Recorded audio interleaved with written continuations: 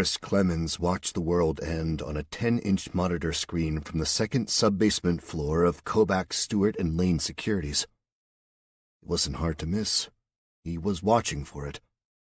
People running, an abundance of interference on his screens, a distant flash, then nothing.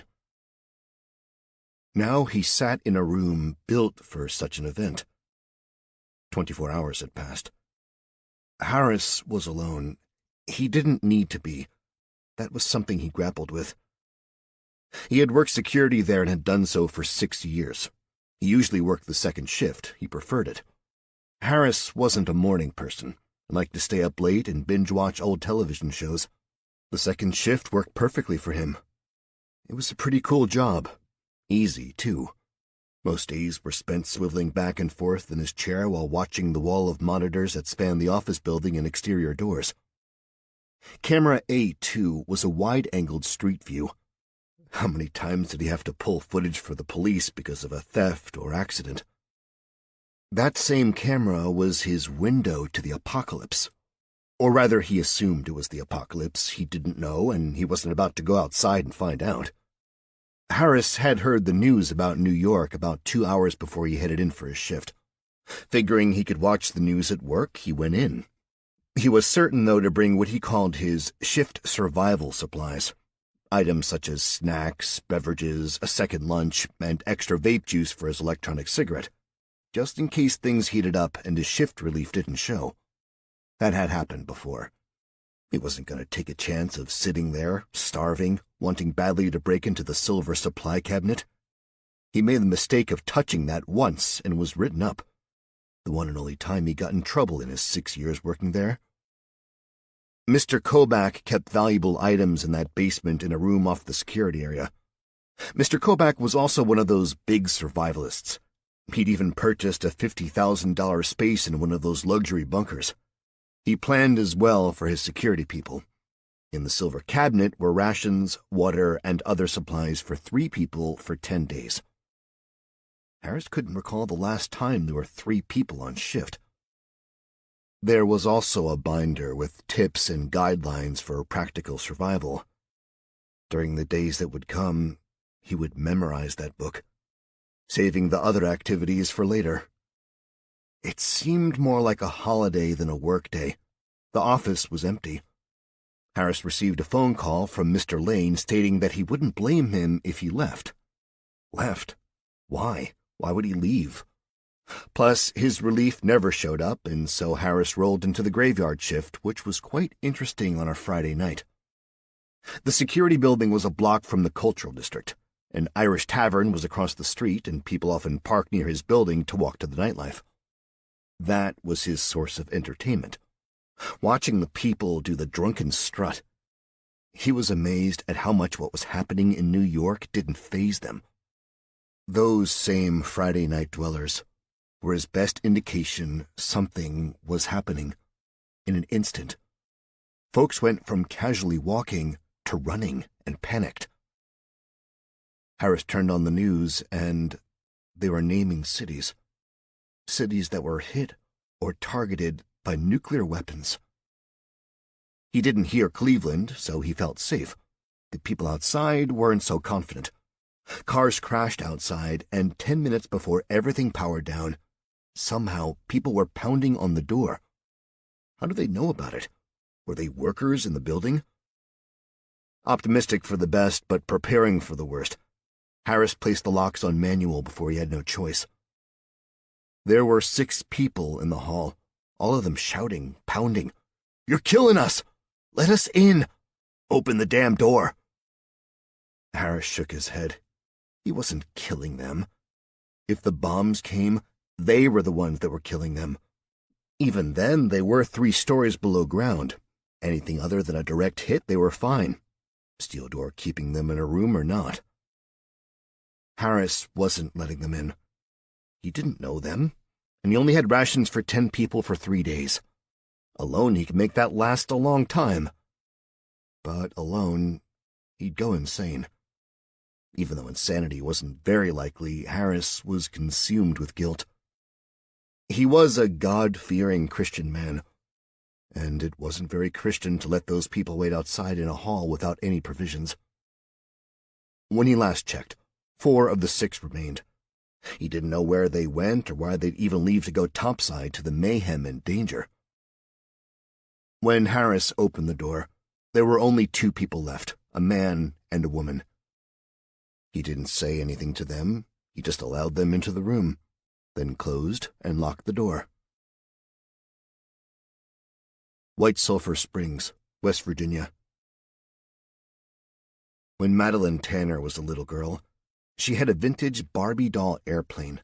It was given to her by an aunt who got it from somewhere else. It wasn't plastic or sturdy, more like vinyl and flexible. When closed, it looked neat and just like a case. When opened, it was supposed to be the interior of a plane. It had a flight attendant kitchen and a seating area. The problem was, it wasn't functioning like the later airplanes. The kitchen cabinet doors were just piece soft vinyl that opened, exposing a picture. It was the idea of a plane that made it fun for her, not that she could even lift it up and pretend to fly. It was a relic of its time. Much like the Greenbrier Mountain Bunker. On the outside, it was interesting and pretty, but on the inside, what was there wasn't altogether real or functioning. Perhaps at one time the bunker was state-of-the-art. It was partly nestled under a 5-star resort and went deep under the mountain, originally designed to be the hub for Congress in the event of an attack on the United States, up to 1,000 people. However, as the years progressed and the Cold War ended, the usefulness of the bunker was lessened, and what was once a premier place of survival was transformed into a mockery of time gone by, and the bunker was made into a museum. In fact, the entire first floor was redesigned to be a casino. The other areas were roped off and made into displays. The yearly rotating of food supplies ceased. The bunker wasn't feasible. The soldiers had then restored it to its original purpose, and the work had started long before the attacks on American soil. It was a safe place, now serving as the nation's capital, the White House, and the Pentagon. Just as Greenbrier had transformed, so did Madeline. She had gone from Speaker of the House to President in less than 2 days. Everything that had occurred in the previous 24 hours was a blur. She saw many faces, heard many names, none of which she recalled very clearly. She wasn't in the mindset to be the leader and make decisions. Not yet. She was still trying to understand what all had happened and sort out the abundance of grief she was dealing with. Grief for her friends, her family, and her country. Her aide, Lillian, went from being helpful to being useless. Madeline understood. The shock wore off, and Lillian kept repeating, "I just want to go home." They had adjoining rooms. However, the door just didn't seem thick enough to block out the sobs that carried to her from Lillian. So she threw on some clothing and made her way to the main floor of the bunker. It was quiet. Many of the soldiers were still rearranging things, carrying boxes in and out. She slipped by them unnoticed and walked over to the far wall where, for entertainment purposes, they placed slot machines. She had a $20 bill in the pocket of her jeans, and she sat down at the 777 diamond slot machine, hitting the buttons slowly, hoping for a hit so she could sit mindlessly for a while until the morning arrived along with the bigger decisions. "Ma'am." He sat down next to her. "Can't sleep?" She paused in her playing and looked at him. His name was Troy, a captain, Special Forces, and his last name slipped her mind. She remembered him. He and his team, like her, were thrust into positions of authority and power they weren't ready to face. "Not really, Captain. Can anyone sleep?" she asked. "I don't know." He tilted his head. "I have a couple of mine who are passed out pretty good. Can I offer you—" He showed her a bottle, and in his other hand he held plastic cups. "If I am out of line, I apologize." "No, not at all. Thank you. I'd love one, Captain." "Troy." He handed her a glass. "Call me Troy." "Then, in that case," she took the drink, "call me Madeline." "Ma'am." I cannot do that. Yes, you can. She sipped it, paused, cringed at the burn, and then took another drink. Down here, we are in this together. We are... She closed her eyes and sounded desperate. What are we doing here? What?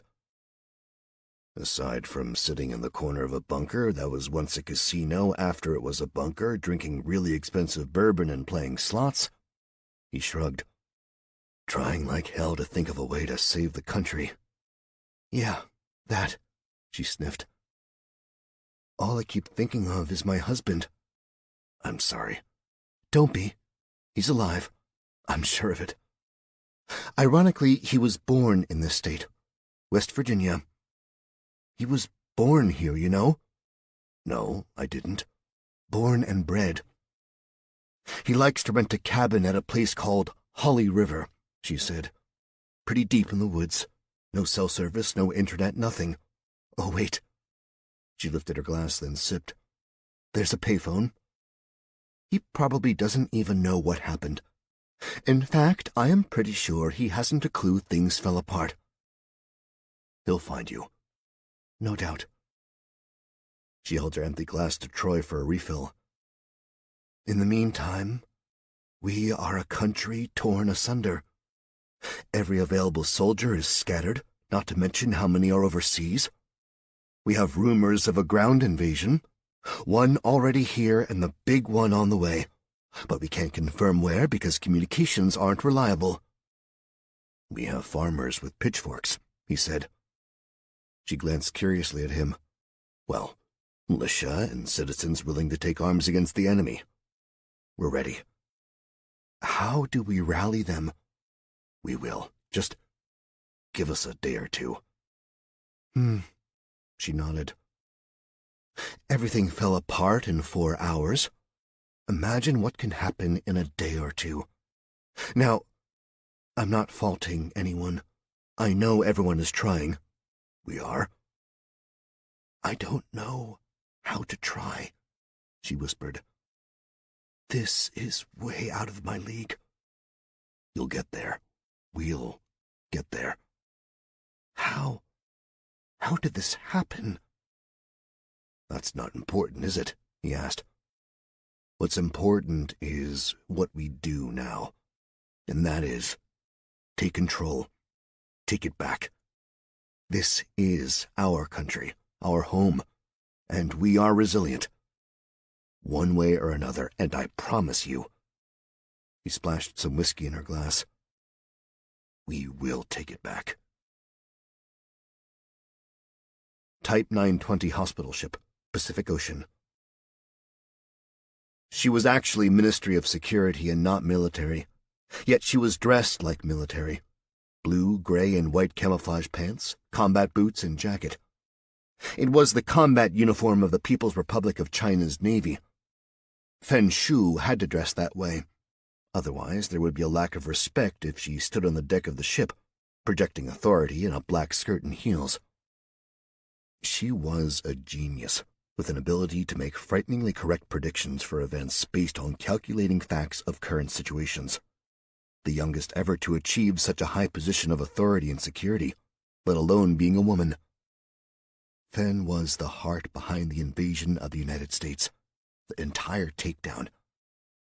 But all of that praise would be lost if it was found out her uncle was the president.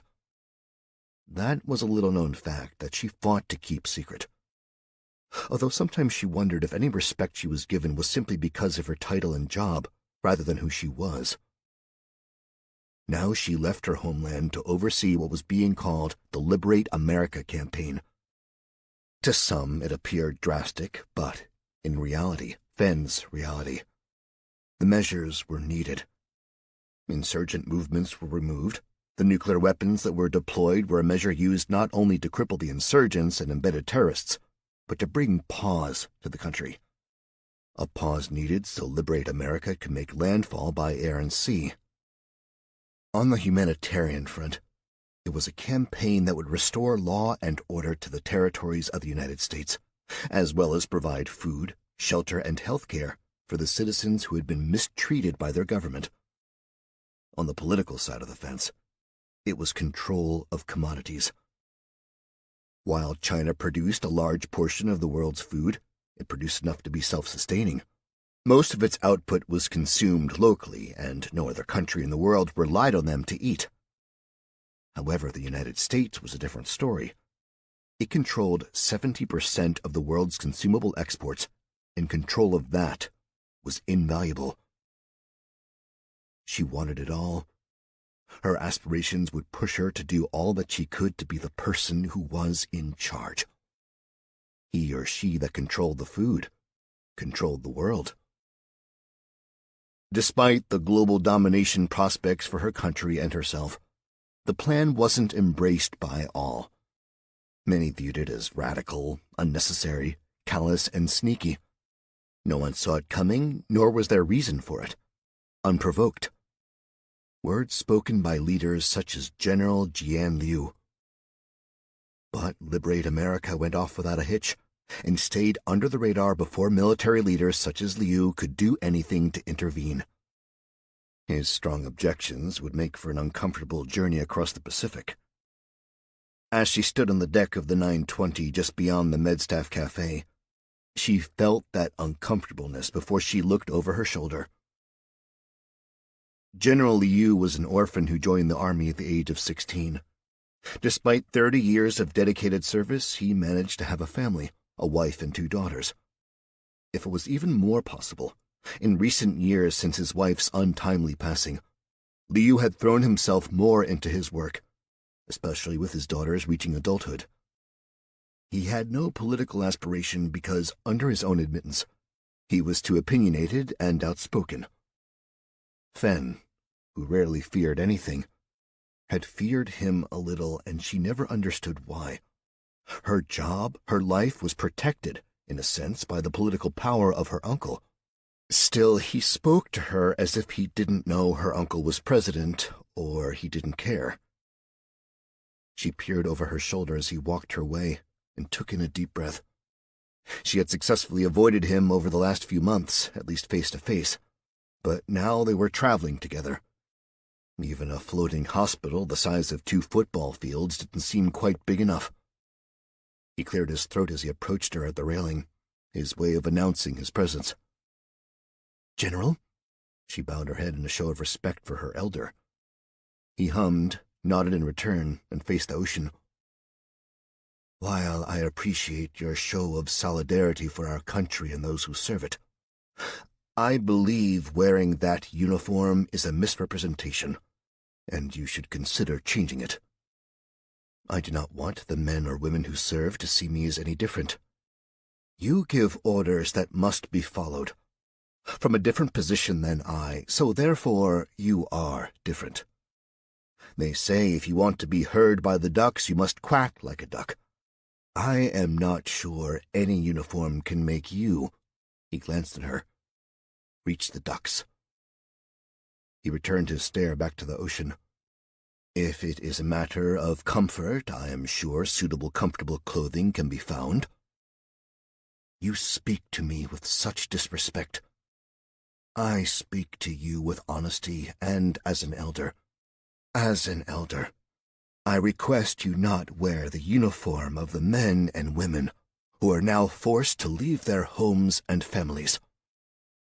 "They are performing their duties for a humanitarian cause," she argued. "Save your delusions of being the next Statue of Liberty for those ignorant enough to believe that is your motivation. This war, and that is what it is, was short-sighted in planning." Fen roared in laughter. "Short-sighted? We have successfully crippled the United States of America," the general nodded, "by strategic nuclear hits. The high population east and west douse a few in the middle here and there. And the biggest invasion ever known has made landfall. Yes, it has. But this is no Hollywood movie. No Red Dawn where we come from the sky and the Americans cower and obey. We have the largest army, combined with North Korea, We are preparing more soldiers than there are civilians in the United States, she argued. 350,000 are mobilized. Ah, yes, the biggest invasion. And another 750,000 waiting at sea and airfields. But in doing so, and having them ready, you have now left our homeland vulnerable. The guard dog is away. Vulnerable to whom? She asked. Who is it that you fear you cannot defeat? Anyone and everyone combined. Not only are we about to invade and control the foremost food source of much of the world, you and your imbecilic plan have now contaminated at least 30% of that food supply. And when the rest of the world who rely on that food find out, the sleeping giant that awakes will be unimaginable. Then fumed, and her face showed it. You will not speak to me as such. I will have your position, General. Good, he said smugly, turning from the rail. Take it. He then walked away. With an angry growl, Then smashed her fist against the railing, then reached into her pocket and pulled out a cigarette. She'd calm herself. She had to. The general was wrong. All the naysayers were wrong, and they'd all see that very shortly. Chapter 2. Ohio River, West Virginia. It seemed as if the boat had stopped moving altogether. The river was still, and the boat drifted center of the body of water at a painstakingly slow pace. Perhaps if the boat was smaller, not that it was large, but the 22-foot cuddy cabin had some weight to it. There were 4 of them in that boat, and the engine had long since died. It had sputtered to an end shortly after the 4 of them made their escape from a war-torn area. They were battered and beaten not only from the destruction they had witnessed for 24 hours straight, but from the car accident as well, an accident that occurred when they were fleeing what they believed to be foreign invaders on their land. The 4 of them were wearing down. Owen Calhoun, or Cal, as everyone called him, imagined his life had he not left England. He thought of his friend Nick back home, how Nick was supposed to be the best man in Cal's wedding that never happened. Honeymoon to New York bought and paid for. Nick told him it was going to be a mistake to go. It's gonna hurt, Nick said. Cal supposed Nick hadn't a clue how bad that solo honeymoon would end up hurting, physically. As he sat on the floor of that boat, Cal rotated his arm to work the kink out of his shoulder. He watched as Jake handed Ricky his rations for the day. Jake had been a cop in New York, and Ricky was a Pennsylvania store owner. The 4 of them were all so different, but in the same boat, physically and metaphorically. As Jake handed Cal his rations, he seemed to freeze mid-transfer. "What is it?" Cal asked. "That shack over there," Jake replied, then pointed. "It wasn't that far ahead of us yesterday evening. Maybe 100 feet? From his seat in the covered cabin area, Ricky laughed. "You're mistaken. You're saying we drifted 100 feet in one day." "Yeah," Jake said. "No," Ricky argued. "We drifted more than that." "The water is not moving at all," Jake said sternly. "And He took a moment and seemed to catch his breath. "I may be wrong." "You all right?" Cal asked Jake. Yeah, Jake nodded. "Just not feeling too well." "Me either," Ricky said. "None of us are. We're dehydrated, all of us. We're going to need to get off this boat soon." "How?" Jake tossed his hands out. "How?" "Blow the horn," Cal said. "Next town, we stop blowing the horn." "And what, summon the bad guys? Shoot at us? Take us prisoner?" Jake said, irritated. "Easy." Cal lifted his hand. "They haven't seen any signs of foreign soldiers or anyone dropping from the sky in a while. No, I think we're in a good place. Just we need to alert someone. He nodded his head to Louise. needs us to." Louise barely moved. She sat on the floor of the boat, her body leaning against the side. She only moved to sit up and lean over the boat to vomit. "She doesn't look good," Jake said in a whisper. "I'm right here." Louisa's voice cracked. "Think it's her diabetes?" Jake asked. Cal shrugged and looked down to his rations. There wasn't much water left, and he offered what little he did have to Louise. She shooed his hand away. "I don't know." Frustrated, Cal ran his fingers through his hair. "I just don't." He paused. "No, it's not her diabetes," he said with eerie confidence, staring at his hand. "It's something else." The revelation hit him the second he saw his fingers covered with his own hair. Since the bombs fell, they had been in the open and exposed.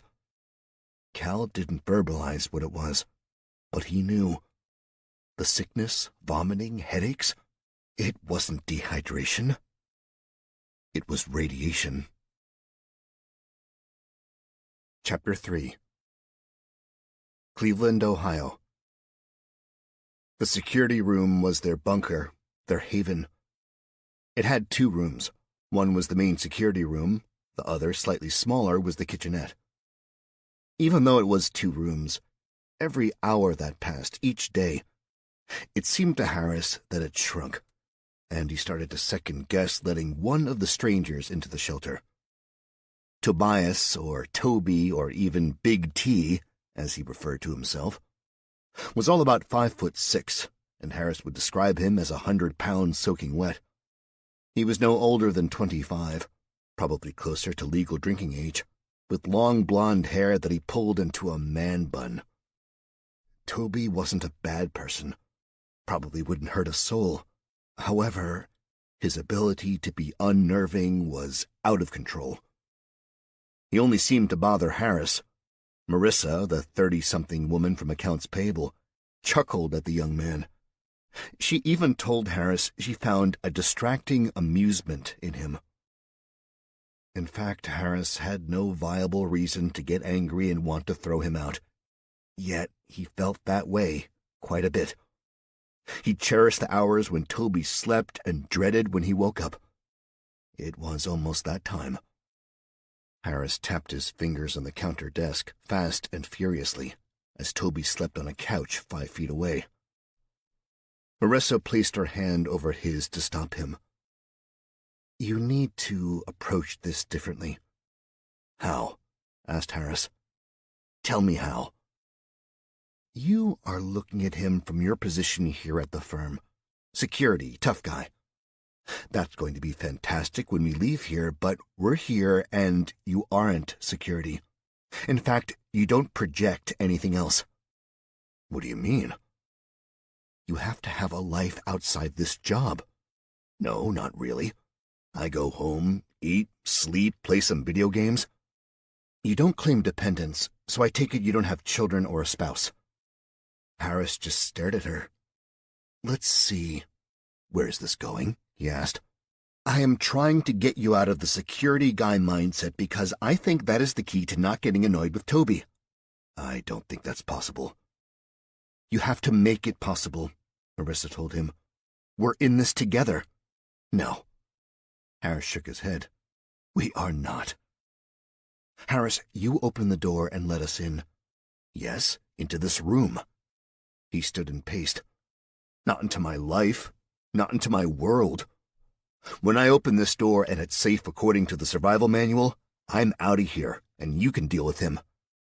"That doesn't make sense," she said. "Why would we separate?" Harris shook his head. "Why would we stay together? Safety in numbers? Because Hollywood movies tell us to fraction off into groups? No. It's survival of the fittest. Look around. Who do you think is the fittest? When push comes to shove, I won't have weakness pull me down." He opened the door to the kitchenette, walked inside, and closed the door.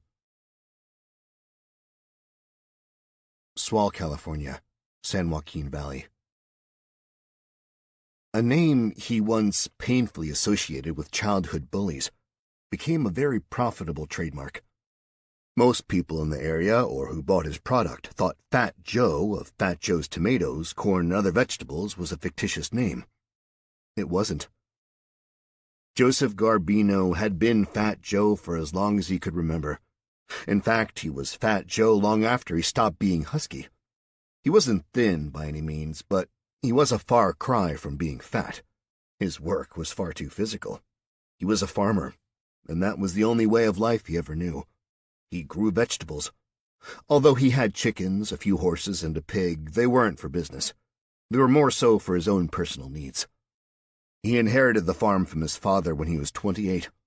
By the time he was 30, he created his own mixture of fertilizer, and his tomatoes ended up being the ripest, sweetest tomatoes in the valley. When he canned them, they were a precious commodity and in high demand at flea markets and local restaurants.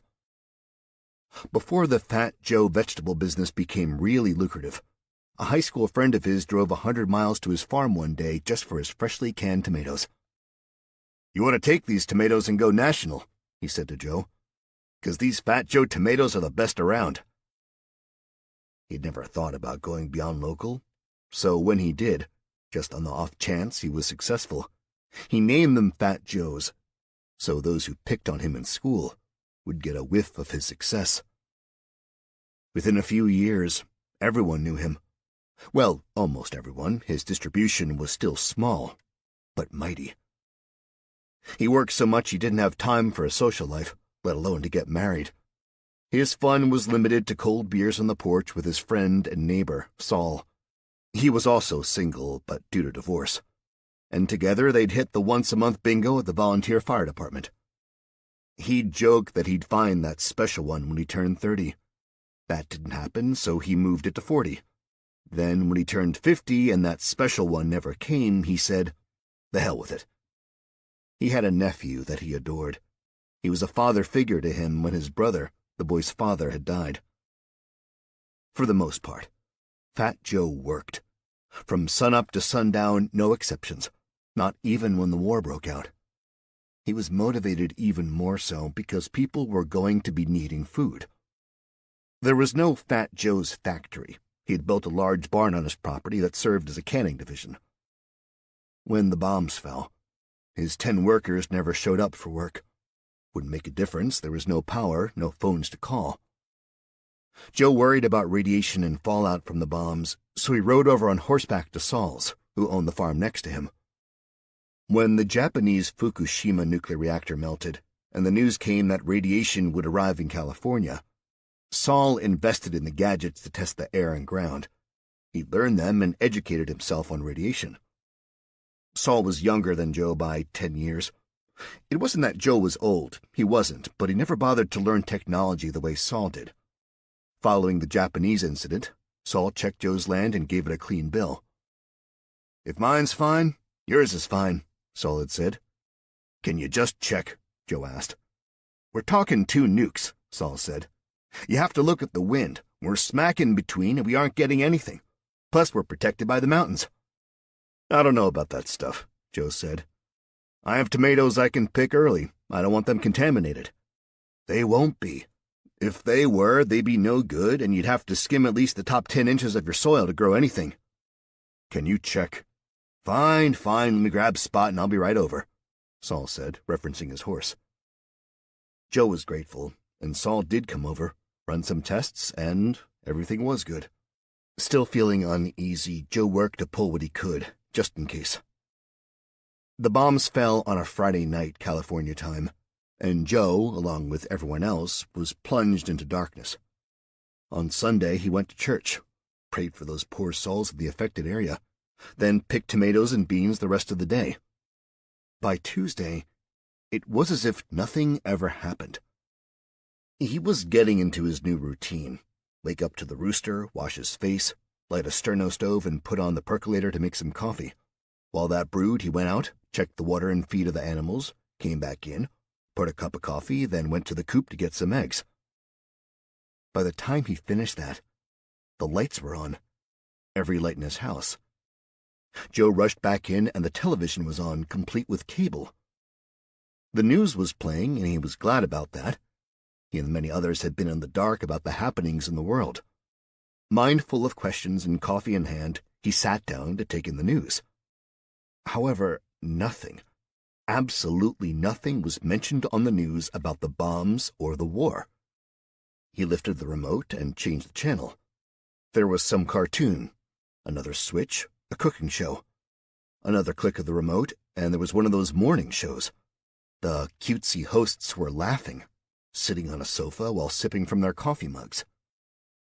Joe would have believed he dreamt the bombs or was hallucinating, had it not been for the fact that even with cable, those 4 programs were all that were on.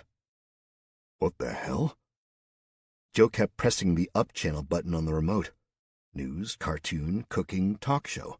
News, cartoon, cooking, talk show. No empty channels, no blue screen. Those 4 shows took up all 200-plus channels Joe had. Joe dropped the remote onto his chair and walked to the phone. He lifted it. There was a tone. Immediately he called Saul. 2 rings, Saul answered. "Hey, Saul, did I wake you?" Joe asked. "No, not at all. I was just about to call you." "So I take it you noticed we have power again?" Joe asked. "Yes, I did. It's splendid." Splendid, Joe thought.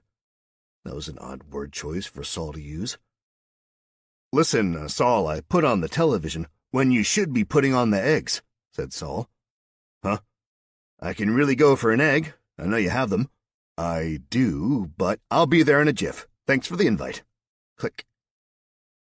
Scratching his head, Joe stared at the phone for a few seconds.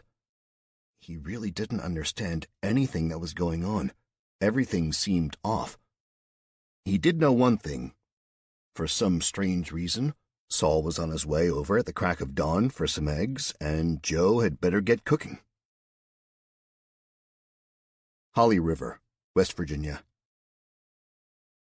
Senator Gus Howard was a badass. Even though his name didn't sound it, he was. Everyone who knew him respected and feared him. A former Marine, Gus ran an impressive grassroots campaign during a special election and trumped the favorite by a long shot. He was rough and rugged, showing up to events on a motorcycle, and even making no bones about his drinking and smoking pot. As a senator, he had visited war zones so much he garnished the nickname Golden Gus Cash, because he always brought the troops special gifts and was constantly playing Johnny Cash. He had made friends with Steve Tanner, husband of Speaker of the House Madeline Tanner, despite that he and Madeline were on both sides of the political aisle. Typically, he joined Steve the entire time on those 5-day fishing trips to Holly River and encouraged them to be longer, especially after his wife passed. But on the weekend of the attack, he had an appointment for a root canal and didn't want to reschedule it. He trusted only his dentist in his hometown of Union, Pennsylvania, and had returned there. It wasn't that far from the fishing site, shorter distance than Washington. Steve left for Holly River on Thursday, the day of Gus's dentist appointment. Gus told him he'd head down Friday sometime. He couldn't call him if there was trouble. That was why they picked Holly River. There wasn't a signal for miles. It was set so deep in the mountains that once you went into the valley, there was no contact with the outside world. Old man Bear Grayson was a radio operator 8 miles away. If there was an emergency, he got word. Plus his phone worked because Bear was out of the valley. Feeling better after a rough night following his root canal, Gus packed up a bag and headed for the 3-hour trek to join his buddy at Holly River. He got a late start, and was halfway there when all hell started to break loose, first in New York. He thought about bypassing Holly River and heading straight to Washington like many in Congress and Senate were doing. After all, it was one terror attack he'd need to be there for. But he changed his mind and headed back to Union, to his home state, where his constituents were. He reached out to Bear, leaving word for him to find Steve in the morning and let him know about the attacks. By morning, though, all had changed. The United States had not only been thrust into war, it was thrust into chaos. Communications were down, and so was most of the power. Pittsburgh, 40 miles north of him, was hit with a nuclear weapon. His small town of 1,500 was a ghost town. Gus had to figure out a plan. Where was he needed? Washington was hit. That meant the president. It came so quickly, out of nowhere, no indication of war. His next thought was to head to Holly River, get Steve, and help him find his wife. En route to Holly River, he witnessed the invasion firsthand, watched them drop from the sky. Gus knew at that second he was no good captured or killed. He wasn't scared. He cursed them as they arrived. How dare they? It was his country. The problem was the country was down, the military scattered, government in disarray. They were sitting ducks. He couldn't just sit by, no one could. He knew eventually he'd be part of the fight to take the country back, but he couldn't do that alone. So many had invaded. A strategy was needed. He veered off the main roads to take the longer back roads to Holly River, out of sight and safe. He would use that driving time to think of a plan. Gus was good like that. As his tires spun on his journey south, so did his mind. Chapter 4. White Sulphur Springs, West Virginia. Radiation wasn't as low as Troy wanted it to be, but it had diminished enough that he told Madeline she could take a walk around the grounds, at least for half an hour. She needed the air. The exterior of the posh resort was so beautiful and untouched by the horrors of war, Madeline found herself in bouts of denial. Was it real? She, as president, was in limbo and felt as if she had to do something, but there was nothing she could do. Troy had sent out scouting teams over the previous few days, and after an initial radio check, they heard nothing. The soldiers and civilians that went out to scavenge weapons and food had returned, but those who went out directly to the areas infected by the foreign invaders were nowhere to be found. "How many now?" Madeline asked Troy as they walked. "There were 53 soldiers. We've sent out 20 to scout. We cannot send out any more." "We can't reclaim our country with so little." "Chances are, the ones that invaded are taking prisoners, gathering those who can be a threat. We connected to the satellites and have some communication with the UK. Our best bet now is having them gather the troops stationed overseas. We do have a fighting chance." "Organization is key." Troy nodded. "Yes, it is. We need intel. We need to know exactly where they landed, where they are setting up their base of operations. All that is vital in setting up a counterattack. Unfortunately, we are now on the defensive." "I can't do this." "You don't really have a choice now, do you?" As if chilled, Madeline clutched her own arms and rubbed them while shaking her head. "We should go back in now," Troy suggested. "It's been long—" "Captain!" a voice called from the distance. Both Madeline and Troy turned to the sound of the voice. It came from a soldier positioned on the roof. "We have one returning," he announced. "Main drive." Troy spun toward the tree-lined driveway. One lone soldier made his way toward them. Troy rushed to him, and Madeline followed behind. "Captain," the soldier said, his voice tired and breath-filled. "Where are the others?" Troy asked. "They sent me back. My team did. I had to stay off the roads," he replied. "They are firing on anyone who is armed, taking civilians. That's in Charleston and outlying areas. Seems like they're searching, too. We spoke to people traveling south. They came from Morgantown. They're saying it's all high-population areas." "This isn't a high-population area," said Madeline. Troy shook his head. "No, but we're close to D.C., and any political evacuation would be in this area. That's who they're searching for."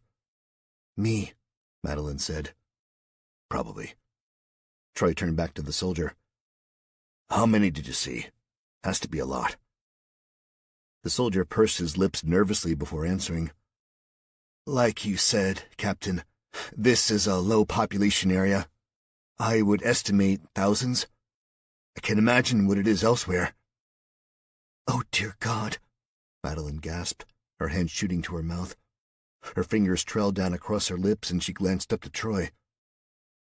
"What was that you were saying about having a fighting chance?" "The Kremlin, Russia." He sat. In a slight lean, legs crossed, the president sat before his office window, staring out. He had been that way for a while, just staring, watching what he could as time passed quickly. His intelligence was all over the place. When news reached him about the first round of attacks on the United States, he was told it was homegrown domestic terrorists, a movement named Free America that would cause not only disruption but the takeover of the government. He himself had dealt with such rebels before. The almighty and righteous United States of America was finally experiencing what other countries had experienced. The United States preached, and possibly the rebels were always there, but never did they cause such an uproar. The arrival of that news brought a sense of "I told you so," and the president refrained from calling the leader of the United States. Let them work it out. Then the bombs fell. They're nuking their own soil? The thought bewildered the president. It was drastic. Still, let them work it out. Allow the dust to settle and spearhead a humanitarian effort. He couldn't imagine the chaos the United States would be under. After all, 3 cities were hit during 9/11 and it brought the U.S. to a grinding halt. He could only imagine what 10 nuclear warheads would do. Then more intelligence poured in. They came from submarines. Some were intercepted. Fingers were pointed at Russia, and he denied responsibility. Finally, the news of those responsible was startling. Without provocation, the People's Republic of China declared war on the United States. Their sneak attack came simultaneously and under the guise of the Rebel Initiative, even giving their campaign a similar name: Liberate America. The Russian president needed to know what was going on. It was a matter of world safety. The problem was, China went dark. They didn't deny or boast. No news came from China, no chatter. Even the internet was down. Deliberately, they had been taken back to the Stone Age. The attack on the United States? The silence of China? Not only was there chaos in the States, it was spreading like wildfire, like a disease with no cure. At least 3 days after the bombs, the veil was lifted. Not only did China go back online, all their news outlets were reporting the massive victory and how the people in the United States were cheering in the streets. It didn't make sense. None of it. They crippled the United States with diversions of nuclear weapons on mainly populated areas.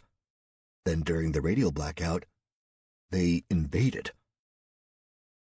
Now, news of unrest in his own country came to his desk, and as he stared out the window, the Russian president, with a heavy heart, had some tough decisions to make. He would take his time in choosing what course of action he would or would not take. The cost was too steep if he made the wrong decision. Chapter 5. Office of the Prime Minister, England. Prime Minister Adrienne Winslet was once likened by the press to Margaret Thatcher. It was an American media station, and she took it with a grain of salt. Americans always likened every British female politician to Thatcher, just like those in the UK likened every conservative American president to Ronald Reagan. Winslet wasn't as staunch or ironclad on things like Thatcher was. In fact, more times than not, she was pretty passive, and wished at this moment in time she could channel Margaret Thatcher, because the situation needed it. It boiled down to the good of an ally or the good of the country, because under the current situation, it posed more of a threat to help the United States than it did a benefit. In fact, her own country was in turmoil, much as every other industrialized nation. The stock markets crashed, and it had been a week since any imports arrived from overseas. There was no word on that. Shops, despite warning from the government, were price gouging as shelves increasingly grew empty. Half the population cried out for the government to do something, feed your people, while the other half sought violence. Riots were an everyday occurrence, and the military had been deployed to the streets with a strict sun-up to sundown ordinance. It wasn't working. The workforce for essential services was running about 40%. People just didn't go to work.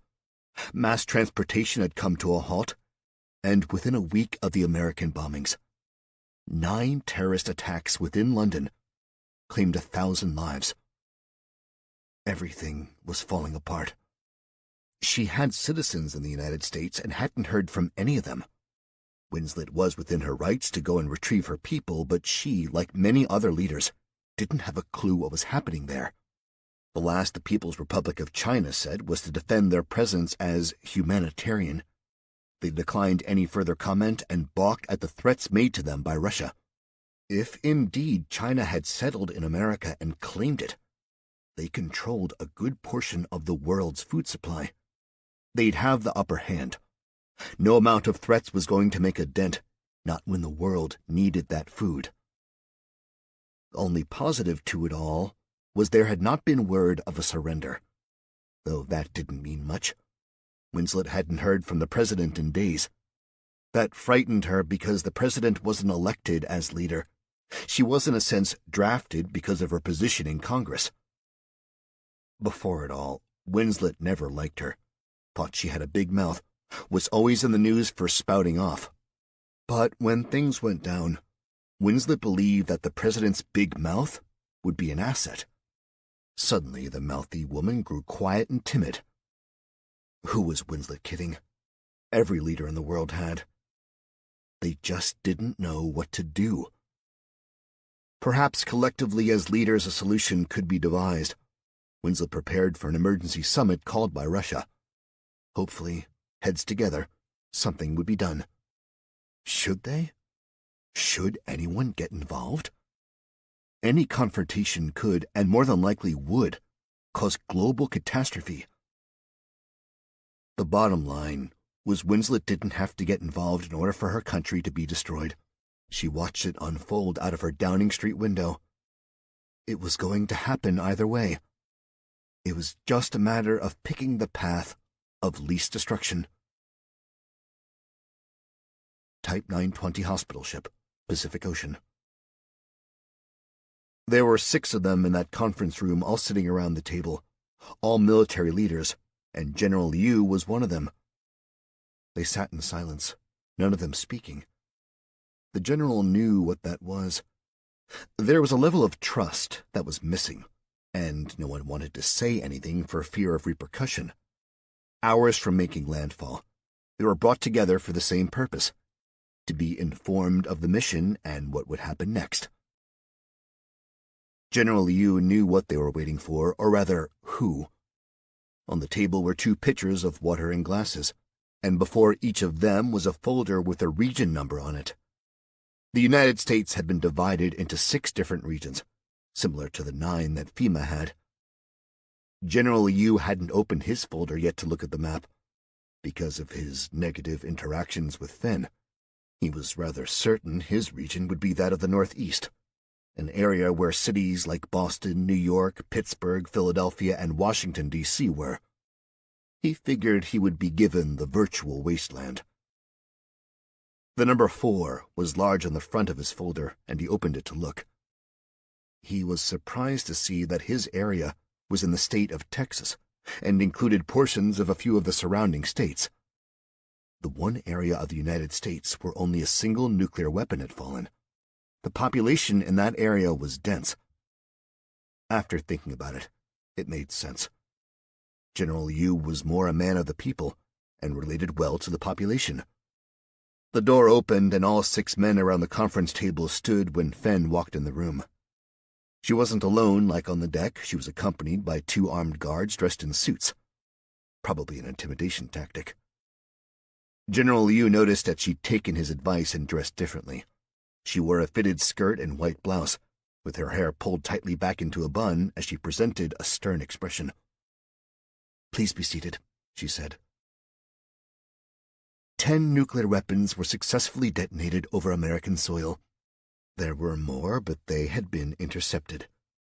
The weapons were detonated over military and densely populated areas and strategically placed to cause chaos. We, gentlemen, will be there to pick up the scattered and the lost. The first 2 phases of the plan have finished. At least 1 city in each of your areas was affected by the bombs. Part of the mission now is to go in, aid the sick and injured, bury the dead, and help those who are displaced. Gain trust with community leaders and be a presence, a strong presence. We take prisoners of those who are resistant and violent. All U.S. soldiers in uniform are to be imprisoned within the affected areas. Once the radiation in those areas has reached a safe level, the process of cleaning will commence. Another general raised his hand. So I am to assume we have received a surrender? No, she shook her head. We are currently still looking for the individual serving as president. Do we know who they are, and if there is one? We are following intel regarding access to classified communication systems. We have not blocked that for this reason, so we can track the acting president. You haven't found him. Then why are we moving this deeply into planning? He asked. Without a surrender, there's a possibility that this war will continue, that it is not over. It's just a matter of time. A very short period of time, she said. The surrender is coming. Confidence is high. How can it not? She then paused to look around the table before continuing. I have spoken of the areas of destruction. There are 300 million people in the United States of America. We estimate current casualties are in excess of 8 million. Estimated injuries are in the tens of millions. The majority of the country and their countrymen are still standing and physically unaffected. And we now enter into what I like to call the complacent phase. And that is? General Liu thought. Then continued. Right now, in various areas of the country, the infrastructure is healing. Phone and cell service has been restored, limited, restricted, and monitored internet, comparable to our own, access to banks and credit, and, of course, the television. Although we control what they see, they have been given a sense of normalcy. When Americans do not hear the news 24/7, they forget. They are easily satisfied when they are complacent. It may seem silly, but keep them occupied, distracted, and at some level of normalcy, and they will fall in line. So, what you are saying, General Liu said, if an uprising or rebellion begins, we are hoping that those who are complacent will say, it's better having this than none? In a sense, Fen nodded. But there is more to this. We need to make them want us there through need. Welcome us. Be grateful for our presence. It wasn't supposed to happen, but General Liu stifled a laugh. It came out more like a cough. Problem? Fen asked. Liu took a deep breath, tapping his hand on the folder. We invaded their country. They don't know that. What?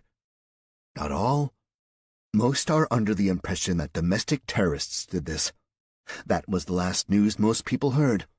Our presence could be taken as our attempt to control. Don't be too sure of that, General Liu said. I'm not. But I am sure of the next part of my plan. The part that will make them need us, and be grateful we are here. And that is? General Liu asked. Presenting a smug expression, Fen then pressed her lips together in a brief, closed-mouthed smile. You'll find out very shortly. Ohio River, Hanlin, West Virginia. The scent of the river carried up to Cal's nose and hit him hard. The odor was all-consuming. It reeked of garbage and fish, and it took everything Cal had not to vomit into the water. He didn't know, though, if the river was really that bad or if his current heightened sense of smell was making it seem that way. Out of the 4 of them, Cal was doing the best, but none of them were really well. He supposed had they not run out of water, they'd be better. Dehydration had set in. Louise had taken the last of her insulin and was so weak and lethargic, Cal doubted she'd make it through the day. When the realization hit them that they were experiencing radiation sickness, they were angry. What were they thinking? That thought was verbalized amongst them all. "We should have known," Jake said. "I'm pissed because we should have known. It was a nuclear bomb. Of course there'd be radiation. We should have known to find shelter, at least the first day or two." "We did have shelter," Ricky added. "My store. But we were so concerned with leaving, going away from the bombs. We didn't think." He looked at Cal. "Your poor girlfriend, man." Cal reached over and gently ran his hand down Louise's back. It wasn't that they were a couple. They had potential to be. They started to be. Then everything went to hell. Louise was a bright spot during a really dark time for Cal. She brought a spark of life back to him when he felt dead inside. He wanted badly to give her that feeling, life, spark, hope. But he couldn't. Nothing could. She was really sick. She not only clung to the side of the boat, she clung to her life. They were all at a loss as they floated in what would be an open coffin down the wide Ohio River. A cruise of death. Stalled in the middle, and none of them had the strength to swim ashore. It was ironic. When Cal and his almost wife planned the honeymoon, a cruise was an option. If they had gone with that, Cal would have been on the non-refundable cruise instead of in America when the bombs fell. He would have been alive, fine, afloat on the ocean, sipping margaritas while listening to the news about the world, shaking his head, proclaiming his sorrow over the events, all while having all of his hair. He had lost a few patches, although he probably wasn't as bald as he felt. The scars and cuts on his hands from the accident had turned into blistering sores. Everyone on the boat experienced that. If they had an open cut, it became an unsightly, seeping wound. He was able to sleep a little the night before, but knew things were bad when he woke up. His mouth was so dry his tongue felt like sandpaper to the roof of his mouth. To top it all off, he'd started to hallucinate. Across the river, on the shore, he thought he saw the Morton Salt Girl. Dressed in all yellow, she stood on a pier staring out. Then she multiplied. There were 3 more of her, giving new meaning to double vision. Cal watched as the Morton Salt Girl and her trail of clones climbed in a boat. It's not real, Cal thought. There was no reason for the Morton Salt Girl to be on the river's edge. In his weakness, he rested his head on the side of the boat and his hand on Louise's back. He closed his eyes and started to drift into sleep until he heard the sound of a motor. He wanted to lift his head, but he lacked the strength. Even moving it slightly caused everything to spin. The motor sound grew nearer, and then it cut off and was replaced with voices. "I knew I saw people," a woman said. "The question is, are they alive?" a man asked. "That one is," another man answered. "How about those 2? Cal parted his lips to call out and opened his eyes slightly.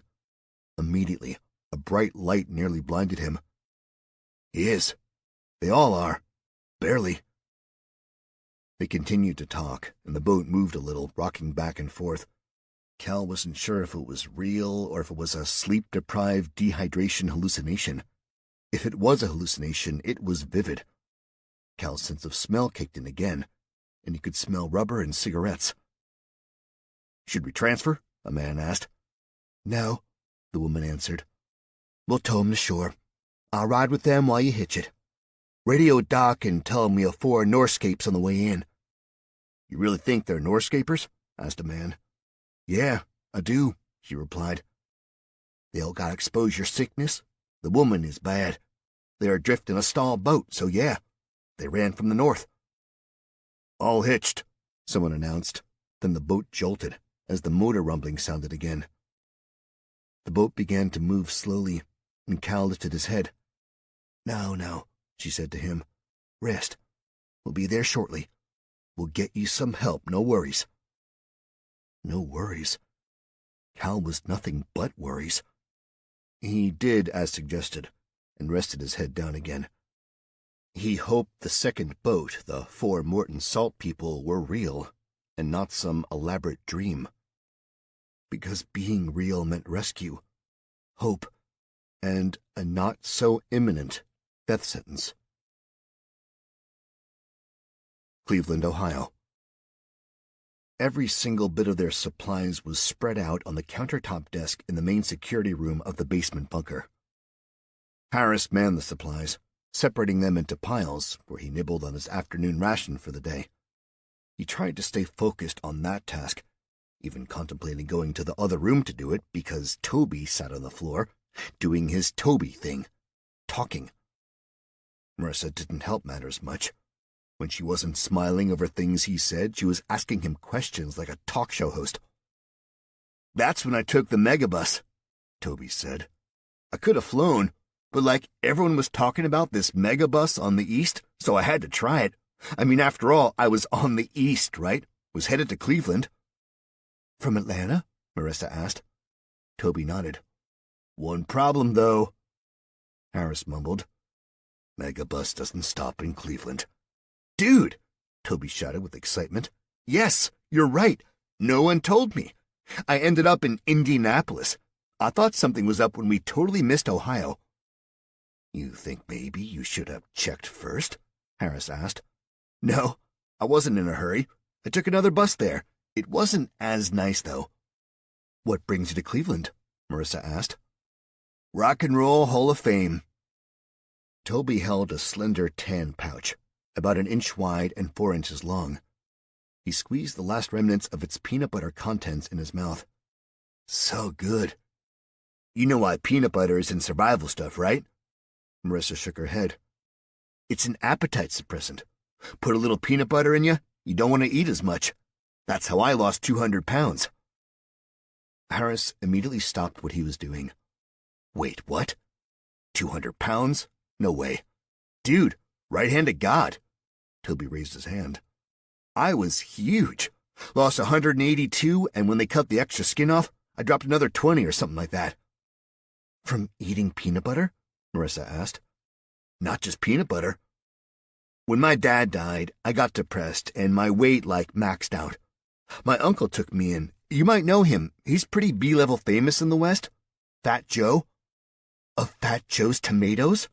Marissa said excitedly. "I love Fat Joe's Tomatoes." "How did a guy called Fat Joe get you to lose weight?" Harris asked. "First, he's not fat anymore," Toby told him.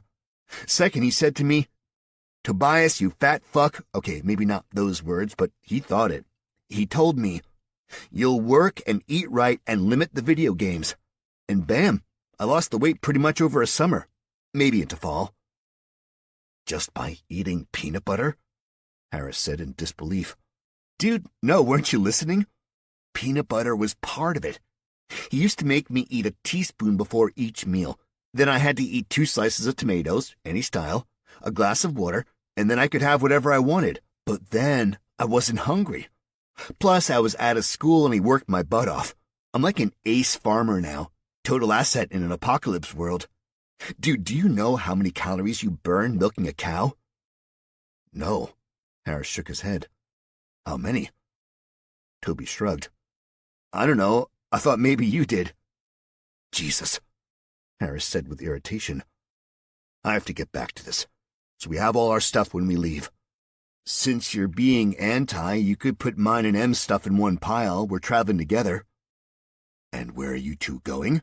Harris asked. "Indiana, her family," Toby answered. "She said it's farmland." "No," Marissa corrected. "The name of the town is Farmland." "Cool." "And you're going to walk?" Harris asked. "If we have to. I'm going to look for a bus and jump it," Toby nodded. "Where are you going?" "I live about 5 miles south of here. I'm going to see if my house is all right."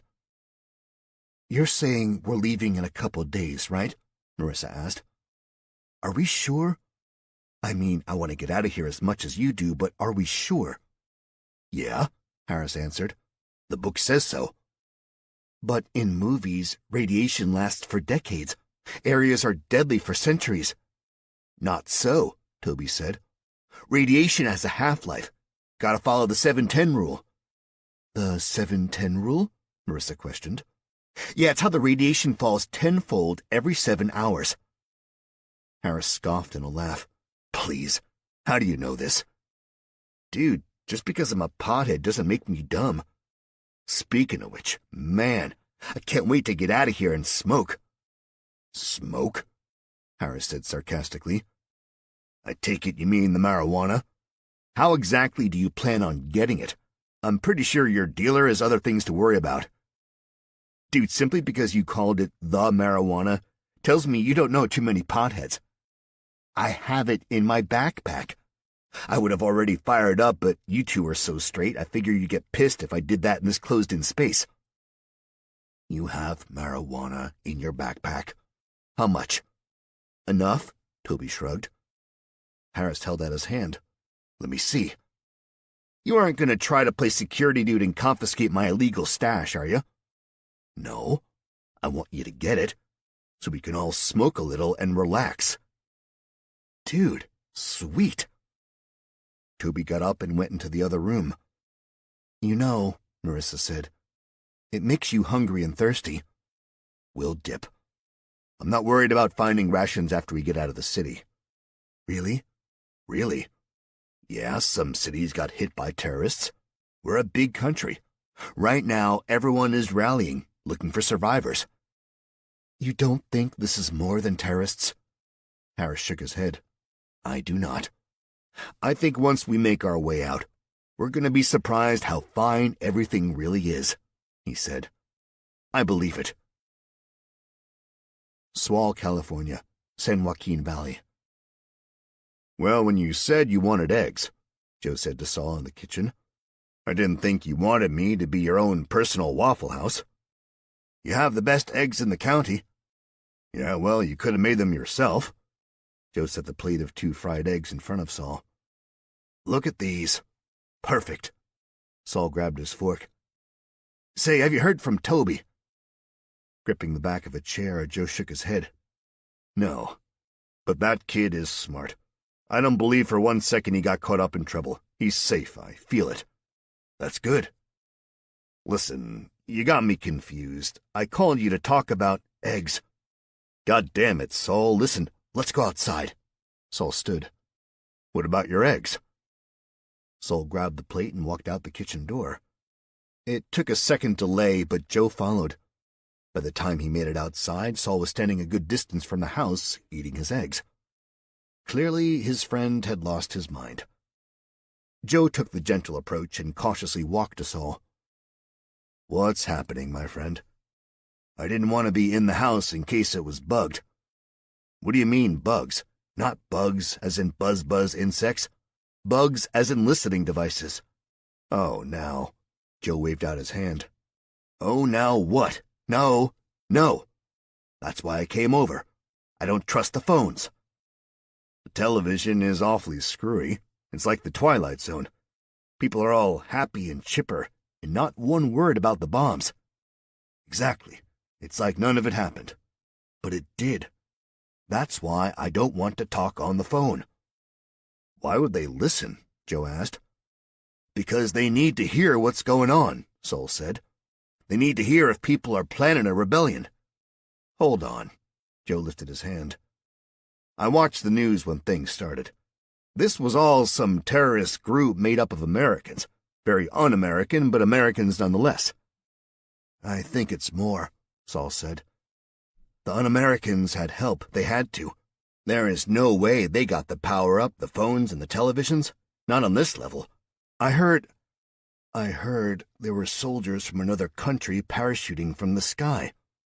Like that movie? Saul nodded. What country? Joe asked. I don't know. A big one. Like I said, has to be big to get things up and running so fast. Why would they do that? Joe asked. If they're going to invade our country, why would they make us comfortable? That's easy, Saul said. We're comfortable. We don't fight back." He took a huge hunk of eggs and placed it in his mouth. "Honestly, Saul, even if the kitchen was bugged or the phones, nothing we said here can be taken wrong. We aren't rebels." "Not yet." Joe looked quickly at him. "What are you saying? Take arms and fight?" "War and fighting is a young man's game. Survival is a farmer's game. That's how we fight. Right now, you and I have to find a way to get our crops and food and hide it. Hide it somewhere fast, before this other country takes control of the farm."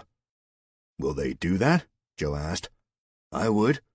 Control the food, control the people. Starve the fighters." Saul nodded. "So you and I have to control what we can now. Stock it, store it, hide it. We can do our part in this rebellion by being a safe place for food, supplies, and to hide." "You think there'll be a rebellion?" Joe asked. "Oh, without a doubt. This is America. We're gonna fight back. We're gonna help." "I'm in, man, but the television. You wouldn't even know anything was wrong." "That's exactly how they want it. After a while, people will believe it," Saul said. "And that's what makes this all even more scary." Holly River, West Virginia. Steve Tanner worried about his wife, but Bear Grayson told him to pipe down about it. Last he heard through radio chatter, she was safe and sound in a government bunker. Then Bear followed it with, "However, if I am picking up on that chatter, the enemy is too." Bear was a no-nonsense old war vet who had lived on the mountain for 50 years. He was a communications specialist in the war and conveyed to Steve that no means of communications were safe. "How the hell are we supposed to gather forces?" Steve asked. "What are you shooting for?" Bear asked. "Right now our men and women of the military are out there. You know they want to fight. You know that people like me, they want to fight. We need to organize." "Yes, we do. But we can't go half-cocked, get a bunch of goofs together and attack a brigade. We need a strategy. We need intel. 10 men with a plan can do a lot more damage than 100 running haywire." "But if they hear what we're saying, how do we reach out?" Steve asked. "It's less a matter of them hearing, and more of them understanding." "What do you mean?" "I mean I can get on the radio and say, 'Hey, all you guys ready to be part of the resistance? Tomorrow, fluff Barney the dinosaur's tail.'" "What the hell does that mean?" "Exactly." "It means—" Gus's voice entered the room. "Code words, code phrases. They can listen all they want, but if they are clueless to what we're saying, we'll have the upper hand." Bear looked at Gus. "Don't you knock?" "You're on the sun porch, Bear. The door is open." "Oh yeah, that's right. Trying to air it out from Stevie boy here. He ain't smelling that good." Steve facially grimaced at him, then walked to Gus and embraced him. "Glad you're here." "Safest place I know," Gus said. "I don't expect it to be long before others join us. We can get and secure the East Coast, then hit others using Baird's coded methods. I've been spreading the word from home to here, letting them know this is home base. Word will travel." Bear looked at him curiously. "Word will also travel to the enemy." "Ah," Gus waved out his hands. "I don't expect the procs to even get this." "Procs?" Steve asked. "People's Republic of China," Gus answered. "Hot damn!" Bear smacked his hand on the desk. "That is a good one. Lot easier than saying People's Republic of China, that's for goddamn sure." "How are you spreading the word?" Steve asked. Gus reached to his back pocket and then set down a bright orange flyer. On it was a big fish center and the words, "Gene Autry Fishing Battle, hosted by Gus Cash, Holly River, West Virginia. Refreshments provided by Honeymoon Chinese." "There you have it," Bear said. "Any soldier knows Gene Autry. That's a call out to warriors. Gus here, his name is famous. They see that, they know he is organizing. The Chinese food is a nice touch to say it's against the Chinese." "You posted these?" Steve asked. "Everywhere I could," Gus said. "They're good. But honestly, Gus, just my opinion," Steve said. With all that's going on, I don't think a single person is going to understand your coding. So don't feel bad if no one shows up. Chapter 6. 8 days later. 10 days post-bombs. White Sulphur Springs, West Virginia. Everything was technologically old. Despite the bunker being updated and refitted in parts, the communications room of Greenbrier had not been touched in decades. The computer system looked like an advertisement from the Radio Shack Tandy computer days. Black screen, green lettering, blinking block of light. But they worked. They did their job. Troy had brought with him an emergency communications computer system, locked in that lead case, which also served as a Faraday cage. The program looked like those in the communication room, an old DOS operating system. It took several days for them to get a steady connection to communication. It was hit and miss, up and down. They'd connect to the satellite, and just as they would get to an image, the satellites would go down. Finally, through a secure and hidden area of the Internet, Troy connected them to the UK. From there, the techno-geniuses of Great Britain worked to get them together and online. Finally, there was talk. "We have a bit of trouble here. Unrest, concerns," said Prime Minister Winslet. Her voice stayed cool and calm, never wavering. "We pick up bits and pieces of radio from your side. Not much. Just seems everything is blocked. We're working on it." "I know you are," said Madeline. "I appreciate it." "How are you holding on?" asked the Prime Minister. "I feel like a mouse in a maze." "Understandable." "So you've not been drawn in?" Madeline asked. "Not yet. The population of Great Britain is in turmoil over what to do. However, I have received word from Russia. We're meeting for the summit in 2 days." "The summit?" "Yes," the Prime Minister said. "The Russian president has called several countries together, so we collectively can figure out what course of action we are going to take, whether it be held or otherwise." "I take it China wants to be there?" There was no response. "Prime Minister?" "China is denying all culpability in this. Flat out denying it." "What?" Madeline said with almost a laugh. "They're here. Reports that I'm getting show they're here in masses. Military presence. Yes, but they claim they are there as goodwill ambassadors and also for humanitarian reasons." "That's bullshit." "You know that, and I know that," the Prime Minister said. "I'm pretty certain the world knows it as well, but no one can make a move without knowing 100% what the situation is over there. Unfortunately, I can't—" Madeline paused to cough. "I can't fill you in because—" She coughed again. "I have no idea where normal clothes are little—" Again she coughed. A dry, hacking cough. "Are you all right?" "I think—" "Shit," Troy blurted out. "What?" Madeline asked. "Smoke." He pointed to the vent. Madeline peered up to the thin white stream of smoke that poured in. "Prime Minister, I have to call you back. We have a problem here." "Absolutely." Madeline disconnected the call and stood. "Sam!" Troy called another soldier in the room. "Escort the president out until we can find out the source of the smoke." "Right away, sir." He placed a hand on Madeline's back. "This way, ma'am." Madeline didn't know what to expect when she left the communications room. Would the halls and main areas be filled with smoke? Was the fire nearby? She was confused because not a single alarm went off, but as she grew farther away from the communications room, there wasn't any smoke. Sam led her with urgency toward the former casino area and to the huge steel door. "Sam, what's going on?" a soldier asked. "Everything okay?" "Captain is looking for the source of smoke," Sam replied. "Get some guys together and see if he needs help." "What smoke?" "It's in the back." Sam pulled the door open with a grunt, enough for them to slip out. Then he secured the door again. The passageway to the top was a long sloped tunnel lit by sporadic emergency lights.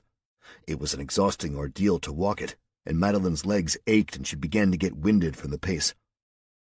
Finally, she felt a renewed sense of stamina when she saw the sun from the open doors. It was unusual because they were never left open. She figured someone got the word about the smoke and opened them.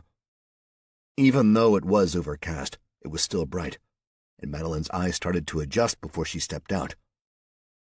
Once outside, the temporary blindness was replaced with shock. She froze and didn't move.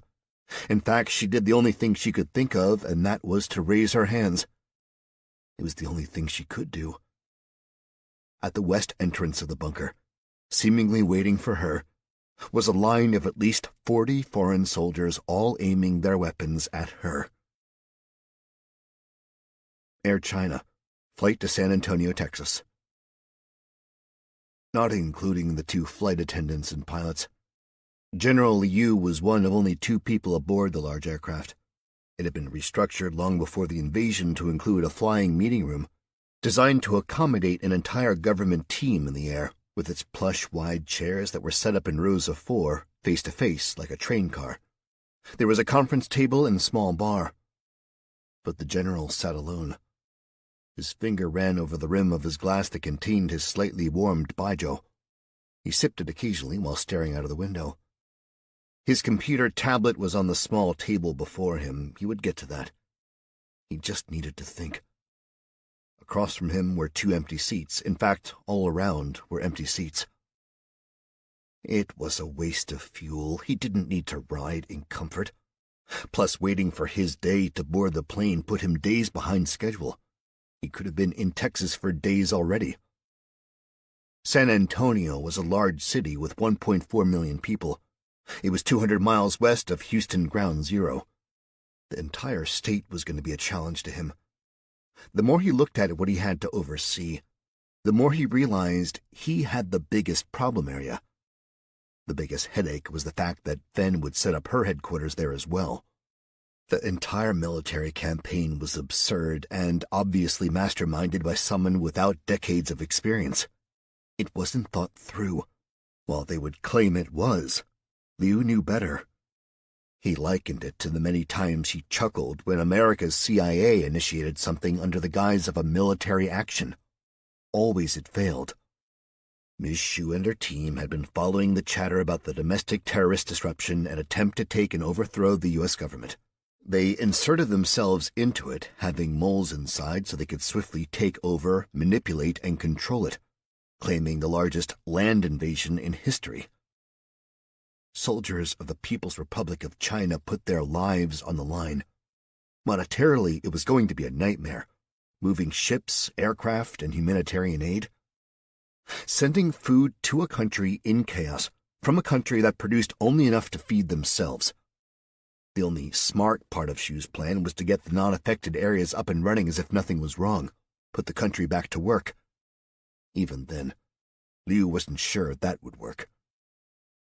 4 years earlier, while at a training exercise, Liu was asked how he would invade and take over the United States if need be. He had a simple solution. Buy them. Buy every single debt of the United States, then claim ownership. He was laughed at. He wondered now how many of his comrades were laughing as their sons went to war. Liu's attention was disrupted for a moment when the flight attendant quietly placed his lunch on the table. He nodded a thank you to her and she left. A few seconds later, Fen sat across from him and was given her lunch. "Thank you," she said to the flight attendant. "An entire plane," said the general. "Yet you choose to sit with me." "You've been quiet and we have much to discuss." "I have been quiet because I am thinking about the 173,000 military that are in Texas, and the report that we have not secured 9 of the 15 bases. 9? How have we not secured that many?" "It is concerning, yes," she nodded. "But we have now secured something better. And that is?" With an arrogant smile, she lifted her drink to her lips. "The new President of the United States." Chapter 7. Hanlin, West Virginia, There was a point when Cal lost consciousness. Sometime between the arrival of the yellow suit people and his journey, full speed, on his back down a hallway. The overhead lights seemed to have a strobe effect, causing even more confusion on his part. "Sir, sir," a male voice called to him. "What is your name?" Cal's head went side to side. It was hard to tell what exactly ailed him, he felt so poorly. "Sir, do you hear me? Look at me." Cal blinked. The light above the man's head made him a shadow. He could only make out a little of his face, and even that was blurry. "What is your name?" "Cal. Owen Calhoun." "Owen, listen to me. I need you to stay with me. Try to stay awake, okay?" "Cal, my name," he groaned, his head going side to side trying to see what was going on. One minute he was lucid, the next he was grappling with reality and a plethora of noises he couldn't discern. Moans, talking, shouting. "Mr. Calhoun, do you know the names of the people you were with?" he asked, grabbing Cal's arm. Cal felt a pinch. Louise." "The woman's name is Louise." "Diabetic." "She's diabetic. Thank you. The two men, their names?" Ricky. The cop. Jake." "Thank you. Do you—" Cal jolted when he heard a painful cry. A woman. It was close. Out of breath and panicked, Cal tried to get up. "Louise. That was Louise." "Calm down." "Where am I? Who are you?" Cal felt the sudden sensation of warmth running through his veins. "Where?" "You're at an Expedient medical station." The man's voice sounded distant, echoing, and it began to fade. "Mr. Calhoun, stay with us." What was happening? Why did things start to spin? Float. "Mr. Calhoun!" A long beep ran out. Everything went black. Gasp! Cal jolted, and his eyes opened wide as he wheezed, loudly at first. He thought he'd just dozed off, a brief instant of passing out. Then he realized it was more than that. It was quiet. The multitude of voices and the mayhem were gone. He tried to move, but as soon as he did, his entire body hurt, his chest especially. He cringed and reached for his chest when he realized he was hooked to monitors. He tilted his head to the left to try and see what was going on. The overhead lights were bright, and everything farther than a few feet away was blurry. "Wonderful," a gentle female voice said. "You're awake." Cal looked up to the woman leaning over him. She smiled with a gentleness, a few strands of blonde hair dangling in her face as she glanced down. The rest of her hair was pulled back. "Don't try to move. You're hooked up. I need to get a doctor." "How long was I passed out?" "Passed out? No." She forced a closed-mouthed smile. "Unconscious, coma. You've been in critical condition." "How long?" "I don't know for sure. I was just transferred here yesterday. I believe 5 days." 5 days, Cal groaned. "How was I critical? Was it the radiation sickness?" "You suffered a cardiac arrest." "I had a heart attack." She nodded. "It did allow your body to rest enough that we could treat the radiation. You are recovering. The road ahead is long for you. I won't lie." "Who are you?" Cal asked. "Leanna. I'm a nurse here," she answered. The people I came in with, where are they?" Cal asked. She shook her head. "I don't know. Who did you come in with? I can check." "Please, I need to know if they're okay. Especially the woman. They came with me. Jake, Ricky, and Louise." "Any last names?" Cal closed his eyes. "I'm drawing a blank." "That's fine." She placed her hand on his. "I'll go see what I can find out.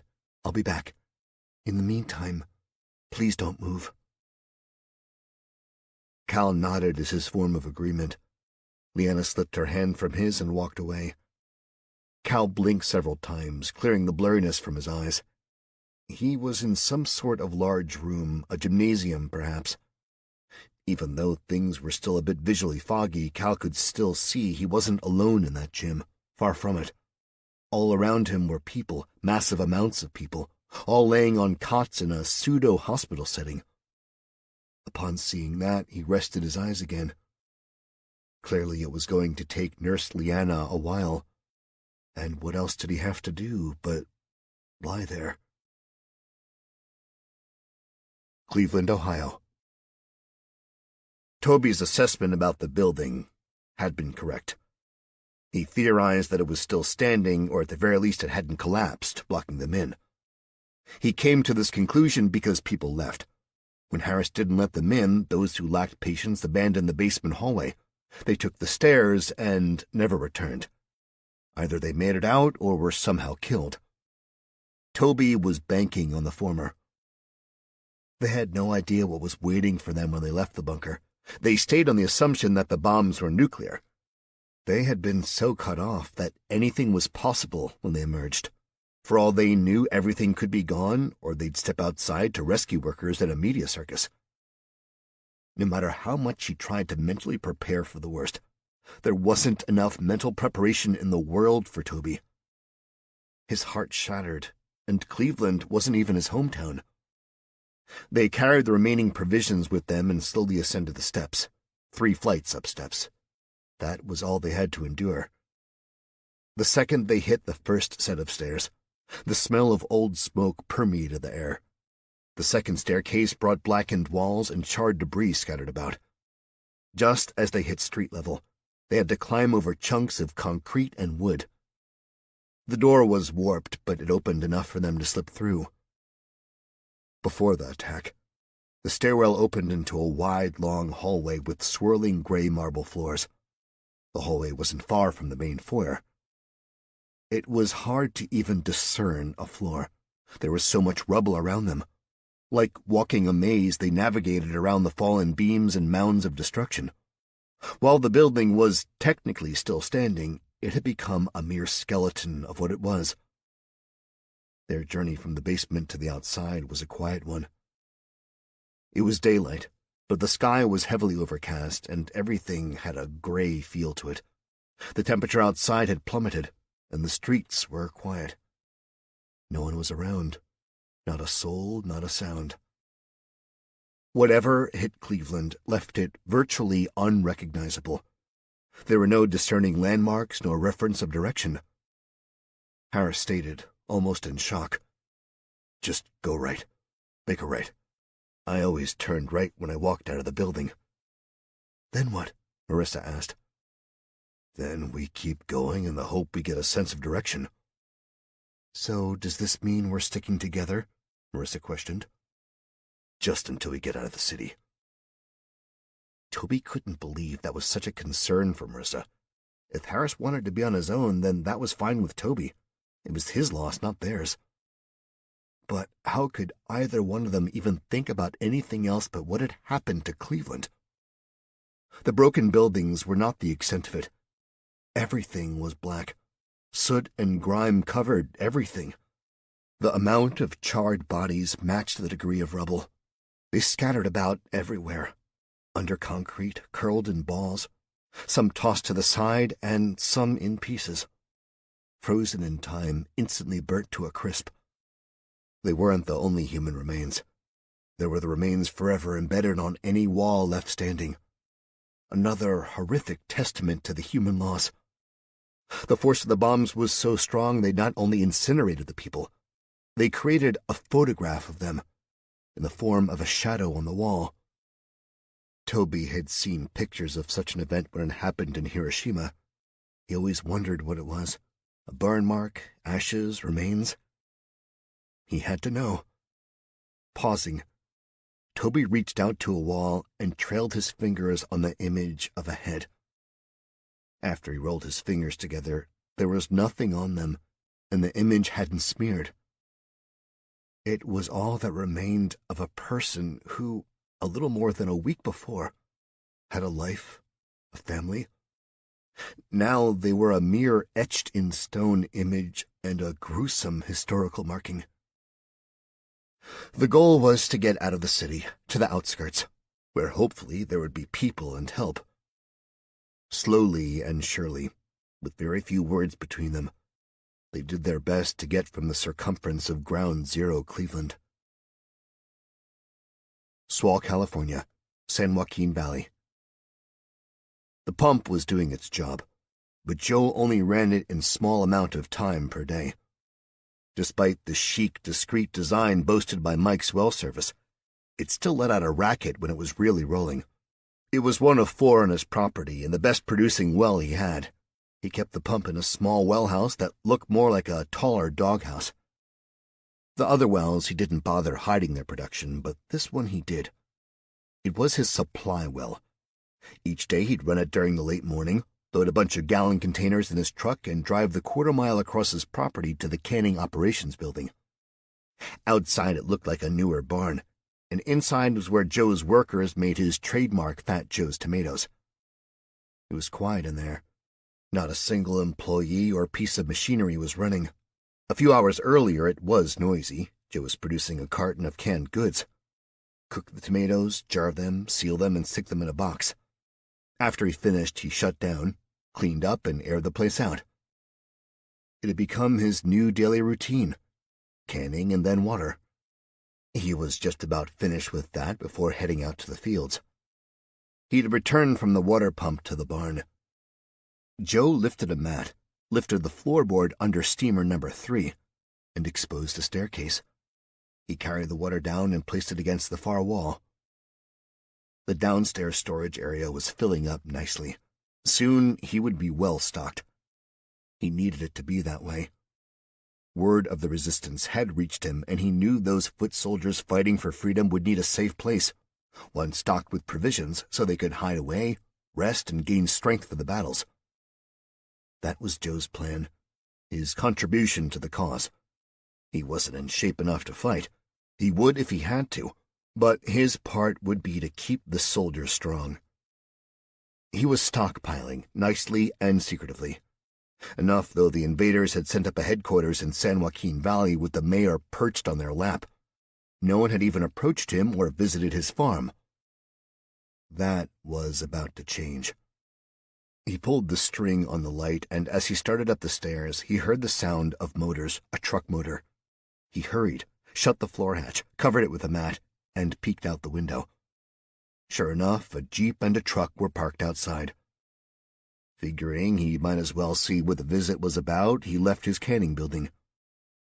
4 foreign soldiers stepped from the truck, and from the jeep an Asian man wearing a suit accompanied the mayor. Joe had never met him before personally, but knew his face. Mumbling under his breath, "Snitch." Joe took a breath and placed on a fake smile. "Morning, gentlemen. What can I do for you?" "We are looking for Mr. Fajo," the Asian gentleman said. "Excuse me?" Joe asked. "Mr. Fajo." "Fajo?" "Yes." "Oh," Joe chuckled. "Fat Joe." "Yes, Fajo." "Not Fajo. Fat Joe. Fat?" He patted his stomach. "Joe. Fat Joe. Get it?" "No." "I used to be large. Fat Joe is a nickname and now a trade name. My name is Joe Garbino. Anyhow, what's up?" Joe asked. "You are a large producer in the area," he said. "We have reason to believe that you may be—" "What is the word?" The mayor stepped forward. "Hoarding. They'd like to check the property." "Hoarding?" Joe asked with ridicule. "Why in the world would you think that? I mean, you're welcome to check, but come on, hoarding?" "Joe," the mayor said, "you didn't drop your Wednesday order off at the schools or Mavis's. You also didn't show up at UPS to ship out. First of all, who the hell knew that UPS was still running? Secondly, I don't stockpile. My orders are made fresh and shipped out the same week. From farm to can in hours, that's my motto. My farm is dying, because right now I only pick what I can eat. As far as production, how the hell am I going to do that without any workers? You want to know why nothing has gone out? I ain't had anyone here to work." The suited gentleman looked at the mayor for clarification. "He's not hoarding. He's not producing right now, the mayor said. The suited gentleman looked around. He has a large farm. Yep, Joe nodded. I do. You must produce. Oh, I produce the food, Joe said. I just can't produce the Fat Joe product. You're welcome to go out to the fields and get whatever you want. Otherwise, it will rot on the vine. In case you didn't know, war broke out and my employees never came back for work. How many hand workers do you need to produce your normal quantity? He asked. I lost 16 employees. The suited man nodded. You will have 20 tomorrow. The liberation movement will pay their wages and will compensate you for the products. But you will produce what is asked of you. Will they be my workers? Joe asked. They will be workers. Will they know what they're doing? Trained? If not, you will train them. He turned and walked back to the jeep. But you will deliver the orders. You mean fill my standing orders? Joe asked. The suited gentleman ignored him, but the mayor answered. No, said the mayor. You will be given a quota to deliver daily. Daily? Joe barked. My system is set up for weekly. Then I suggest you change. Change what? Joe argued. My system? You're sending me workers that may or may not know what they're doing. Not only do I have to push them, I have to train them. Weekly? You'll bleed this farm dry. I doubt that. You'll keep up. If you need more workers, let us know, but you will produce daily. The mayor walked to their jeep as well. Joe stood there watching as they backed up and the truck and jeep drove away. At least they didn't search his property. His stash under the warehouse would remain hidden. That didn't make things any better. He had no idea what they would want him to produce. A part of Joe feared it was not only going to be a hard quota to fill, but one that would interfere with his underground movement plan. However, it wouldn't stop it. He'd figure out how to get things done. In the meantime, he'd break his routine and do an afternoon of production just in case it was going to be a few days until he could stock his private stash. Before that, he headed back to the house. He wanted to call Saul and see if he received a visit and demand on his strawberry farm. If not, he was going to give Saul the heads up. It was only a matter of time before they showed up. The foreign invaders were making it known they'd claimed the land, and that included their farms. Chapter 8. Hanlin, West Virginia. There was never an instance in his life, at least that Cal could remember, when he felt so sick. Maybe he did and just forgot, but he couldn't recall feeling as bad as he did, lying on a cot in a packed high school gym. His chest was sore and black and blue. The nurse told him that was from them doing a cardiac thump on him. He felt weak and short of breath, and to top that all off, he couldn't keep anything down or in him. If he wasn't leaning over a basin, he was asking for help changing the bedpan. The odor was horrendous, not just from him, but from everyone else around him. Cal wasn't special, not there, not when the closest sick person in proximity to him was an arm's reach away. At least he was grateful that he wasn't seeing any blood in his regurgitation, unlike the poor man next to him.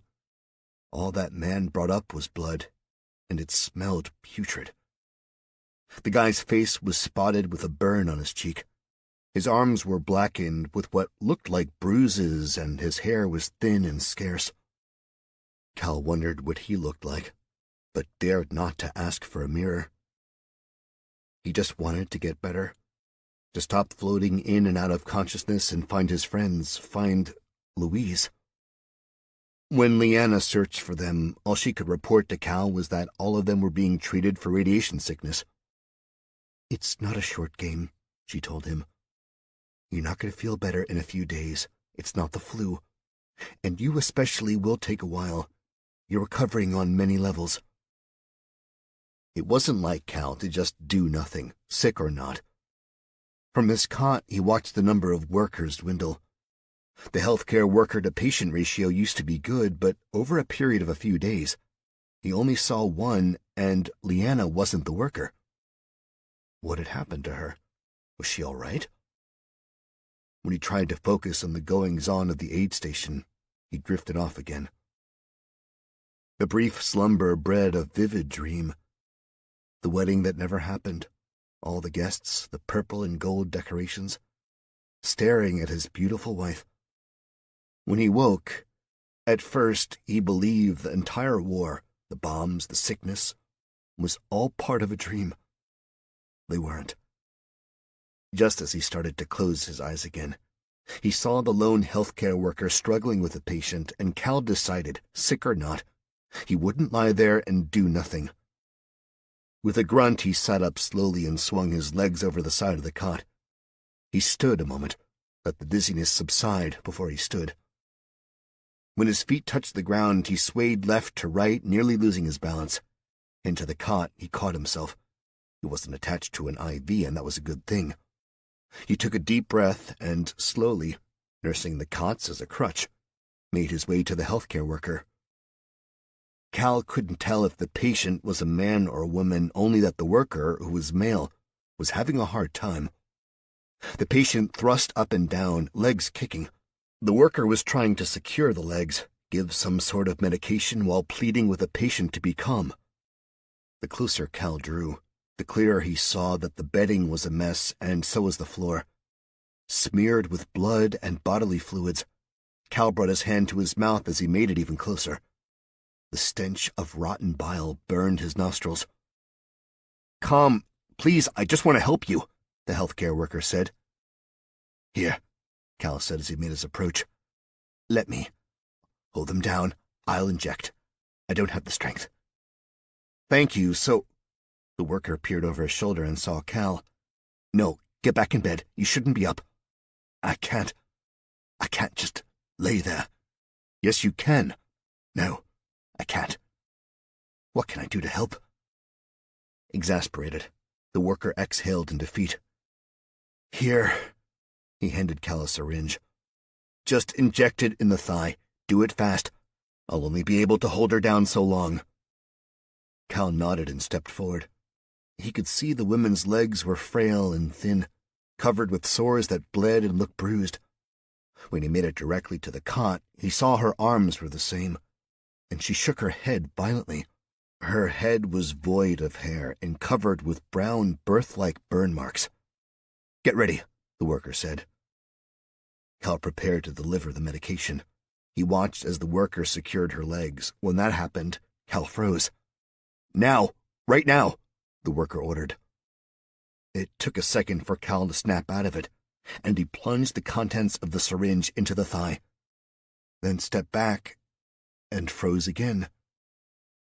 He couldn't move, couldn't think.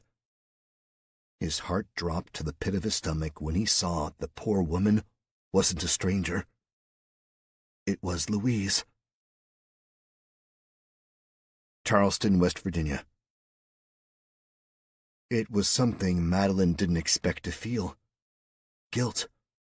Not for being taken as a prisoner of war, but she felt guilty because she was relieved. She tried to rationalize the relief, but it was hard. She was the leader of the free world, which was no longer free. She wasn't supposed to be relieved she was captured, yet she was. There was a sense to her that it was over. The invasion, the war, even the domestic terror strikes were a lot for an experienced sitting president to handle. Madeline was tossed into the fray, full body and mind, and there wasn't a solid plan. They couldn't even come up with one because there was no way to know what was going on. She was stuck in an old Cold War-era bunker, wearing a military uniform that was far too big for her. She was cold, hungry, tired, and confused. She hated herself for it. Given the time, Madeline would have come up with a strategy. Now that time was done. She was taken, like the queen in a game of chess. Madeline didn't know where they were taking her. She raised her arms because she didn't want a shot fired. She didn't want her men and women at the bunker hurt. She assumed those who were there would be taken as well. There were 2 trucks, and she was loaded into the back of one, alone. It was when the truck began to roll away that she heard the shots fired, the explosion. She closed her eyes and wanted to cry. Her yielding to the soldiers was for naught. They hit the bunker anyhow. Troy and the others were more than likely gone. Madeline was the only surviving member of the Senate or Congress that she knew about. She was now a prisoner of war. The one voice to represent the fight and defense was silenced and in the back of a truck. With each mile she rode, the more she realized there would be no battle, no fighting back, no conquering the enemy. It was over. In fact, it was pretty much over the second the enemy landed on American soil. They drove for a while, at least an hour.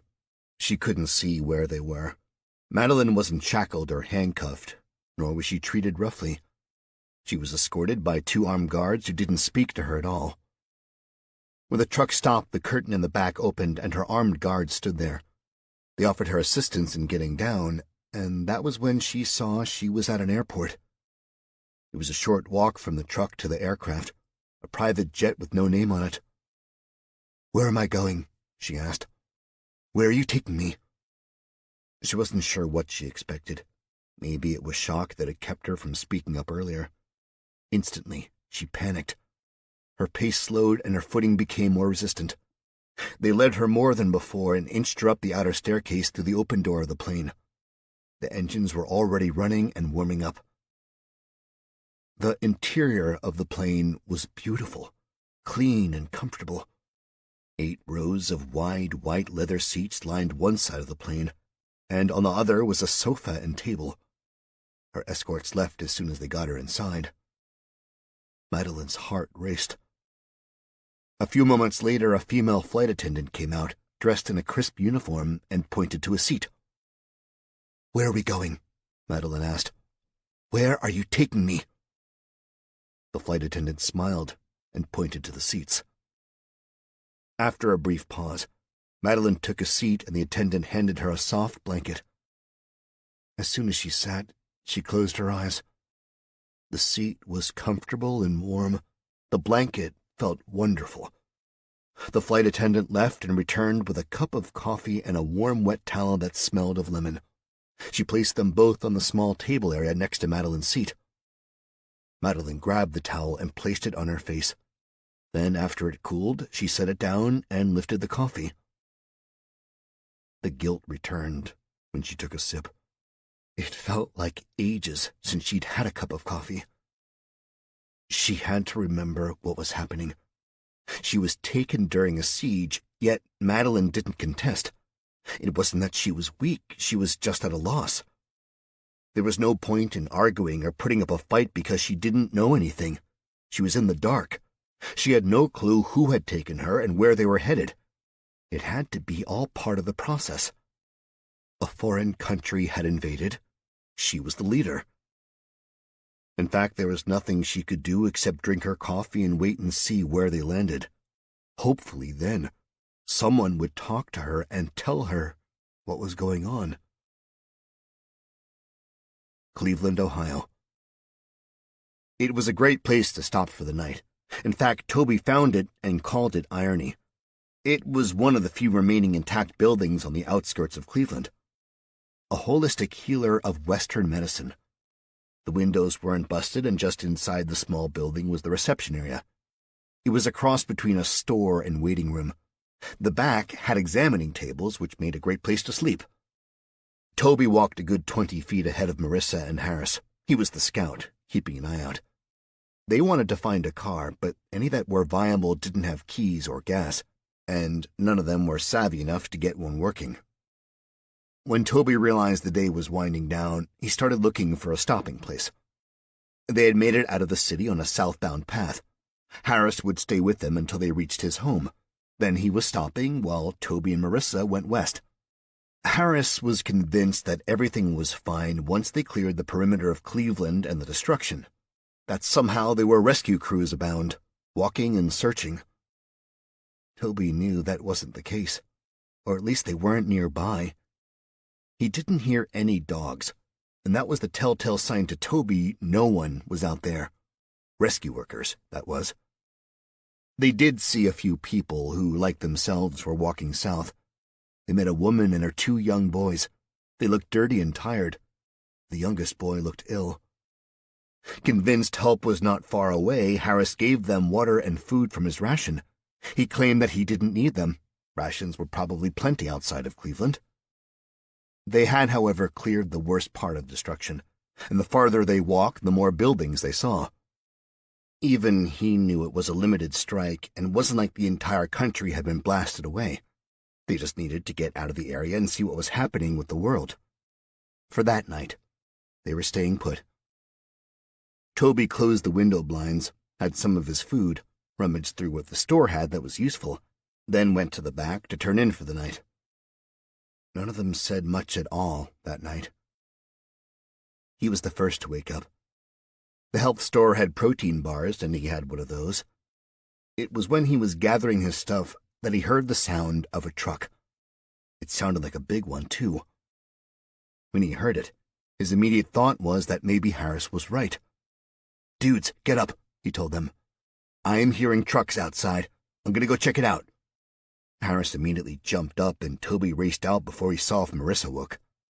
Once outside, he caught a glimpse of the large truck. It was military, and Toby smiled, running back in. "It's the military," he said. "Harris, looks like you might be right. They're probably looking for people." Instantly, they grabbed their gear and raced out. The sound of the truck had faded, but they were hopeful. "We need to get out into the open," Harris suggested. "We veered off the main road. Which way did the truck go?" Toby pointed, and Harris took off in that direction. They followed as Harris walked at a strong, quick pace. They walked for a good half an hour until they found a road. It was a 4-lane main road, not a highway. Cars had stopped and been abandoned on the side of the road. They looked as if they had been moved aside. They stayed center of the road, completely visible. Within a half an hour, the sound of a truck carried to them. It came from behind and was getting close. Toby looked over his shoulder and saw it coming. It didn't look like it was slowing down at all. The 3 of them stepped to the side and waved their arms, calling out, "Stop! Help!" Just as the truck passed them about 50 feet, it came to a stop. Marissa smiled, Harris showed excitement, and Toby did a little skip and jump. It was one of those long green military trucks with a tarp canopy covering the entire back. They quickly made their way to the truck, and as soon as they got there, relieved and slightly out of breath, the back gate dropped, the tarp opened, and 2 Chinese soldiers jumped out, aiming their weapons at them. "What the hell?" Harris asked. Bags, down," one soldier said. "Hands up." Toby did as instructed, dropping his bags and raising his hands.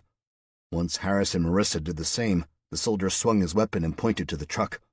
"In," he ordered. "In now." Toby didn't have a clue what was going on, or why Asian soldiers had guns on them. He did as he was told. He would have believed that maybe China came to help if he didn't have a gun in his face. As soon as Toby was close to the back gate of the truck, he knew they weren't rescuers, and they were in trouble. The inside of the back end of the truck was filled with people, all looking scared, and all of them Americans. Outskirts of Houston, Texas. He was tired. His journey from his homeland to America had been nonstop and long, but General Yu wasn't ready to stop. He couldn't. He relaxed on the plane, taking the time to look over his area and the plans laid out for him. He hated it. If his country was to put on the appearance of being humanitarian and helping America, the detention camps were not the way to do so. His folder stated his area had already initiated 9 detention camps, 4 of which were filled to capacity. They were wasting valuable resources and manpower detaining people they had to feed, house, and guard. That wasn't including the camps erected for those who were displaced, Americans who had lost their homes to the bombs and were seeking refuge and answers. In his opinion, it was an undertaking that was too large. There was no inkling of war. Nothing to suggest that China would attack and invade the United States. The only reason he could think of was the recent tariffs that hurt their country, not to mention the tax placed on imports of food. All of those were negotiable items, not war-worthy. He was supposed to go to San Antonio, his base of operation. Instead, he needed to see something he never thought he would see in his lifetime: the devastating effects of a nuclear weapon on a large American city. The George Bush International Airport was unaffected by the bombs, at least the runways were. He set a course for that. Fen Shu wasn't happy and expressed her dismay. General Liu didn't care. He set a course to land at that airport after circling around Houston. When they did, he couldn't believe it and couldn't take his eyes off it. The gleaming city of Houston, which was spread across a flat terrain, encircled by its intricate wide roadways, took the brunt force of the nuclear weapons. The bomb had hit dead center, causing a massive crater that ate most of the city and buildings. The outer area of the crater was rubble, and the roadways were twisted wreckage. A thin cloud lingered in the area, hiding a lot of damage. But General Liu didn't need to see fully to know what had happened and what was left. The air was deemed safe enough for short-term exposure with low-level readings of radiation, and General Liu ordered that they land. "I don't understand why it is we are landing," Fen said. "This area is devastated. I need to see what we are doing with those who have survived. Minimal. There is not much we can do without a surrender. There were 2 million people that lived in this area, and you tell me we are doing minimal? It is all part of the plan. If we take care of them, their hands will not be forced for a surrender. Right now, the Americans are setting up their own medical camps. We are merely overseeing them. Then I need to see what we have done." Once they landed, a car waited for them. Fen repeatedly expressed that it was not part of his job, but the general disagreed. If he was to control an area, he needed to know everything that he had to control. The first medical station they visited was located not far from the Houston epicenter. The People's Republic of China was present, but mainly it was an American setup. At least 24 large white tents were erected, and in the fields surrounding that, hundreds of people camped out. This was their home. They were shouted at, spat at, and even had items thrown at them as they walked into the medical area. The Americans made it clear they were not welcome. Liu looked at every person he passed. All of them began looking the same. Dirty faces, some had injuries that were not healing. People lay on blankets and in the grass. Their faces expressed loss, hurt, and anger. The first tent they entered, Fen left immediately. The smell was horrendous, rotting, burnt, and sour. Liu took a mask and covered his mouth and nose, though it did little to cover the smell. The large tent was packed with cots, and every single one of them was occupied. He walked through, looking at the victims, many of them burned, missing limbs, some too sick to even move, while only a handful of healthcare workers moved about. He walked through that tent and into the next. That one was different. Even though it was just as packed, it had a quieter feel to it. Those in that tent didn't seem to be injured. They were different, and he noticed it right away when he looked upon a man who lay on his side. The man coughed out of control and turned left to right as if he were trying desperately to get comfortable. His skin was pale, glistening with a layer of sweat, but the entire area around his nose and mouth was covered with sores. General Liu slowed down and looked at the man. Not only was it his face, but his hands had the same sores. He turned to the cot next to the man, and the person there, a woman, looked the same. Something was wrong. Immediately, he began to visually examine the patients. They all looked the same, sores, pale, sweaty, and the general then sought out someone on the medical team that was helping them. His English was pretty good, and he approached a woman wearing scrubs. "These people here, what is this? Radiation? They don't look like the others." The woman ignored him and kept moving. Frustrated, he followed the woman. I am speaking to you. She spun around. I don't care. I'm busy. I'm taking care of people you and your people hurt. These people are victims of the bombs? He asked. They do not look it. This looks like sickness. It is. From the bombs? I doubt that, she replied. These people survived the blast and the radiation. Then what is it? Why don't you tell me, she said. Because they all just started coming in 2 days ago, not long after you arrived. I guess the few bombs weren't enough. It's no coincidence that some sort of virus is now out of control. So why don't you tell me what you brought, so we can try to help these people? General Liu didn't have an answer. If this interests you, move on to the next tent. There's another 200 there. And take a deep breath. Maybe you'll get it. Before he could respond, she had moved on. She had to be mistaken. If he understood her correctly, she was accusing and blaming the invasion for an outbreak, some sort of biological warfare. To the best of his knowledge, that wasn't part of the plan, not at all. Then again, with Fen Shu at the helm, he couldn't be all that certain that they hadn't brought the disease to America. Thinking about what Fen had said, make America weak and needy, a deadly viral outbreak would be the thing that would do just that. He had to wonder, even as cold and callous as she was, would she do something as inhumane as that? There was only one way to find out. He would ask. In the meantime, he would move the supplies required to the medical station to get the sick the help they needed. That was the least he could do. Chapter 9. 13 Days Post-Bombs. White Sulphur Springs, West Virginia.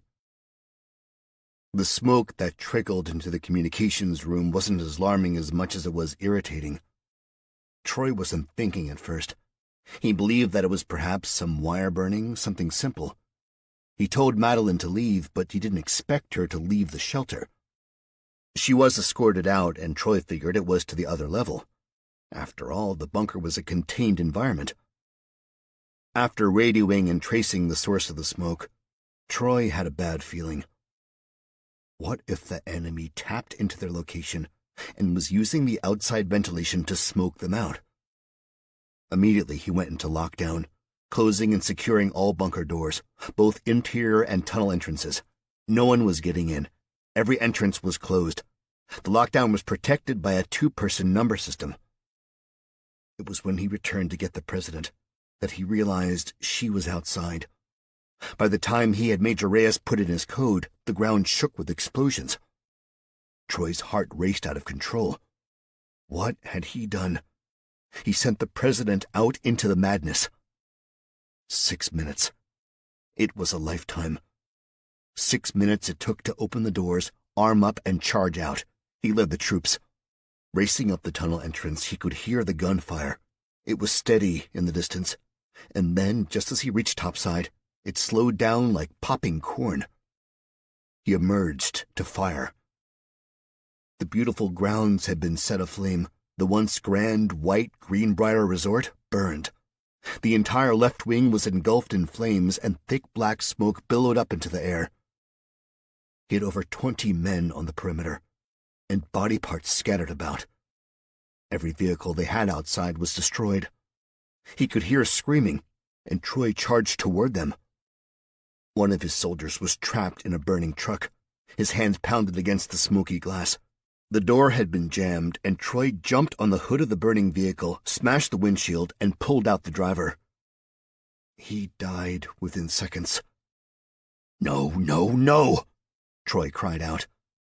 How could he be so stupid? How could he let it happen? She was gone. One lone soldier stationed on the exterior lived. "They took her," he said. "They took her, put her in the truck, and shot the 2 men with her." Defeated was an understatement. He was tasked with the job of keeping the president safe, and he failed. Troy's next move was to find her. He also had to abandon the bunker. He didn't know if the enemy would be back or not. He and his remaining men, all 70 of them, gathered every weapon they could, bagged supplies and water, and hit the road. They divided up. Some went north toward Charleston. Troy went south. He figured that was where they had reports of invading troops. They would have to take her close. 2 days into the journey, exhausted from walking, wounds failing to heal, Troy spotted an orange flyer posted on a telephone pole outside a rest stop. It was oddly placed, almost as if it wasn't supposed to be there, and Troy knew as soon as he saw it that the flyer was coded. It had to be. To him, it screamed a call to arms, a recruitment for a resistance, something Troy was wanting to do.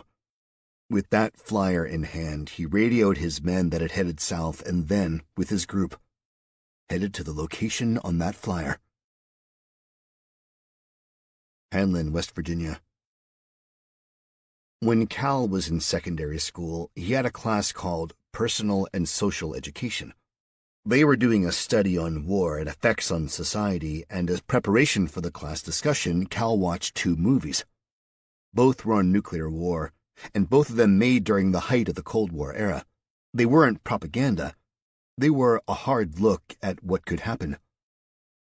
While the American movie, The Day After, really was medically informative, the BBC drama Threads scared the hell out of him so much that he had forgotten all about the American film. Threads was horrific. It dealt with the blast aftermath and the downfall of society. And in the aftermath of his own personal confrontation with nuclear war, Cal was ready to kick himself for forgetting those movies. How could he do so? He debated those movies in class. He had nightmares. Yet for some reason, knowing full well nuclear weapons had exploded by him, everything he learned from those films remained hidden in the file cabinet of his mind until he ended up on a cot in the medical camp. Suddenly, upon looking around, he was in that final gymnasium scene of The Day After.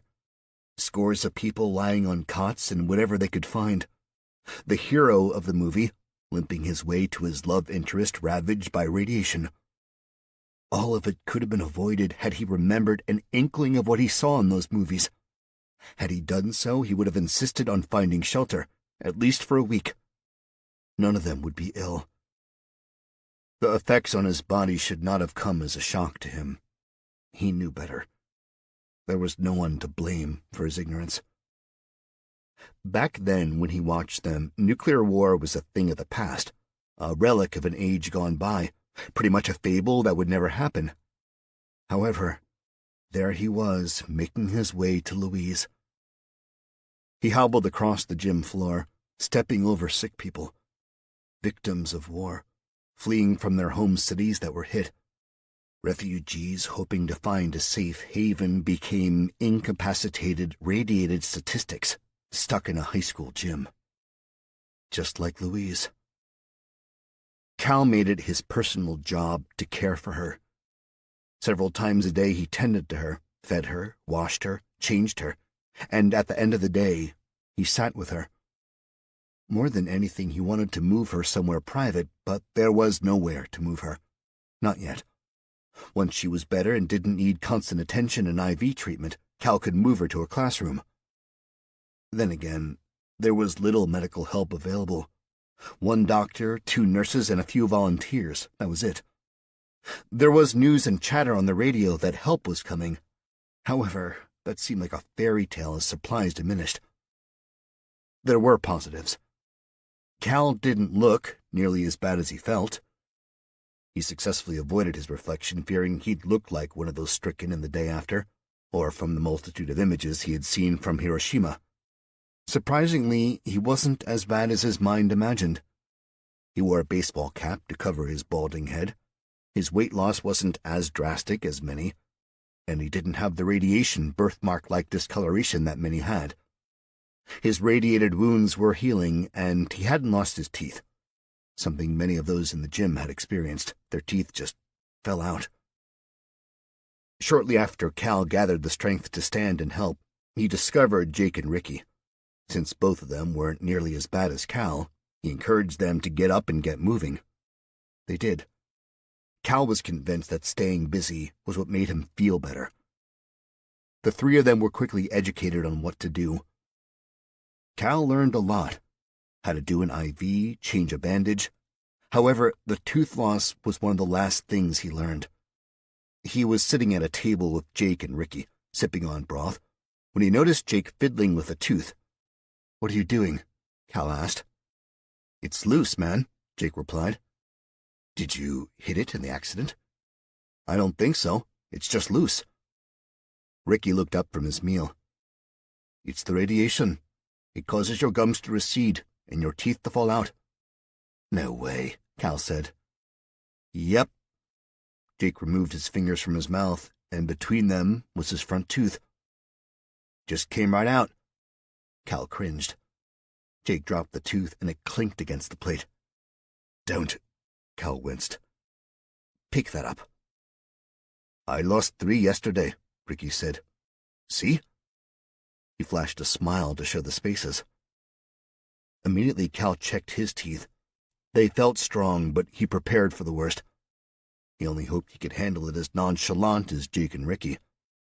Their reasoning was that it was better to be toothless and alive than dead with perfect pearly whites. Cal told that to Louise, who, although she tried to put on the face of being strong, cringed with a simple sip of water because her mouth hurt so badly. Her gums bled, and her lips were swollen. She was alive, and her chances of living increased every day she held on. That day Cal stood from the cot was the day the doctor believed Louise was going to die. She had a 90% chance. But she made it through that day, and each day increased her odds of survival. Louise shunned Cal at first. "Leave me alone. Let me die. Don't look at me." Then she relented, accepted his help, and welcomed his care over that from a stranger. Cal was bound and determined to see her through.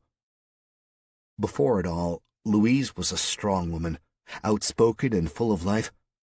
It broke Cal's heart to see her so weak. He didn't baby her or pamper her. He pushed her to fight. She was a fighter before and needed to be one now. Louise would get there. Cal was certain. She wasn't his only patient on this day. Cal had a third of the floor.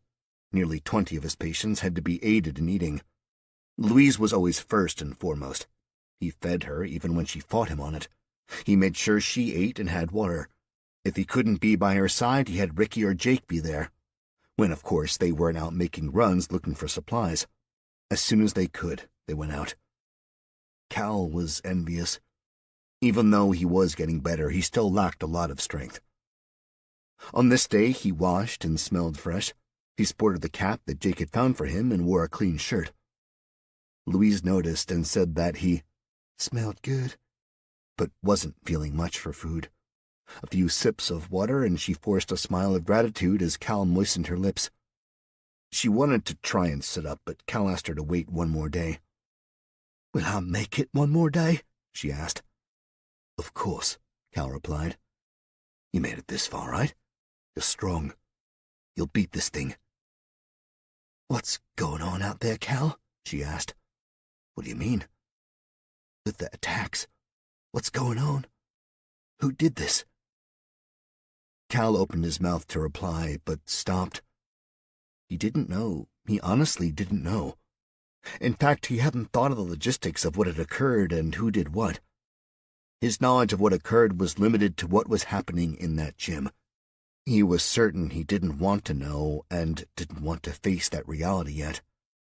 Because if things were that bad in the little West Virginia, middle-of-nowhere high school gym, he couldn't imagine how bad it was everywhere else.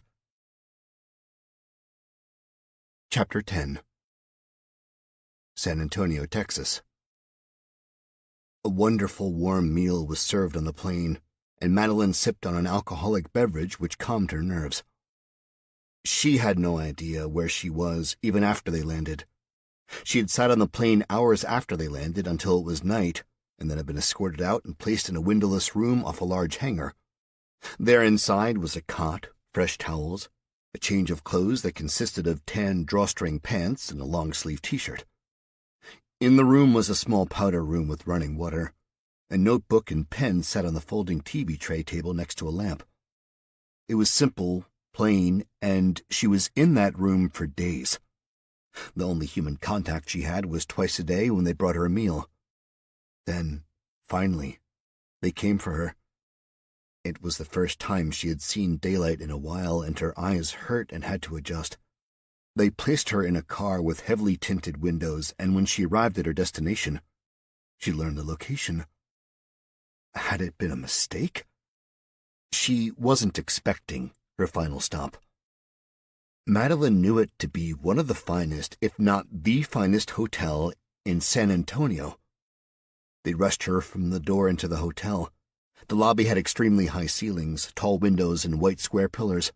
The green block carpet mixed with marble set off the eloquent furnishings. Immediately she was placed into an elevator and taken to the highest floor. She paused before entering the room. She may have been stepping into a grand hotel, but the brand-new shiny lock added to the exterior of the door told her she was to make no mistake. She was still a prisoner. The soldier nudged her into a huge suite with a window overlooking the city. A timid housekeeper stepped forward. She was American. "Madam President," she nodded, "they have taken the liberty of providing you with suitable clothing. You will find them in the closet and dresser. Should sizes be an issue, let us know." "Who?" Madeline asked. "Who is doing this?"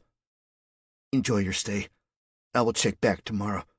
I am to tell you someone will be here in an hour to speak to you." "Who? Who, dear?" She rushed out, and the soldier followed. The door closed, and Madeline heard them locking it. Just to double-check, she tried the handle. It wouldn't budge. The conveniences were there, and Madeline took advantage. She showered, scrubbing her skin until it was sore. She found an outfit that fit, and when she emerged from the dressing room, she was greeted by a younger Asian woman, well-dressed with a staunch demeanor. "Madam President," she said, "allow me to introduce myself. I am Agent Fen Shu. I am the head of the organization that is much like your CIA." "I am surprised they sent an agent. I would expect a military leader or ambassador." "Why is that?" Fen asked. "I am in charge and overseeing all ground-based operations. I am the ambassador, if you will." She paced slowly, her hands folded behind her back. "You are wondering now why you are here?" Madeline nodded. "We are not savages. You are a leader and deserve fitting accommodations, but you are in our custody." "A prisoner of war," Madeline said. "How can you be a prisoner of war?" Fen asked. "What war?" She walked to the large window in the living room of the suite. "Look out. It's a beautiful day. I see no signs of war." "Maybe not here." Madeline walked near her. "Out there are signs. Cities hit with nuclear bombs. Your soldiers with a massive land invasion. Yes, we have arrived, but we didn't start this thing." "The hell you didn't." "The hell we did," Fen argued. "Your people did. Your people opened the door when they decided to divide the country, to render it powerless even just briefly. That act of terror was an invitation, one we took, and we are here to make things right." Fen walked away from the window. "Why did you take me?" "You are communicating outside the country. We tracked that signal. You are also the leader.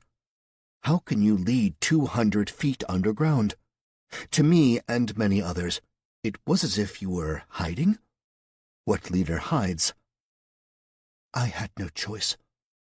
"There is always a choice. You have a choice now. Your country is crumbling. We can only do so much to help you. Many are injured, starving, homeless. Is this the country you want to lead? A good leader knows when it is time to step back. Madam President, this is your opportunity to show the world what kind of leader you really are. I don't understand, Madeline said. Actually, I believe you do. You just don't realize it yet. Fen walked across the room toward the door. She paused at the television. You may turn this on. You can see what other countries are saying. You can see footage we are taking for you. Please, enjoy. Life shall be easy for you in here, unlike out there. Then let me out, Madeline said. We will, when you make the choice. Ah, yes, the choice, Madeline said sarcastically. The one I am supposed to know about. Spit it out, Ms. Shu. What do you want from me? Simple. After a pause, Fen replied. Your surrender. You need to surrender your country. You need to do what's best. Now is your time to shine. Watch the television. Think about it. You're not going anywhere until you do. She opened the door and smiled. Good day. Madeline didn't even know where to begin. Surrender? It seemed absurd to her to surrender, to give up the fight before they even had a chance to engage. Madeline wasn't ready to give up the country. Not yet. Not until she knew for sure and without a doubt that it was the only option. Holly River Base, West Virginia. The flyer was slightly crumbled and damp when Troy put it on the table before Gus. I saw this. I'm hoping this isn't just a fishing tournament. It's not, Gus said. Good. I got about 40 men hiding in the woods, waiting to know if this is safe. It's safe. Thank you, sir. Troy gave a nod of respect, turned, and walked out. The management cabin of the vacation area was the first checkpoint for those joining the rebellion and cause. 2 men worked there constantly, one behind the counter and the other in the back room, headphones on, monitoring messages sent via Morse code. If anyone arrived, such as the man who identified himself as Troy, whoever was at the desk would sound off a moose horn. The noise would carry through the valley, and either Gus or Steve would make their way up the 1-mile path. When Troy arrived, he showed his military ID. He was still in uniform, but looked worse for wear, dirty, bruised, and tired. After he walked out to retrieve his men, Gus told the check-in man, "Send them down. I'll get them situated and acclimated." "Got it. We didn't unpack the truck of tents yet," the young man said. "We'll get to it." Holding that crinkled flyer, Gus headed back to base. He could hear the sound of running water, but very few voices. No loud sounds were permitted. They were under the radar, and wanted to stay that way. Steve had made it halfway up the path as Gus walked back. "Everything okay?" Steve asked. Gus handed him the flyer. Another 40 on their way down. These ones all soldiers as well. "Christ, Gus, where are we going to put 'em?" "We have enough room. We'll figure it out. Besides, I want to move the first group out." "Where to?" "Something easy. Obtainable victory so we can keep momentum." "Proc checkpoint, Breezewood?" Steve asked. "That's what I'm thinking. We've waited long enough. It's time," Gus said. "It's time we start the fight." Bern, Switzerland. Russian President Petrov initiated the meeting, called all the leaders personally, and accepted Switzerland's invitation to host. A part of him should have known better. The joke about Switzerland being neutral wasn't just a joke. It did have merit behind it. Petrov was in one of the fortunate countries. He was able to keep it together and amped up the military presence before things went awry. The summit was more of a meeting, a large conference table with only a few countries in attendance. China did not show, and they continued to deny any wrongdoing. Petrov, along with the leaders of Great Britain, Australia, and Canada, offered documentation to the others in the room. information they were already aware of. The point of the meeting was to collectively decide what could be done. Clearly, the events of the United States were affecting the global community. After 3 hours of discussing the situation, when they returned from a short break, it was over before Petrov knew it. Everyone voiced their concerns. "And what does this have to do with us?" asked Switzerland. "We will give humanitarian aid, but no more than that," said Japan. "There's no reason, if China has taken over, that we cannot work the same deal as we did with the United States," said Germany.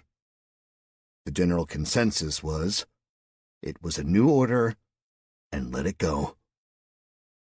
The responses were echoed around the room, and as they filed out one by one, Petrov wanted more than anything to storm out, but he didn't. He stayed, wallowing in that room in defeat and an abundance of worry. It seemed everyone had their own problems, which were valid, and they couldn't be bothered, nor did they have the energy or resources to deal with what was happening in the United States. They all seemed to want to take the path of least resistance and damage. What would end the crisis soon? What would put everything back on the right path? It was understandable. No one ever really wanted to have a military interference, but sometimes it was necessary. As Petrov stayed in the room, he was surprised when the door opened and Prime Minister Winslet, along with the Prime Minister of Canada, stepped inside. He knew why they walked in, or at least hoped he did. He felt a sense of relief when he saw their faces. "Please don't think I'm abandoning your efforts," Winslet said. "I'm not. I'm just trying to do what's best for my country." Petrov nodded. "So am I." He shifted his eyes to the Canadian Prime Minister. "And you are here. Why?" "This situation affects us very much," the Canadian Prime Minister said. "It is too close. We will do what we can to aid you and assist you in whatever endeavor you decide. But we ask that, in exchange for our participation, you wait until our intel comes in." "What intel would that be?" asked Petrov. "We have people in there, but we cannot reach them. We are sending teams in to find out what is going on, to get an in-depth look." "That I can agree to," said Petrov. "May I ask," said Prime Minister Winslet, "while I realize the urgency of the situation, there seems to be a rush to get a decision. A good offense is planning. Is it because of the food shortage now?" "It is not the food," Petrov answered strongly. "Do you not get it at all? Yes, they are now controlling 60% of the world's food supply. That is troublesome. But more so, they are now in control of the second biggest nuclear arsenal in the world. I cannot have that. The world cannot have that. Can you?" Chapter 11. Holly River Base, West Virginia. It looked like the classic version of the old-school game Stratego. Little flags set up on a map. But instead of a generic landscape, it was a topography map of the United States. It was spread out on a table, with Gus center of it all, Steve to his right, and a few military men joined. "Right now, we know of 19 camps," Gus said. "There are probably more, but this is all we can confirm." "Here's the problem," Troy said. "Once you hit any of them, the others are going to go on high alert. That's why we are going to have to hit as many as we can at the same time," Gus replied. "Can we coordinate that?" Steve asked. Gus nodded. "I believe we can. We don't need the manpower. It can be done quietly if done correctly." "Infiltrate?" Troy asked. 2, 3 people on the inside. Gus moved his finger down to the map. "Exactly. 2 or 3 on the inside. Get us intel, get us in. If we do this at the right time, we only need a few good snipers to take out the guards, and the detainees can walk right out the door. That many people, they don't have enough soldiers to hold them back." Which begs an answer to the next question, Steve said. What are we going to do with all these people? Here, Caldwell. He touched the map. Thousands of people. Most of them displaced as it is, lost their homes. We open the fence, they walk out. Then what? What are they going to do? To be honest, they're being fed and cared for in that prison. Freedom is a good incentive, but so is living. The United States is huge, Gus said. There are hundreds, maybe even thousands of small towns not even on the radar of the procs. We get them there. Spread the word. We'd have to get the towns on board first, Steve said. Find them, secure them, before we even liberate the camps and lead the detainees there. Then what? Troy asked. We get them there, then what? Convince them to fight with us? I don't think that will be a worry, said Gus. This country was under attack. Their homes were destroyed, family members lost, dead.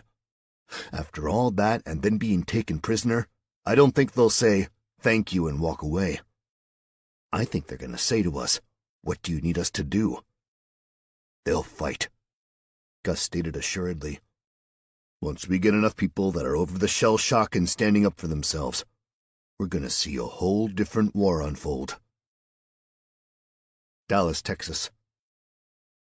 It was the 7th hospital General Liu had visited in just a few days, dragging his aide around with him.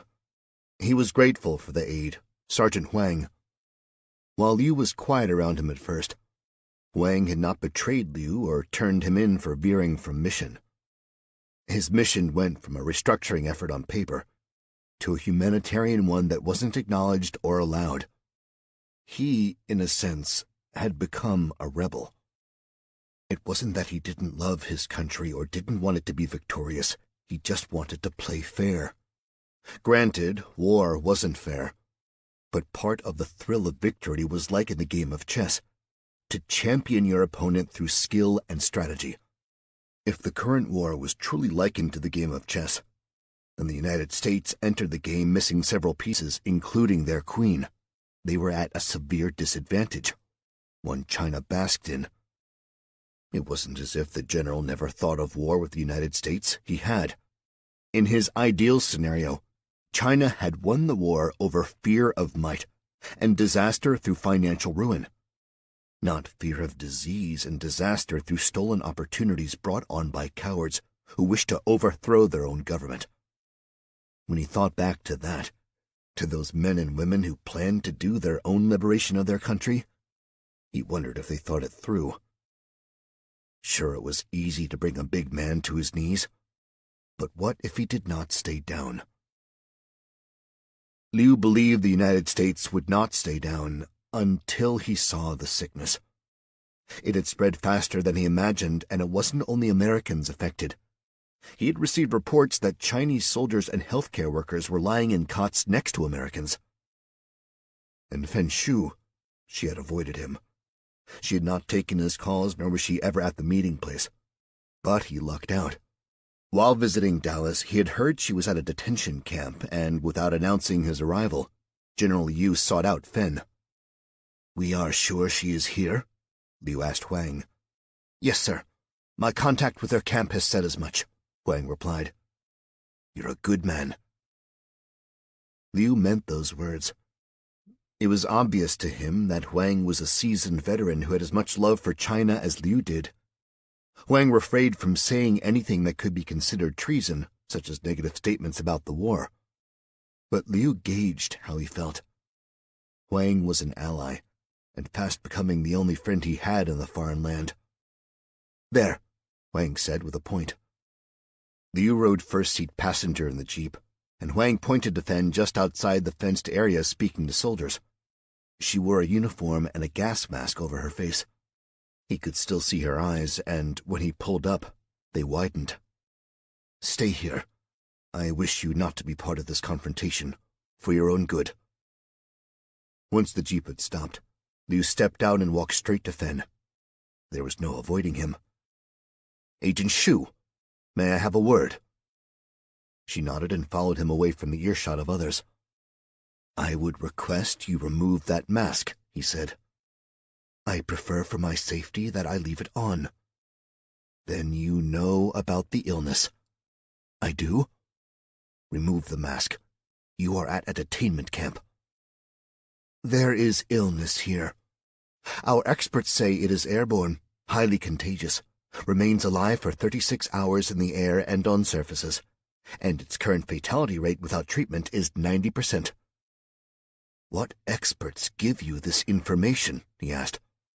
I have been searching for it. I need to know what it is. It is a variation of EV-71, a man-made synthetic form of it. A biological weapon? He asked. Yes.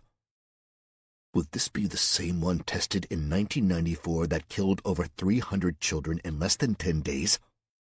It would be, yes, she said. Then this is ours. We did this. Smugly, she replied, We did. I told you that we needed them helpless. This is the way to do so. Our own men and women are infected. They are casualties of war, she said. Where? He asked.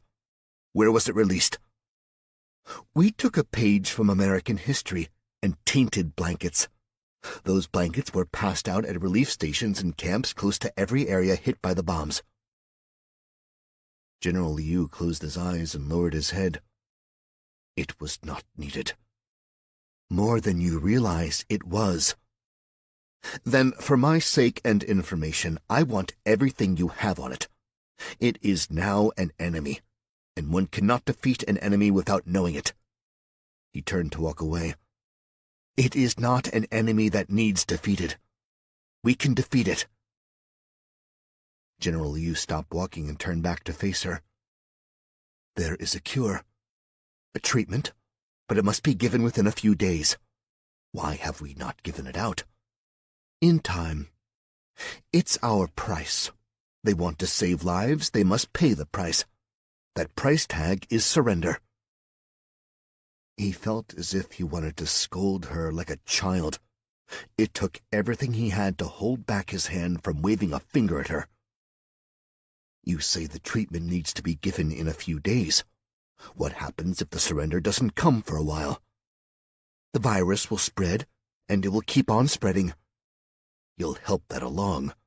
I will.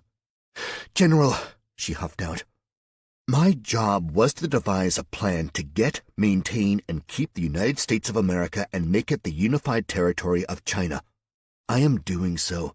My plan will succeed. With biological warfare. Fenn shrugged. Whatever it takes to break the country. Remember, bombs and firepower destroy not only living creatures, but things that we need. Disease destroys our biggest threat, and something we don't need. There is no honor in winning a war this way. Yes, but all that will be forgotten in the face of victory. Who will forget? You? I will not. I must do what I can to help those with this sickness. General, she said, I must remind you that you took an oath. Should you go against this is wartime. You will be tried for treason and executed. General Liu listened to her threat, then, filled with anger and shame, turned and walked away.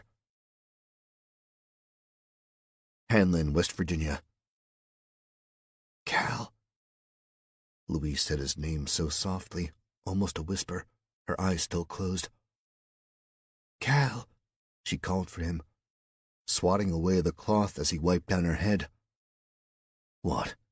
He replied compassionately. What is it? Stop. You don't need to do that. Yes, I do. She whispered his name once more, and then she fell back to sleep. That was the way she had been, waking, passing out, talking, then quiet. Cal believed she was close to maybe turning that bend of a recovery, but thought perhaps Dr. Dan believed otherwise. Moments earlier he had gone over to check on Louise. He did so quietly, said nothing, and walked away. He didn't change her empty IV bag or give her the medication for pain. Cal supposed the doctor had a lot on his mind. It had gotten hectic. 12 people had died the day before in that gym, and Cal helped carry those bodies out. Every day someone passed away or someone got better enough to leave or stand and help. It cleared some space in the gym. Cal took advantage of that. He confiscated a corner and moved Louise there, grabbing a couple blankets and making a wall of privacy. He couldn't move her far. She needed the constant medical treatment, but he wanted to give her some dignity. "Hey," Jake said softly as he parted the blanket curtain and stepped into the sectioned area.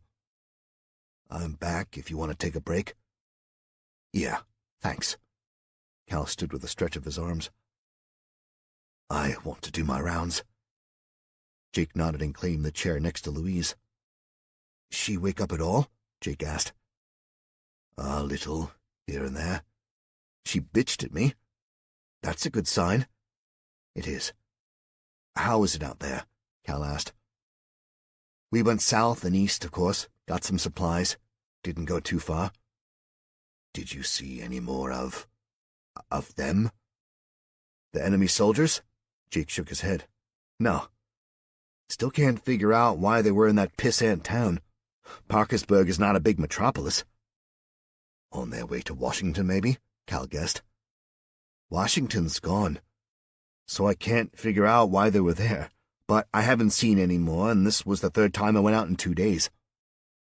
"I saw some new faces working out there this morning. Did you meet them?" Cal asked. "Yeah, but I heard they were here from the beginning. Locals. They're the ones that brought all these people here. But since they aren't finding any more to bring in and with no reports of the new thing..." "What new thing?" "Guys in the truck were talking about some new bug that's spreading through the camps and towns. They're saying that's why we haven't gotten any of the Chinese doctors, because they're busy out west." "You're kidding me. Nuclear weapons, an invasion, and now this?" Cal shook his head. "What's the rest of the world like?" "You know as much as I do." "Yeah, you're right. I'm going to talk to Dr. Dan before my rounds. He was pretty quiet last time he came in here. Louise is overdue to change her IV and medication. I'll be back." Cal drew back the blanket and stepped out. He spotted the doctor across the gym standing at a table, his hands moving about the air and head going back and forth, scanning the table as if searching. Cal felt bad for him. He knew he was busy. He was the only doctor, and he looked worn out, tired. He also looked about 20 years older than his age of 35. Cal cleared his throat when he approached him. "Excuse me, Dr. Dan." Dan turned around. "Oh, hey there, Cal." He turned away again and looked at the items on the table. "Everything all right?" Cal asked. "Can I help you find something?" No, thanks. I'm trying to assess what we have, and it's not much." "Jake said they got some stuff." "They did. Not enough. Our best bet is Charleston, but you and I know that town is probably sieged. There's a few more volunteer fire stations and emergency garages. We may find some medicine, but we need IVs. Probably have to make them ourselves." "Let me know. I'll help." "I know you will. Thank you." "Speaking of help, you checked on Louise. You didn't change her bag, give her the meds. I didn't want to just grab one, but I can if you're busy. I can change it." Dan didn't reply. "Dan?" Heavily, he sighed and turned around. "Cal, supplies are low." "You said that." "They're also a commodity. Louise, she isn't good, Cal. She isn't going to get any more medication." "What? I'm sorry." "If you don't give her the meds, she will die." "She probably will die anyhow. She isn't good. She didn't respond to the Prussian blue. We'll give her saline to keep her hydrated, but that's it. I can't justify using the medication on her. I can't." "So we give up?" "I have to give up. If you want to try and take her up to Parkersburg or maybe Charleston, our illustrious invaders have hospitals set up there. You think it's worth a shot? You can try, but you have to be careful. There are new cases of that virus going around. There might be up there. Cal nodded. He saw a woman and 2 men moving around the gym. They were the workers he noticed the day before. Since you have help, I think I'll talk to Jake about going there. You do that, but Cal, Dan called out, stopping Cal as he started to walk away.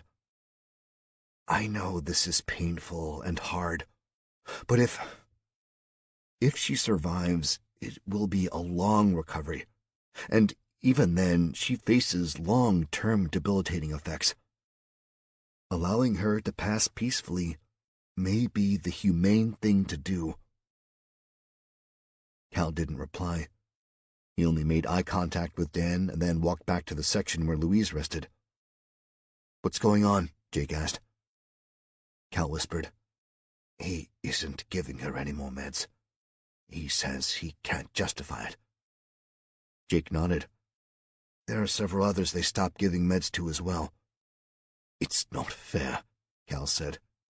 How can they do that? Don't take this wrong, Jake said. But put yourself in the other position. Say Louise had a good shot of getting better, but needed more medication. Medication that was going to people who were going to die anyhow. We don't know that Louise is going to be one of those people. We know what her chances are. Cal closed his eyes and shook his head in disgust. I'm not being a dick here, Cal. I'm just being honest. Cal, Louise called him weakly. Yes, I'm here. Cal rushed to her side. Her eyes were open. I'm in this room. What? Cal asked. You're talking about me like I ain't here. I am. I hear you. I'm sorry. Cal grabbed her hand. I am so sorry. Look, we aren't staying. We aren't. We're leaving. Good, she said. Good. I'm gonna take you out of here. Jake, if he will, can drive us. Absolutely. We're gonna shoot for Parkersburg or maybe even Charleston, Cal said. Get you some medical attention there. See if they can... No. Louise cut him off. No, they're right. You can't waste medicine on me. We have to fight, Cal said. We do. You said it was good we're leaving. Yes, leaving this place. I want to leave. I want to go home. Ripley. We can't be far. I don't want to die here. I want to die at my home. You're not dying. Louise closed her eyes tightly. I want to go home, Cal. Please. She opened her eyes, looked at him, and squeezed his hand. Please say you'll take me home. If he don't, a woman spoke up as she entered, I will. A middle-aged woman with a hardened face and a twang to her rough voice stepped closer. I'll take you home. I'm headed there. Ripley. I'll take you. Excuse me, Cal said. Who are you? We met. She shook his hand. You may not remember. I'm Helen Watson. Me, my son, and my husband tugged you off that boat. Oh, wow. Jake walked up to her and shook her hand. Thank you very much. Helen nodded. I was coming back to check on her. I was speaking to that other fella, Rick? She said his name as if she were guessing it. He just got back from a run. I spoke to him. He's going to stay back and help out here with my son. I'm headed down to Ripley, steal some of their volunteers for up here, the ones I can't help out elsewhere. Cal shook his head like a confused cat. I'm lost. Ripley, her hometown, it has medical help? About as much as here, Helen said. Like here, it's secluded, hasn't been touched or visited by the invasion. Right now, it's also a temporary hub. We have a better place. We'll go there. We're pulling resources, and I am talking to every able-bodied person I can find. While you two aren't all that able-bodied yet, you will be. And your state right now might work to our advantage, especially you. You don't sound like you're from around here. She spoke to Cal. I'm not. I was on vacation. Oh, good, Helen said. I spoke to the other guy. He doesn't look American, but he is. He's so damned Americanized he wouldn't pass for anything else. But you, Cal, you may be able to help. Jake held up his hands. I'm confused, and I am missing something. We volunteer here at this medical camp. I mean, I'm happy to get Louise home, but they need us here. I'll get people for up here, she said. People that can't do what we need them to do. And that is? Jake asked. Fight, Helen answered, then glanced at Cal. Infiltrate as an innocent bystander, not from this country. I can't get into details, mainly because I'll probably get them all wrong. We have a man in Ripley who can explain it all. We can get her home, comfortable, and get you two set up. So, you're starting a resistance? Jake asked. Starting? Honey, we have one. We're making it bigger, she said. Don't know if you know this, but this country was attacked and invaded. We have a few 100,000 Chinaman soldiers screaming, "We're here to save you," when we know they're not. They not only came to our backyard and picked a fight, they took our country. And she winked. We're going to take it back. Chapter 12. Swall, California, San Joaquin Valley. They weren't kidding around. At the crack of dawn the next day, just when Joe was having his breakfast, his workers showed up. The workers that were promised to him by the Asian man in a suit that came with the mayor. All the workers were young and fit, and they didn't say much. In fact, Joe swore they looked at him like he was some sort of prison warden. They tossed out "yes, sir," and "no, sir," like Joe was some kind of big shot. He wasn't. He never presented himself that way, and his own workers treated him like a pal. Where were his workers? In fact, Joe didn't know a single person that showed up at his farm. They all arrived in the back of a truck, filed out, and waited.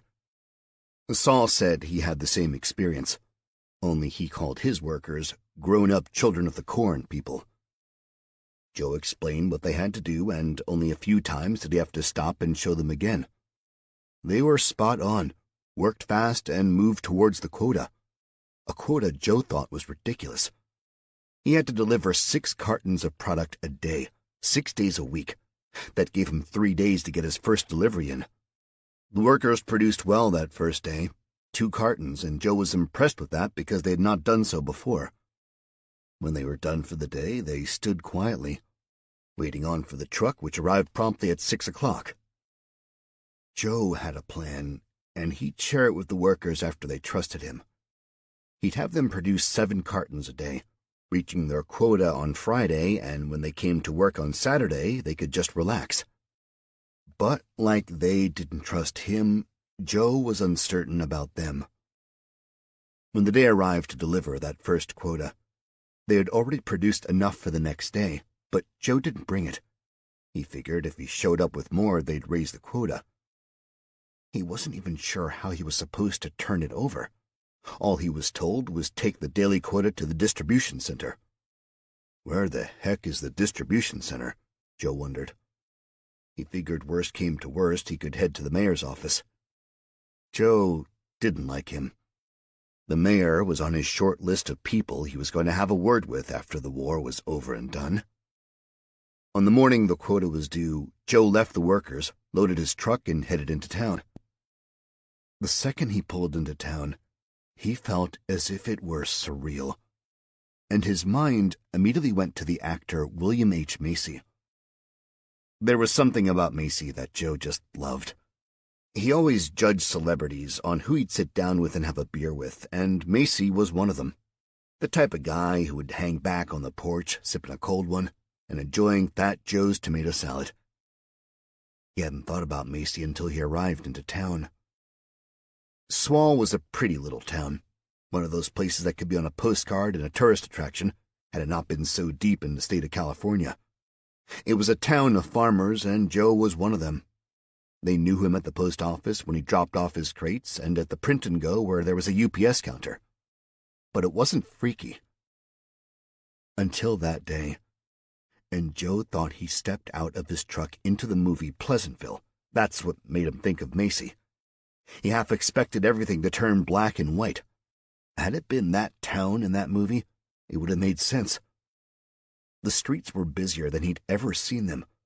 People were dressed in their Sunday best as they walked the streets, waving to each other and smiling. Women with baby strollers moved up and down the sidewalks. The ice cream man was dishing scoops from his cart for a nickel. What year was it? Was Joe dreaming? The old playground, center of town, the one that had rusted out years before and was always overgrown, was now painted brightly. The grass was cut while 6 children swung happily. Did they even have 6 kids in town?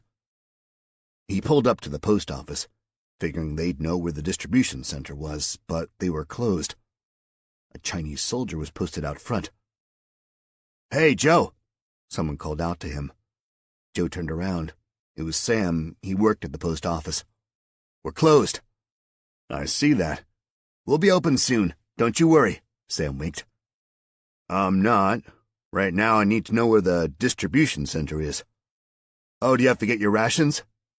"No, I'm fine." "You should take your rations," Sam said. "Everyone does. Sign up and take them, Joe. It's at the old Wren Theater. Just ask for sign-up." "Okay, yeah, well, maybe I will." Joe glanced at him suspiciously cross-eyed. "I'll head on over. I have to drop off." "Thank you, Joe." "Hey, Sam, what the heck is going on around here? I mean, everyone is walking around happy-go-lucky." "It's good to be alive, Joe." "Yeah, so why dress up?" "It's the rules. If you are out and about in town and not working, you must be dressed in suitable clothing." "Oh, who the hell made that rule?" Joe asked. "It's a good rule, Joe. Gives people a sense of worth." He nodded at the Chinese soldier. "It's a good rule." Joe looked over his shoulder at the soldier. "It sucks, you know, that rule. Just saying." "Okay, I'm headed over." Joe headed toward his truck. "Say, Joe," Sam called out. "We started a pierogi club at the church. We're making them tonight. Would you like to join us?" "A pierogi club?" "Yeah, you know, the pockets of dough with filling." "I know what a pierogi is." "Funny thing. Everyone thought the Chinese invented them." Joe grumbled to himself. "But that's simply not true. No disrespect to our foreign guests here. They were just trying to take credit. The Polish people were like, 'Nope, we got this.' Gotta love a pierogi. It's like a surprise every time you open one." "Not really, Sam. If they're potato and cheese, then you get potato and cheese." "You should come, Joe." "No, I'll pass, but thanks." He headed toward his truck. "You'll like these pierogi." "I'm sure, but I'll pass. Thanks." Joe opened his door and climbed in his truck and whistled. Sam must have been stressed. He was really unlike himself. It wasn't far to the theater, and had Joe just driven around town, he would have realized it was the place. People lined up before a table, while armed soldiers stood on guard. Joe really wasn't in the mood to stand in line. Then he noticed a deliveries table, and he loaded up the dolly with the first 4 cartons, took them over, and headed back to the truck. When he returned with the last 2, Mary Lou Martin was seated at the table. She wore a wide smile and blue floral dress. Her husband ran one of the best fruit stands in the country. "Hey, Joe, I have you dropping off," she said brightly, handing him a clipboard. "We just need you to sign. How you doing?" "Good, thank you. You?" "Wonderful. Just wonderful." "That's good to hear." He handed back the clipboard. "How does the payment work?" "Not real sure. I know that it is monthly." "Were you and Greg given a quota too?" Joe asked. Mary Lou shifted her eyes to the soldier to the left. "No, we don't have a quota. We're not doing the farming thing. These wonderful people took it over after Greg's passing." "Say what? Passing? My God, Mary Lou, I'm so sorry to hear that. I thought he was healthy as a horse." "He was. It was an accident. A skirmish, and he was caught up in it. Joe was truly shocked to hear the news. When did he pass? 4 days ago. 4 days? I'm good, though, Joe. Life is good. I don't have the farm to worry about. I have this job, and I have pierogi club at the church. You should join us, Joe. You really need to join us. Maybe another day, Joe said. I have to head back. Got the zoning committee at my place. Zoning committee? She asked. That's what I call my new workers, because they're all zoned out. See you around, and I am really sorry about Greg. No problem. Oh, hey, Joe, how's Tobias? Joe stopped cold, and a lump formed in his chest. I don't know. He was doing that road trip thing, and I haven't heard from him since everything happened. You know there's a database. It's made up of health camps, refugee centers, displaced survivors. It's updated constantly. Every morning you can check to see if a loved one is on there. It's only open until 10. You just missed it. Really? Where at? The library. Thank you, Mary Lou. I will come back. Thank you for that. Sure thing. And Joe? You'll find him. Joe stopped walking and nodded his gratitude. I'm sure wherever my nephew is, he's standing on his feet. Cleveland, Ohio. The butt of the rifle landed square on Toby's face, and he knew before he even hit the ground that his nose was broken. He fell back in what felt like slow motion. He could hear Harris yelling, but Toby was in so much pain it was muffled. He landed hard to the ground with a crack to his back. However, he was resilient. As if he weren't even hurt, he rolled to his side to get back up. Only making it to his knees, Toby was tromped by a soldier and smashed face first into the concrete. All because Toby, innocently enough, protested when he saw one of the soldiers grab Marissa inappropriately and then put her in the back where the women were gathered. Hey, dude, what the hell? Toby said, reaching for the soldier's hand. At that point, he was shoved back, and when they did that, he fell from the truck. Toby, run, Harris told him. But before he could do anything, just as he got to his feet, the soldier pummeled him with that rifle. How he kept consciousness, Toby didn't know, even though it was fuzzy to him. When they lifted him from the ground, they did so holding under his arms and dragged him face down. He watched his own blood pour from him. They tossed him less than gently back into the rear of the truck. He rolled when the vehicle jolted and started to move. Harris reached down and helped him up to the bench. You all right? Toby didn't know how to answer that. Of course he wasn't all right. A man across from him took off his overshirt and handed it to Toby for his bleeding. He was grateful and held it to his nose. It was all new to Toby. He had never been in a physical confrontation his life. Yet there he was, with a bleeding nose and a bruised ego.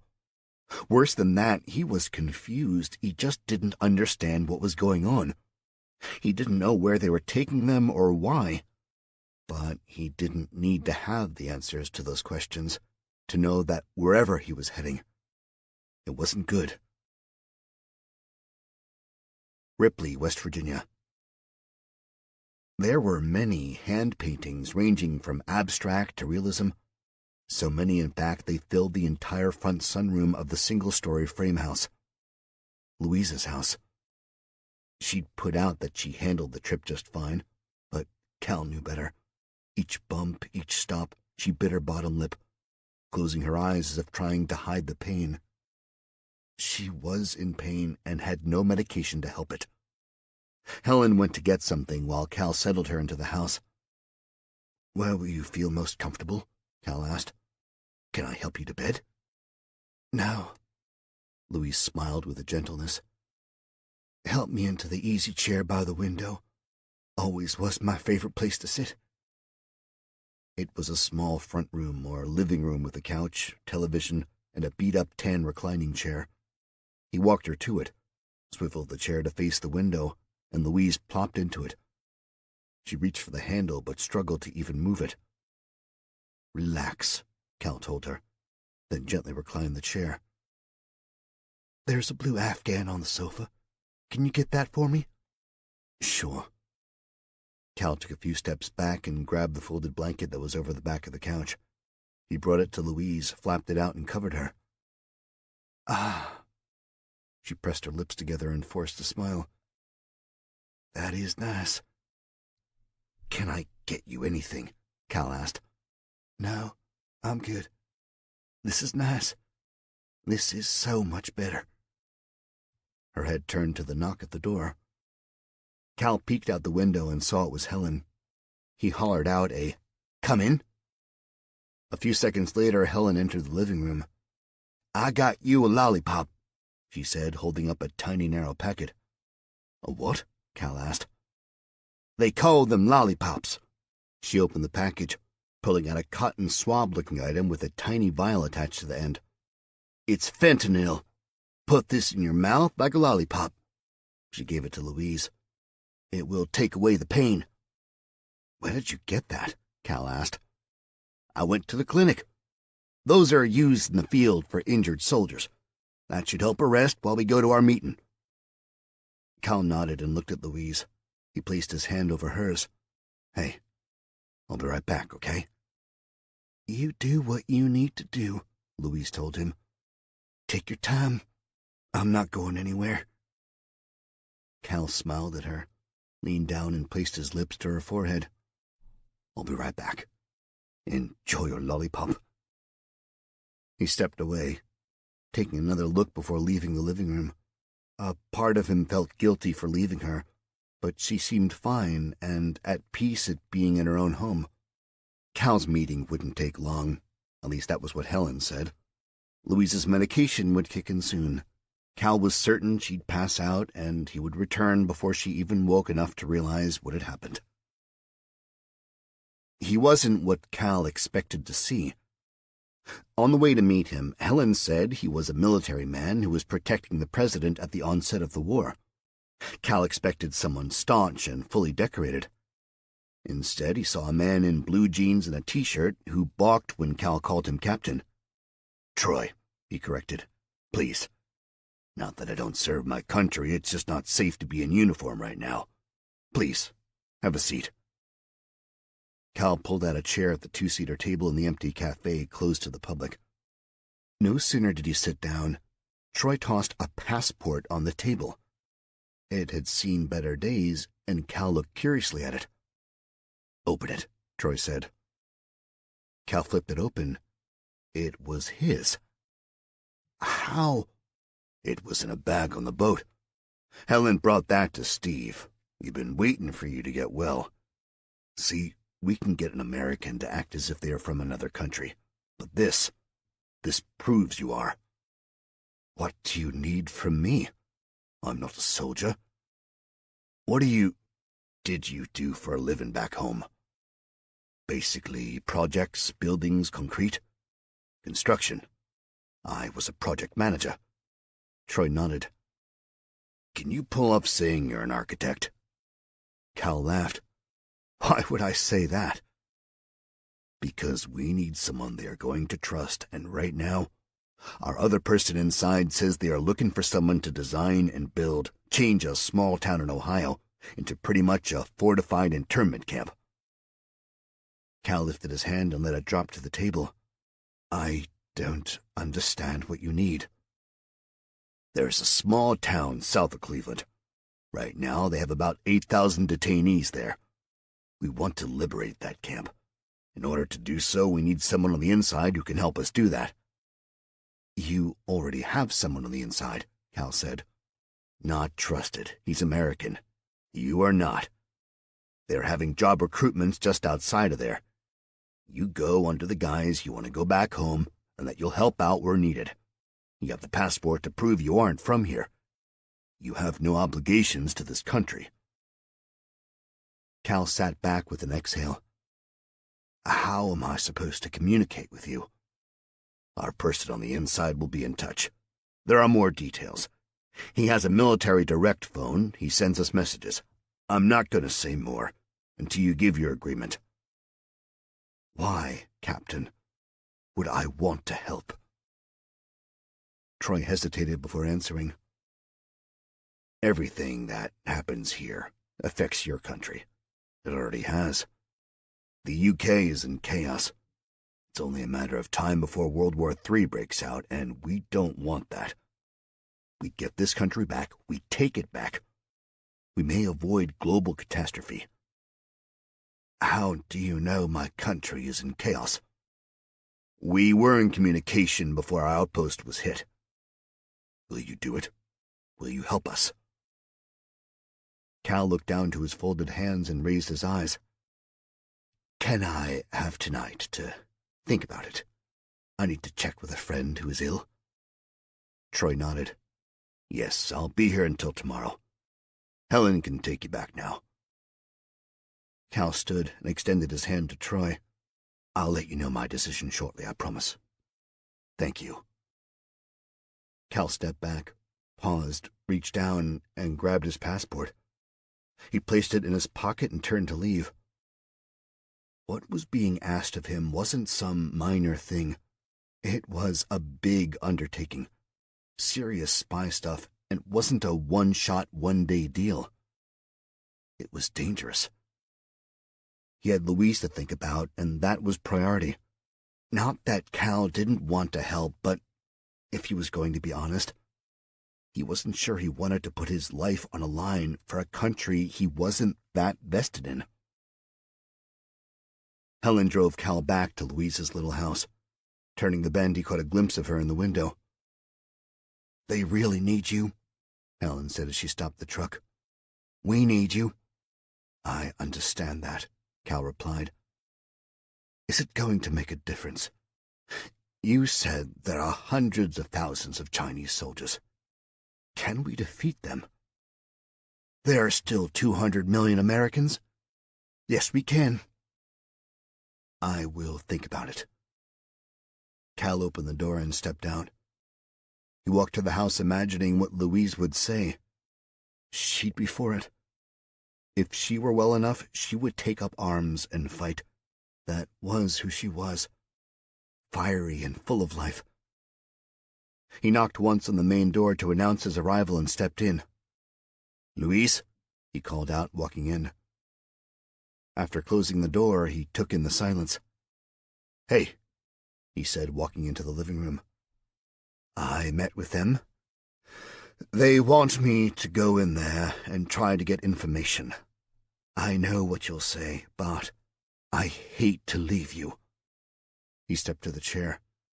Look, they had my passport and... He paused. Shit, you're sleeping. Louise had her head propped in her hand and tilted to the side. I'm sorry. He lowered his voice, then grabbed for the blanket that had fallen a little from her. The moment he lifted it, he froze. Louise wasn't sleeping. She had passed away some time while he was gone. In that short span of time. Cal's heart sank to the pit of his stomach as he dropped to his knees at her chairside. How did it happen? She had been such a big part of his life, through such a huge ordeal. Yet she slipped quietly away after her body had taken such a beating from the radiation poisoning. He felt horrible he wasn't there. Not there to hold her, say goodbye, or even his feelings. He placed his hand over her wrist, lowered his head to her arm, and stayed there. He just couldn't move. Chapter 13. Holly River Base, West Virginia. Glad you made it back before sundown, Gus said to Troy. He was seated on the front porch of Bear's house, sipping a cup of coffee and relaxing when he saw Troy pull up in the pickup truck and step up. I still have a few hours before dark. Any trouble? Gus asked. Nothing, no procs. I took the back ways. What are you doing here? Troy asked. Thought I would take a long shift here to monitor the radio and any other coded transmissions that come in. Plus, I want to double-check all the Morse code that has come in so far. Gus said. That was kind of my specialty for a while. You know we have the decoder, right? Yep, but I'm old school. Don't trust those things. I'd rather give it a once-over myself. Makes sense. So, any word? Gus asked. You mean about the Englishman? Troy shook his head. No, I got the feeling from him that it wasn't his fight. But it is his fight. Did you tell him that? I did, but it is up to him. When I left them, Helen was riding him back. She was going to get him all the details. Hopefully we'll find out soon what he does. He knows where to find the means of communication and knows how to locate our inside guy. That's all we could do. The rest is up to him. Gus nodded. Thank you for trying. I just know that we have to do something, and we have got to get it done soon. We have the diversions in place that we want to execute before we start Camp Liberation. When will the diversion hits begin? Few days. I'm worried. There's another whole line of fleet coming over across the Pacific. It's not going to be long before they hit us with another invasion. If that happens, I don't know where we'll stand on this, Gus said. I wonder why they haven't hit us again yet. I guess they're waiting for the official surrender, since they have the president. Surrender? Yeah, you spent a little time with her. What do you think? Do you think she will surrender? If she does, then it's done. I don't know. Troy shrugged and shook his head. She's hard to read. She really is. She wants to do well, but she's in over her head.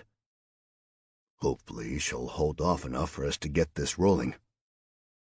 Gus, really, I understand what we are doing, and I am a part 100%.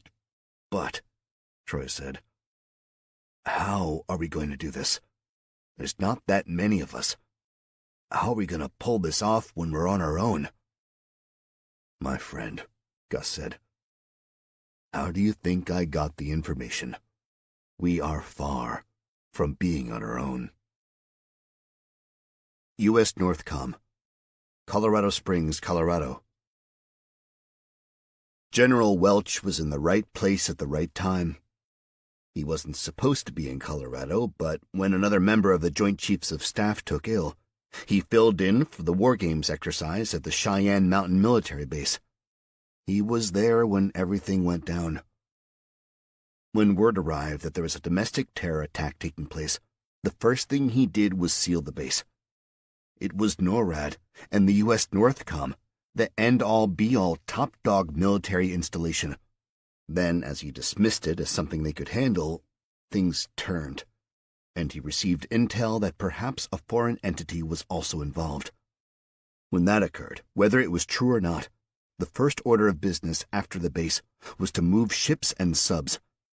The biggest line of defense for the United States was stationed outside of Bangor, Washington, and General Welch made sure they were in position to defend their country. He listened and was impressed as Lieutenant Colonel Gilbert in Alaska successfully intercepted as many incoming missiles as they could. Then Welch ordered Gilbert to seal his base as well. Typically the base would have emptied out roughly 100 people, but the domestic hit came just before the end of the workday, and Cheyenne Mountain had over 300 people inside.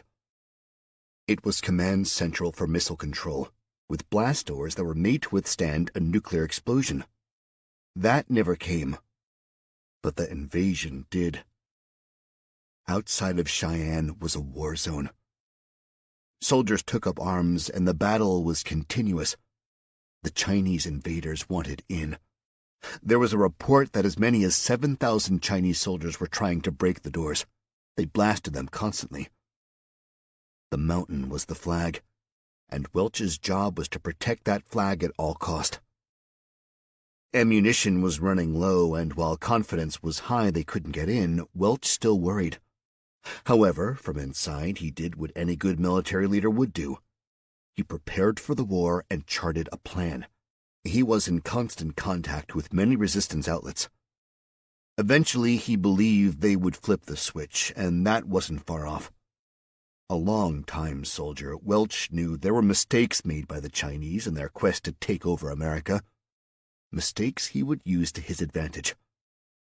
Their invasion against America was badly planned. Paul Regal was a journalist assigned to cover the War Games military exercise. He wasn't seasoned, so when everything occurred, Paul panicked and stayed close to the general. He asked a million questions, not for a story, but to be informed. Within days, however, he was becoming an expert. The general kept him informed, and Paul helped the general, almost as an assistant. "Where are they now?"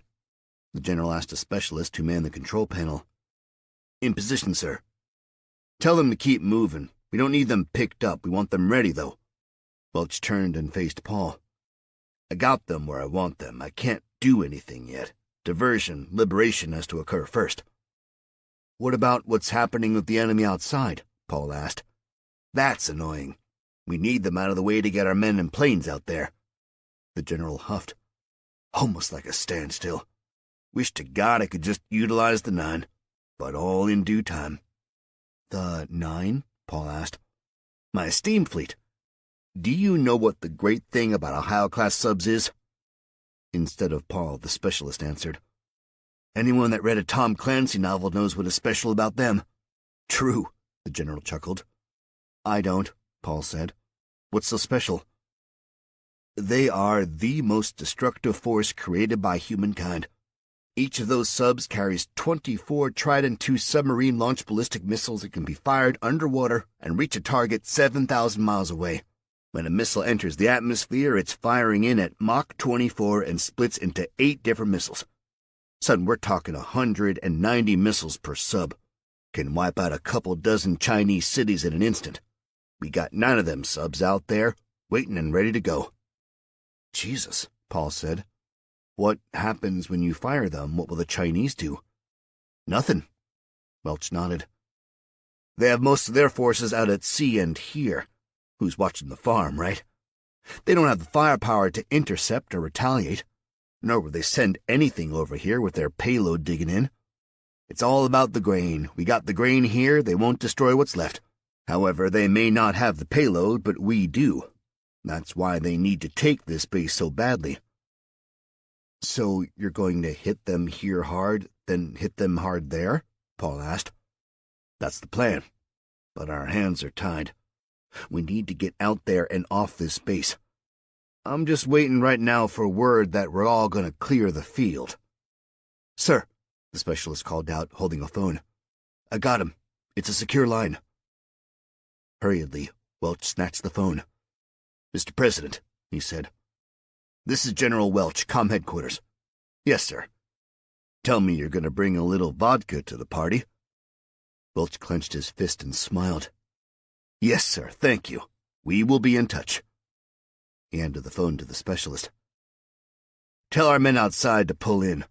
Those who remain out there, mask up." His eyes went to the map. "In 1 hour, this shit outside is going to end." Swall, California, San Joaquin Valley. The zoning committee, as Joe called them, were all working at a steady and freakishly unison pace. He needed a general foreman, someone he could say to, "Hey, I'll be right back." But he didn't think any of them would even notice if he did leave. Joe wanted to check on Saul, see how he was doing with his workers, and wanted to tell him about Greg. Part of Joe wondered what the death by skirmish meant. Maybe he'd get a chance to talk to Mary Lou without the presence of soldiers. He blamed that on her odd behavior. But what of his workers? If Joe didn't know better, he would have sworn they were all brainwashed. He didn't know if it was his workers or all farm workers, and that was another reason he made his way to Saul's. He tried at first reaching him by phone, but there was no answer. When he arrived at Saul's, he could see the workers in the field, only specks of them as they moved, bent over, picking the berries. After parking directly in front of Saul's, Joe honked the horn, stepped from the truck, and honked again. "Hey, Saul!" Saul appeared at the screen porch door. He didn't step outside, staying inside and was shadowed. "Come on in." Saul left the door, and Joe walked up to the porch and in. "I saw your workers out there," Joe said as he walked in. "How they doing ya?" Good. Saul's voice came from the kitchen. He then coughed. Don't know about yours, but mine are like robots. Mine too. Saul coughed again. So, I went to town to drop off my quota. Jill walked to the kitchen. Everyone is all dazzled up in their Sunday best. Seems it's a new rule. Saul stood at the stove, back toward Joe. He coughed about 3 or 4 times in a row. You okay? Yeah, got some sort of bug. Go on. Anyhow, I saw Mary Lou Martin. Perky as a peacock, and Greg died 4 days ago. Yeah, I heard. She said there was a skirmish. Skirmish, hell, Saul said. He wanted them off his farm, and they shot him. God damn it. Was it worth it? To him it was. Saul fixed a cup and turned around. Jesus, Joe said in shock. You are sick. Saul's face was pale, his eyes dark, and he had raw-looking sores around his mouth and nose. I feel like crap. You look it. Is that the herpes on your mouth? No, Saul barked and walked toward the table. It's cold sores. They started last night, hurt like a bitch. He paused to cough. Got them on my hands, too. Did you want tea? No, if I did, I'll fix it myself. You ought to get to bed and rest. I will as soon as my workers load on the bus. Might need you to take my quota if I don't feel better tomorrow. Joe nodded. I can do that. But maybe you should see a doctor. I will in a couple days. Just want to avoid town. Saul took a sip of his tea. I didn't want to miss the pierogi club tonight. Say what? Joe asked, shocked. You too? What in the world? Is it just a wartime social thing, or are you really in the mood for a pierogi? 'Cause I have a box of— No, Joe. Saul shook his head with a smile, paused, cringed, and touched his sores. Is there something more to this? If there is, it's an open invitation to the firing squad. I honestly don't know, but go, okay? At the very least, there'll be homemade pierogi. Joe, gripping the back of a chair, merely grumbled an indecisive,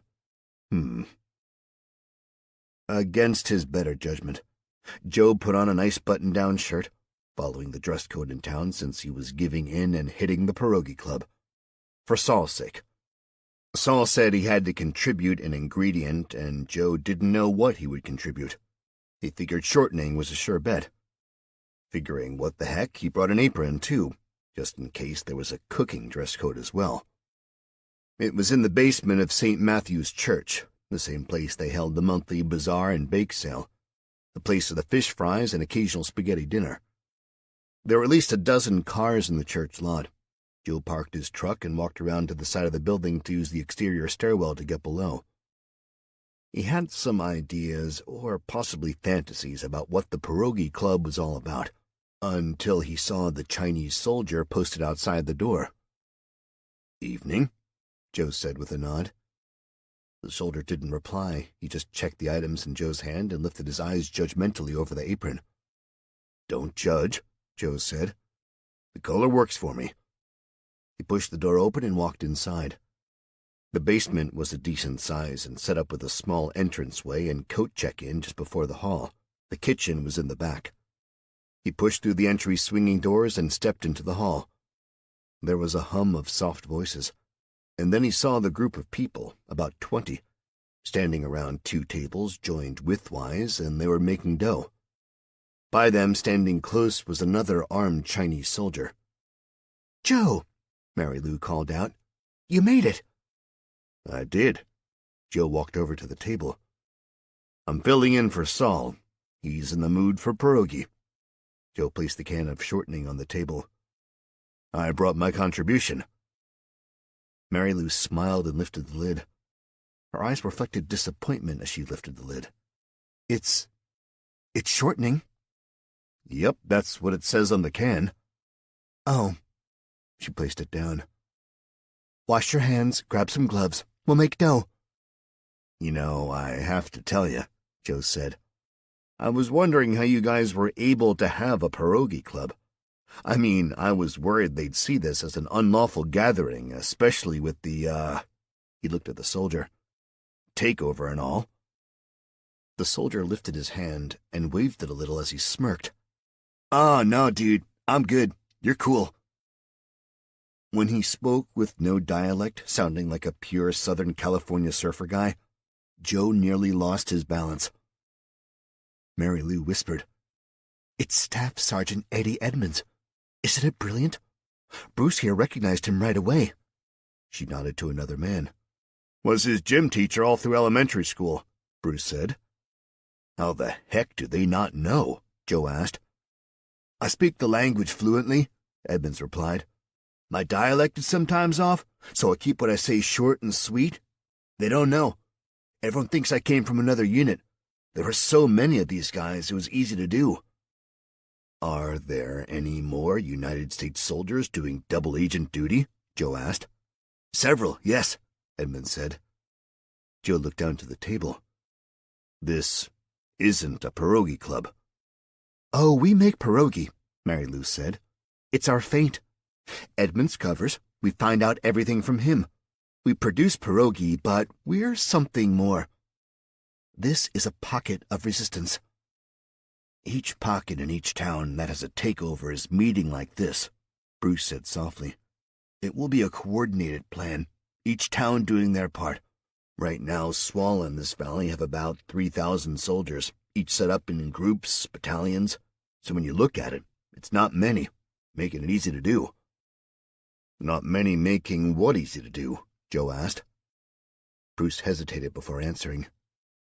To take out. Trying to speak quietly, Joe, in shock, squeaked out, What? You mean? His eyes shifted, and he paused when he saw a man working with dough. Hey, wait a second. You work for me. The man nodded. I do. My name is Josh. What the hell is up with you guys? You act like zombies. We have to. Each of us has a family member at a detention camp, and they are holding that over our heads, Josh answered. There is a sequence of events, Mary Lou said, all coordinated to let them know we mean business. If this works, we can take this country back. But everyone has to do their part, Joe. Everyone. You want your country back, you have to do what it takes. And you are more vital than you think. No, Joe shook his head. Yes, Mary Lou said. They are storing your tomatoes. At the end of the week, those crates of tomatoes are going... Joe covered his ears and shook his head. No, you hear me? He whispered harshly. No, I will not be a part. What happened? Mary Lou asked. When you lost that weight, did you lose your balls? Everyone said it. Fat Joe is gone. Yeah, he is. The Joe Garbinu I knew stood up for what was right. He wasn't scared, he fought. That Joe wouldn't sit idly by doing what he was told. He probably would have been shot like Greg. But that Joe is gone. Joe grumbled. He's not gone, and my balls are just fine, thank you. The only way we can do this is if everyone does their part. There are so many of them. But there are even more Americans, Mary Lou said. Think about it, Joe. Think about it. In the meantime, stick around. It will look suspicious if you leave, and... She handed him the apron. Make some pierogi. Chapter 14. 14 days post-bombs. Caldwell, Ohio. I'll be there, Cal said. I'm part of it. Cal walked a good distance. It was better that way. Caldwell, Ohio only has 5 roads that go into it, Troy told him. Each one is sealed, blocked off. Walking along Highway 77, Cal had just seen the Caldwell sign earlier and knew he was close. He just didn't know what would happen. They will ask you a lot of questions. Get in the state of mind you want to go home and do whatever it takes, Troy said. Across the highway is a correctional institute. Rumor has it they killed all inmates and are using the property now as holding. We don't know. Whatever the case, we want those people especially. You want criminals to fight for you. We want people. Even before Cal arrived at Caldwell, he saw the roadblock. Cars were lined up leading to it. All of them were empty and abandoned. At the end of the line of cars was a fence, and you could make out several large military vehicles. Our inside man is not in a position of trust. He will reach out to you. He will give you the means to communicate. How will I know him? He'll come to you. You know what we need. Cal couldn't believe he'd agreed to do it. But what else did he have to do? Louise would have wanted him to, and probably would have scolded him if he refused. His instructions swirled in his mind. He was given so much direction in so little time. He was tired. He was far from 100% and hoped to rest, but knew that was impossible. He heard it about the same time he saw it. Weapons being engaged, and words shouted out to him in a language he didn't understand. Cal had arrived at the checkpoint, and did the only thing he could. He raised his arms in surrender. I just want to go home. Can you guys help me get home and out of this godforsaken place? Cal tried to convey to the soldiers, but was treated like a wanted fugitive. He was roughly pulled aside, his items taken and searched. He was patted down for weapons, but they did take interest when they discovered his passport. They returned his backpack and walked him through the security fence.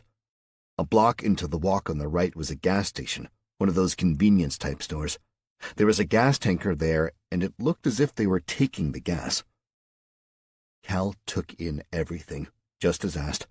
The entrance off of Highway 77 was barely guarded, and he guessed that was because of the sea of cars parked across all 6 lanes of the road.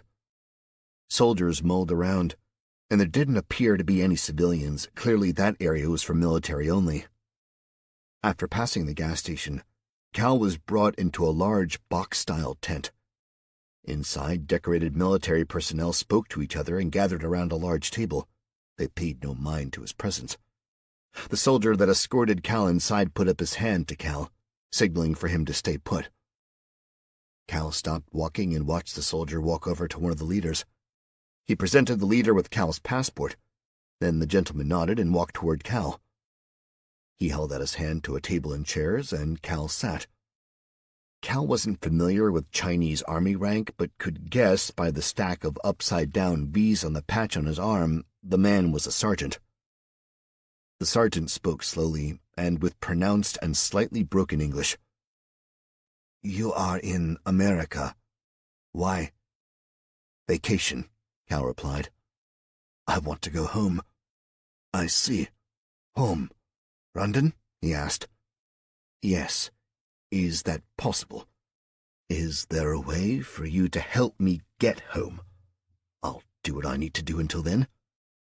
I will make some calls, he said, lifting the passport. I will need to hold on to this. Yes, absolutely. Mr. Calhoun, is it? Cal nodded. It could be some time. You would be willing to work the camp as an ambassador? We need English-speaking workers. Yes, I will. You do not look healthy. Cal shook his head. I have been sick. Radiation. We will see about getting you a job and bed. Until then, let us get you medical treatment. Follow me. He walked by Cal and out of the tent. Cal followed. He didn't know what the job and bed would entail, but he did know one thing. He was in, and that was reason for his being there. U.S. Northcom, Colorado Springs, Colorado. Welsh had to wait 24 hours before he could leave the mountain and investigate. The raging battle Continuous gunfire over what Welch called the flag had ended. One call out, and the rescue came in the form of an experimental bomb from Russia. It was so different that even masks didn't work. Welch lost 3 men. Men who believed they were safer and stayed outside to keep firing. The bomb was not an explosion. It didn't contain firepower, radiation, or some biological agent. Instead, when the bomb detonated, it spewed trillions of what Welch could only describe as microscopic shards of glass, or similar to glass. If any landed on the skin, they were absorbed and their acid ate their way through the layers of epithelia. But their main route of attack was inhalation, and that caused an agonizing death. The microscopic shards entered the person's airways, embedding in the lining of the bronchial tube and lungs. Every breath taken thereafter pushed the shards deep into the tissue, cutting it to shreds. The victim coughed and choked as the entire respiratory system was annihilated. The lining of the lungs turned into a slosh, and they drowned in their own blood. It was horrendous and painful. It was inhumane. But the only way to bring a halt to the situation outside of Cheyenne Mountain.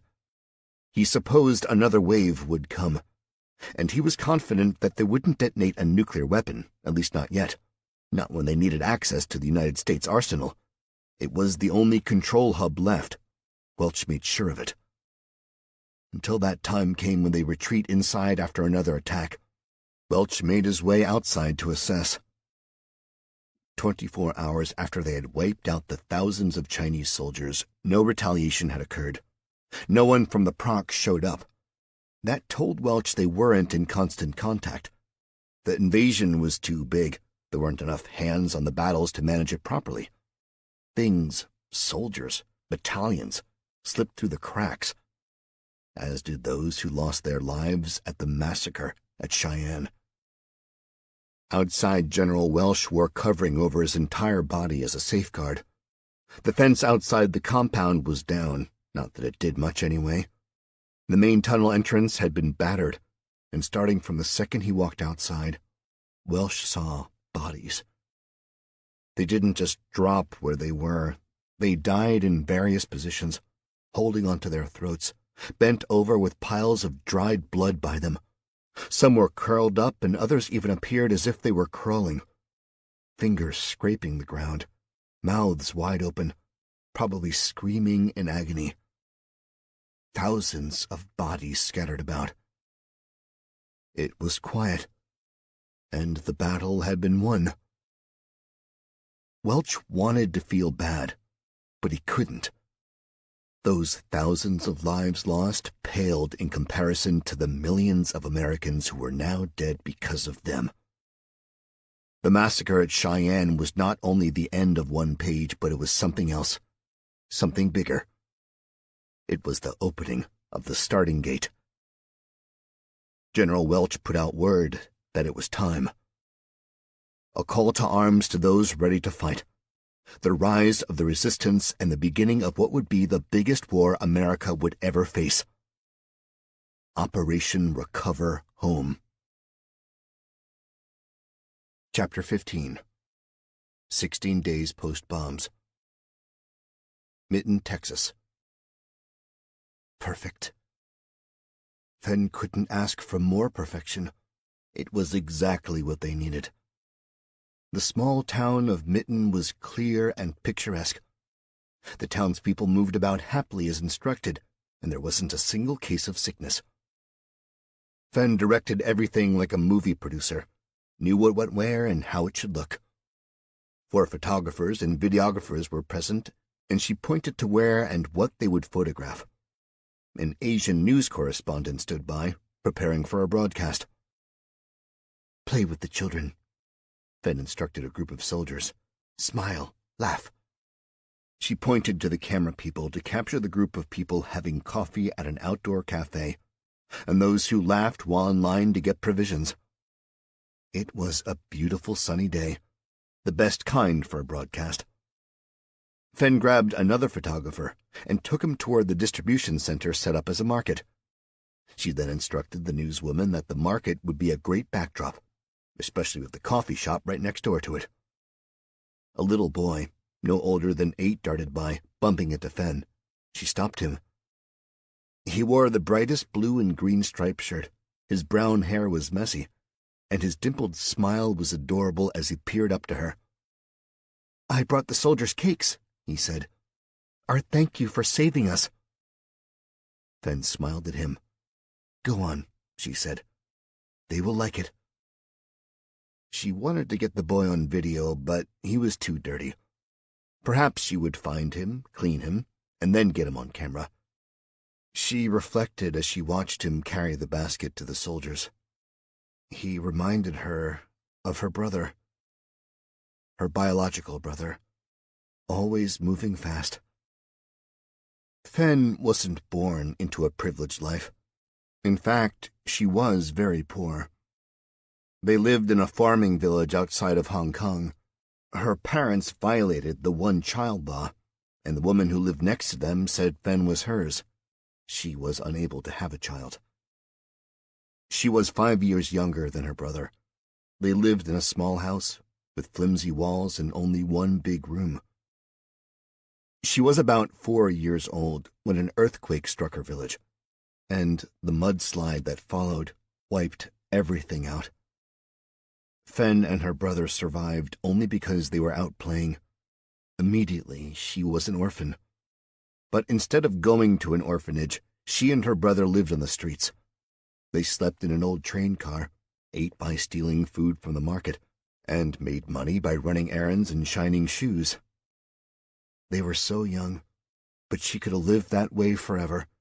Her brother took care of her, until the day he was hit by a car right in front of her. She screamed and cried. He wasn't killed, but they found out they were orphans and had no parents. A newspaper had a picture of her crying, and a wealthy family adopted her. She never saw her brother again. Fenn had been searching her entire life for him, but he was nowhere to be found. She wouldn't give up. The sight of the boy in the green and blue shirt brought back fond memories of her brother. She watched him run off after leaving the treats for the soldiers. She wanted to follow him, but the news reporter began, and she wanted to listen to make sure everything was relayed properly. He would be easy to find. He tucked himself against the corner pharmacy store watching the broadcast. Fenn waved. He waved back.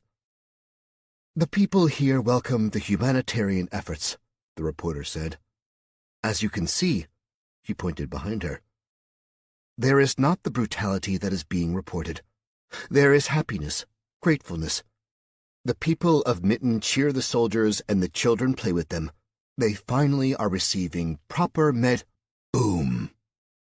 The loud explosion rocked the ground, and a blast of heat caused a fast, high-pressure wave of air that lifted Fenn from her feet and threw her in the air and a distance of 10 feet.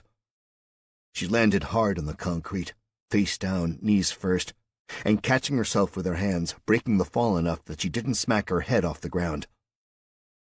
There was a pressure-filled pain in her ears, and they rang so loudly she couldn't hear. A split second after she landed, she felt droplets hitting against her hands like rain.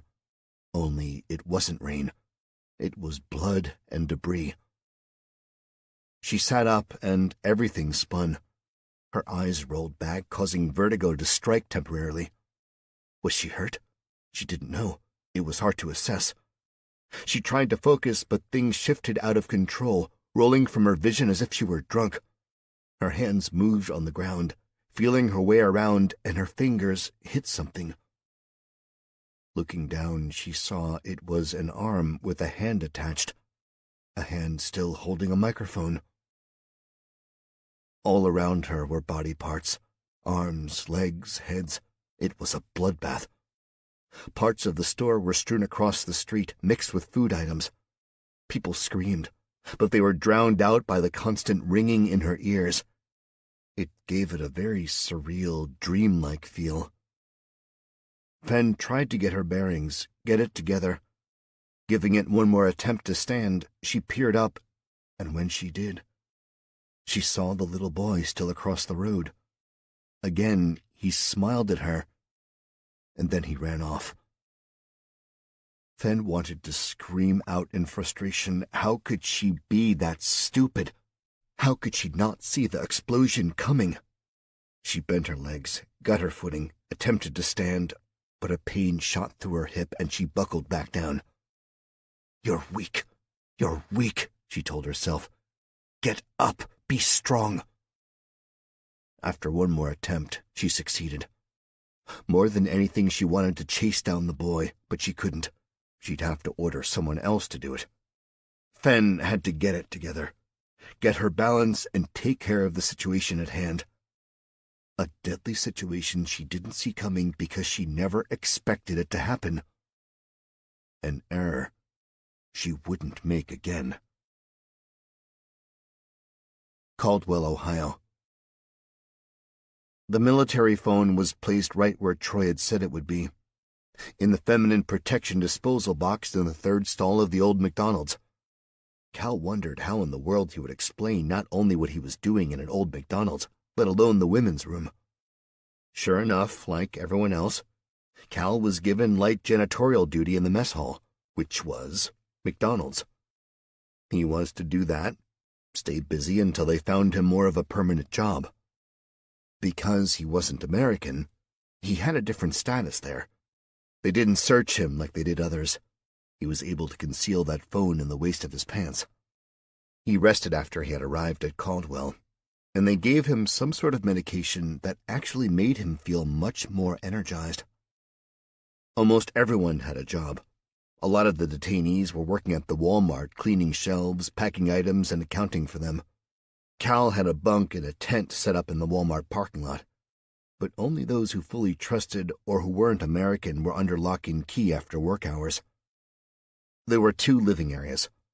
For refugees, who were more like detainees, hundreds of tents, campers, and box houses were set up in a large fenced-in area within a fenced-in area that extended over the highway toward the prison.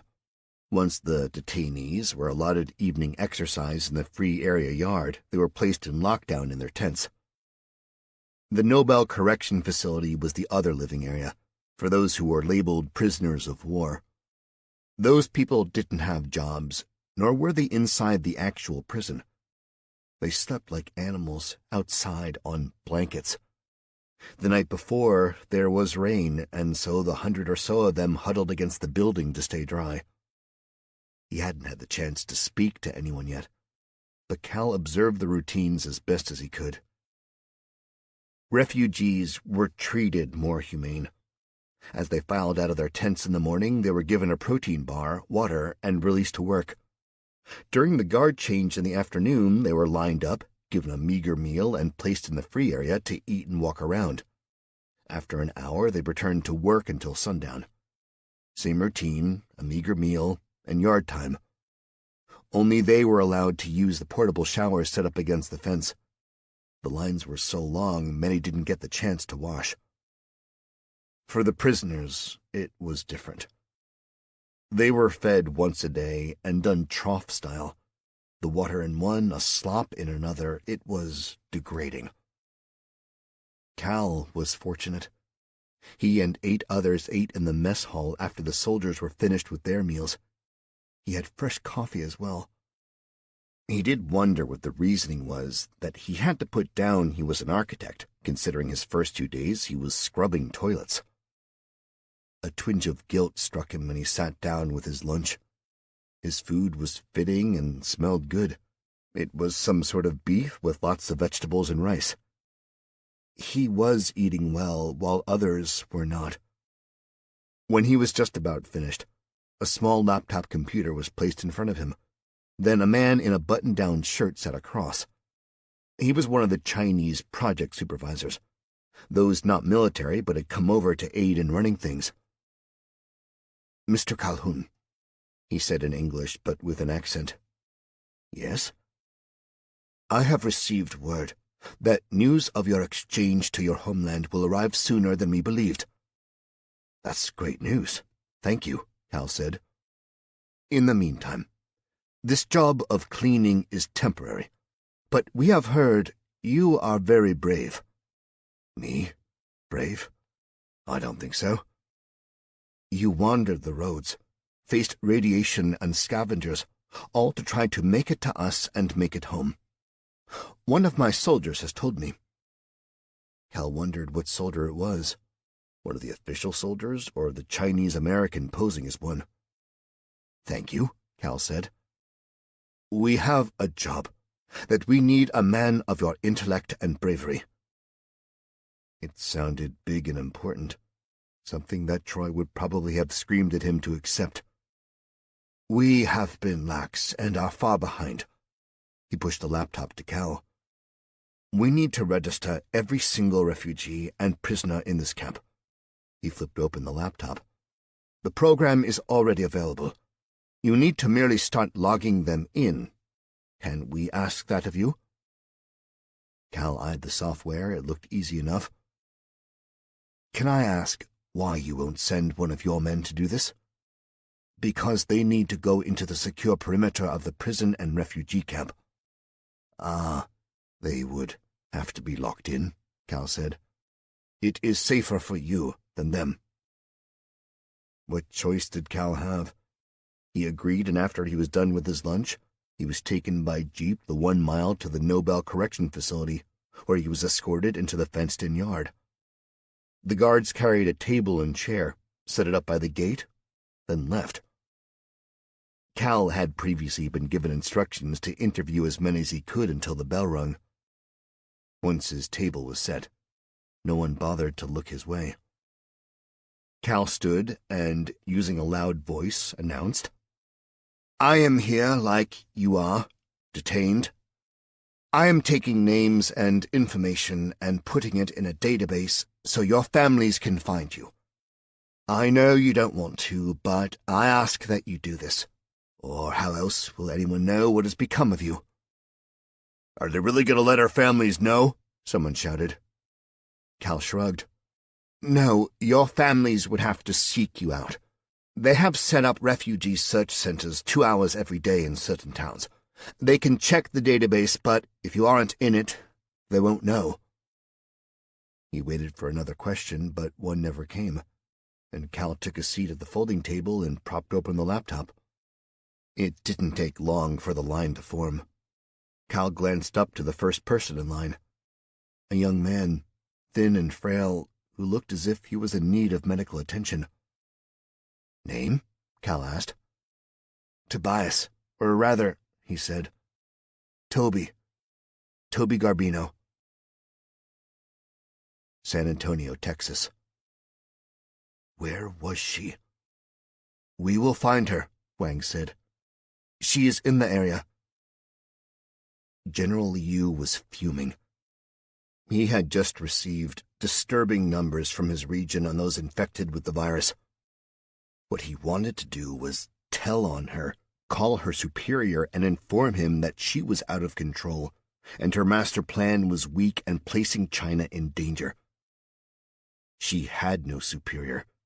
Her uncle, the president, was her superior, and there was no going to him. At least General Liu was one of the very few who knew that information. Things had taken a turn in the previous few days.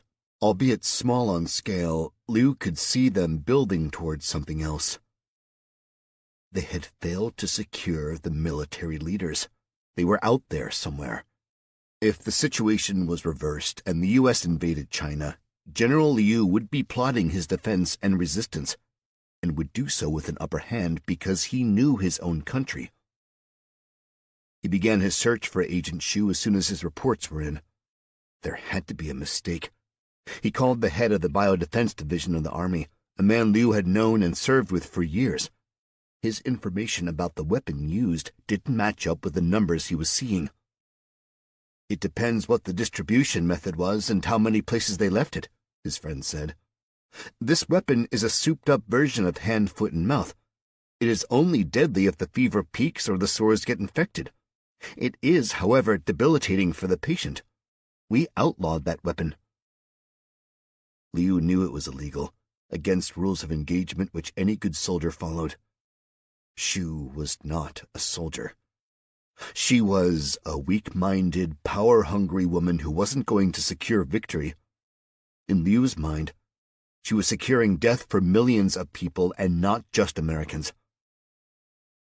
Sergeant Huang did not stay back as he always did. He stayed close, telling Liu it was because Shu was surrounded by agents when they found her in the office of the mayor. "We are doing the best we can," Fen said to the mayor, "but our hands are tied, and help is limited until we receive full authorization. We won't get that until the surrender is secured." "You'll never get the surrender," the mayor said. "Then your people will die from this horrendous sickness." General Liu stepped into her line of vision. Fen peered up. "Leave us," she said to the mayor. "And you, Sergeant," she spoke to Huang. "Stay in the hallway." When the room was cleared, she slowly stood, walked over and closed the door. 1.7 million, General Liu said. 1.7 million Americans are on the brink of death from a virus that does not have that high of a fatality rate. Calmly, she responded, "We need to help it along." "That's just those dying. The number grows each day." Fen shrugged it off and returned to the desk. "The higher the number, the more resistance will build." "Just as I thought. You are here to chastise me when you should be doing your job." "What job?" Liu asked. "Check on camps. I am concerned about the events here, the ones happening right now and the ones that will happen." "The attacks?" "Yes. Agent Shu, I implore you, as a military man and one who knows war, I implore you to send back the ships we have waiting in the ocean, return them to our homeland.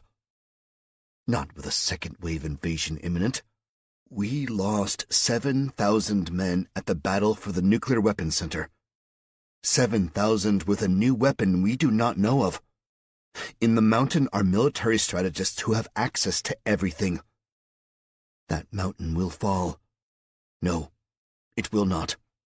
And the camps? The explosion you witnessed was one of 15. This is the start. Send our troops home to protect our homeland. You have no right to direct me. And you," he raised his voice, "have no right commanding troops without experience." "You, old man," she stood and walked to him snidely. "You are confusing defense for rebellion. And that is what this is, a simple rebellion. The Americans are spoiled.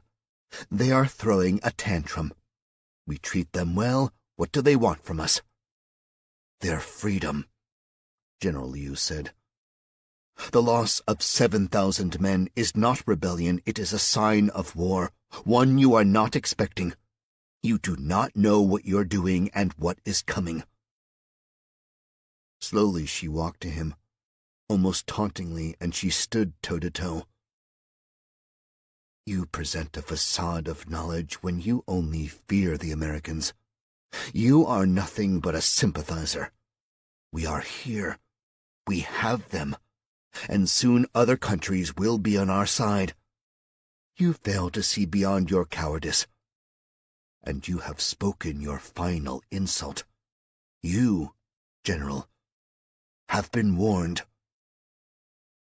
Without saying any more, she walked out, leaving Liu alone in the room. Minton, Texas. His name was Mason, and he was smarter than the average 8-year-old, smaller, too. He had been given a complete set of instructions, but he didn't know why. He was told he was going to be a hero, and that was good enough for him. Run was the #1 rule. Run as fast as you can. Then he was told to take the cupcakes to the foreign soldiers as a thank you. Run after you give them the treats, and go see Mrs. Stewart in the cake shop. He did all that, but no sooner did he get to the cake shop, he heard the sound of an explosion. It's a good thing I came here, he told her. I could have been out there. Good thing. She helped him change out of his blue and green striped shirt, washed his face, then sent him out the back door to where his Aunt Tricia waited in a pickup. Did you see the boom? He asked her when he got in. Aunt Tricia nodded, said nothing, and drove quickly. He wondered if she was mad. Mason wanted to talk about the explosion, ask her if she saw it, but she didn't seem in the mood to talk. They remained quiet for the 15-mile ride to the farmhouse. She pulled into the driveway and stopped fast, making Mason snap forward. Go in the house, she instructed. But I want to see Uncle. Go. Fine. Aunt Tricia stepped from the truck and slammed the door. She moved quickly to the barn. Mason wanted to follow her, but he knew the barn was off limits, so he stayed outside and sulked. Tricia shoved open the barn doors with a vengeance. 6 men, including Mason's uncle, surrounded a table with boxes. There were also 2 trucks in the barn. You, Trish pointed. A tall, strong-built man turned around. Hey, sis. Don't hey, sis me, she barked. You made our nephew a messenger of death. I did no such thing. He delivered cupcakes. He could have been killed, she screamed. He was fine. We had people watching. Tricia growled at him. When our sister died, we, you and me, vowed to take care of our nephew, to try to give him a life. And what kind of life is he going to lead in this world? He is not a soldier, he is a boy. Everyone is a soldier now, he said. He did great. And one day he will hold his head up and be proud he made an impact. Yeah, I'm sorry it was dangerous, but we got them today. They didn't see it coming. We almost got that Chinese chick that's running it. Plus, he didn't get hurt. Is that how you justify it? You did well and he didn't get hurt? How did this mindset happen to you? I always had it, he said. It stayed hidden since the service. But when I was in New York and I saw it happen, then the invasion, I knew I had to do my part and bring it out again. Using Mason was probably wrong. I should have asked you first. I promise you I won't use him again, okay? Tricia nodded. Yes. Where now? We are talking to a resistance outside of Ohio. They're setting up a coordinated attack. I'll know soon where we go next. In the meantime, go deal with Mason. He turned to walk away. Tricia reached out and grabbed his arm. All this, moving every other day, always on the run, always fighting. Is it worth it, Sebastian? Is it? Yes. Yes, it is. Sebastian replied. More than you realize, this will work. Out there, everywhere, people are doing their part. It's the only way. Office of the Prime Minister, England. Adrienne Winslet was furious. She was about as close to a temper tantrum as she could possibly be. She didn't need confirmation or intel to know what had happened at NORAD. It wasn't the Americans that killed all the soldiers, and she immediately placed a call to Petrov. You went rogue. How dare you? She scolded him on the phone. They called for help. There was a plan. Yes, there was. But we underestimated the force that remained. They needed help securing the command headquarters. It was not your call. The Canadians are in there, surveying. Right now, the People's Republic of China has control of the United States and commodities. It has been 2 weeks since we have received anything. Now with this, it will be even longer. This is nothing, said Petrov. If we do not help the Americans counter and counter now, it will be a long time before we see any shipments from the United States. They have a massive fleet and movement toward the U.S. for another invasion. Now is the time. I cannot commit the troops at this time. I have unprecedented discord right now. The troops cannot deploy. I don't want the troops. I need your resources. You went rogue, Mr. President. That was not part of the plan. I only agreed to help because our military leaders were going to pull a joint effort in coming up with a foolproof— Madam Prime Minister. Adrienne's aide called her and held up a phone. President Xu. Every corpuscle in her body paused at that moment when she heard the name of the President of China. I will call you back, she said to Petrov. She hung up that call and took the phone from her aide. This is Prime Minister Winslet. She paused. Yes, Mr. President, we are aware. I assure you we had nothing to do with this. Our resources are very strained and— Again she paused as she listened, as the President of China did no less than back her into a corner. Chapter 16. 18 Days Post-Bombs. Caldwell, Ohio. Harris recognized that navy blue shirt with the green checkered pattern. He saw the man wearing it when they served food. He was envious, not from a fashion standpoint, but rather the man had an extra layer of clothes. There were other colors mixed in the pile, brown, green, and white, but seeing that shirt, the one he knew, told Harris that it wasn't going to be long before he died. Something he feared. He wondered a lot of things. Had they not chased the truck, would they have been arrested? What if they stayed in the shelter just one more day? There were a lot of ifs, but Harris would never know. The truth was he was captured for some reason, arrested for being a war criminal, and penned up like some sort of wild animal. Each day, each hour that passed, those in the pen became animals. Daily fights broke out, and it didn't take long for people to go from refusing to eat the garbage they served to fighting over a handful. No one really messed with Harris. He was a big man. Toby, on the other hand, wasn't, and Harris did all he could to protect him. Even though Toby boasted he could take care of himself, his face was still swollen beyond recognition over the pummeling he had taken. In fact, protecting Toby for the evening was how he saw the shirt. Everyone searched for a spot to sleep, to eat their measly rations, go to the bathroom. Harris found a far-off corner of the yard, where a concrete barricade had been erected with barbed wire to stop anyone from going behind the prison to the remaining yard. He made a spot for him and Toby, but soon realized why no one took that spot. The smell. There was a horrendous smell that carried outward every time the wind blew. Harris knew as the days passed that it would only get worse. He couldn't see the source of the smell just by peering over the barricade. But when he walked to the very end where the barricade met the fence, and he pressed his face against the very corner, he could see not only what caused the odor, but why they weren't in the prison. Mounds. In the rear prison yard were mounds of bodies, and Harris knew they were inmates.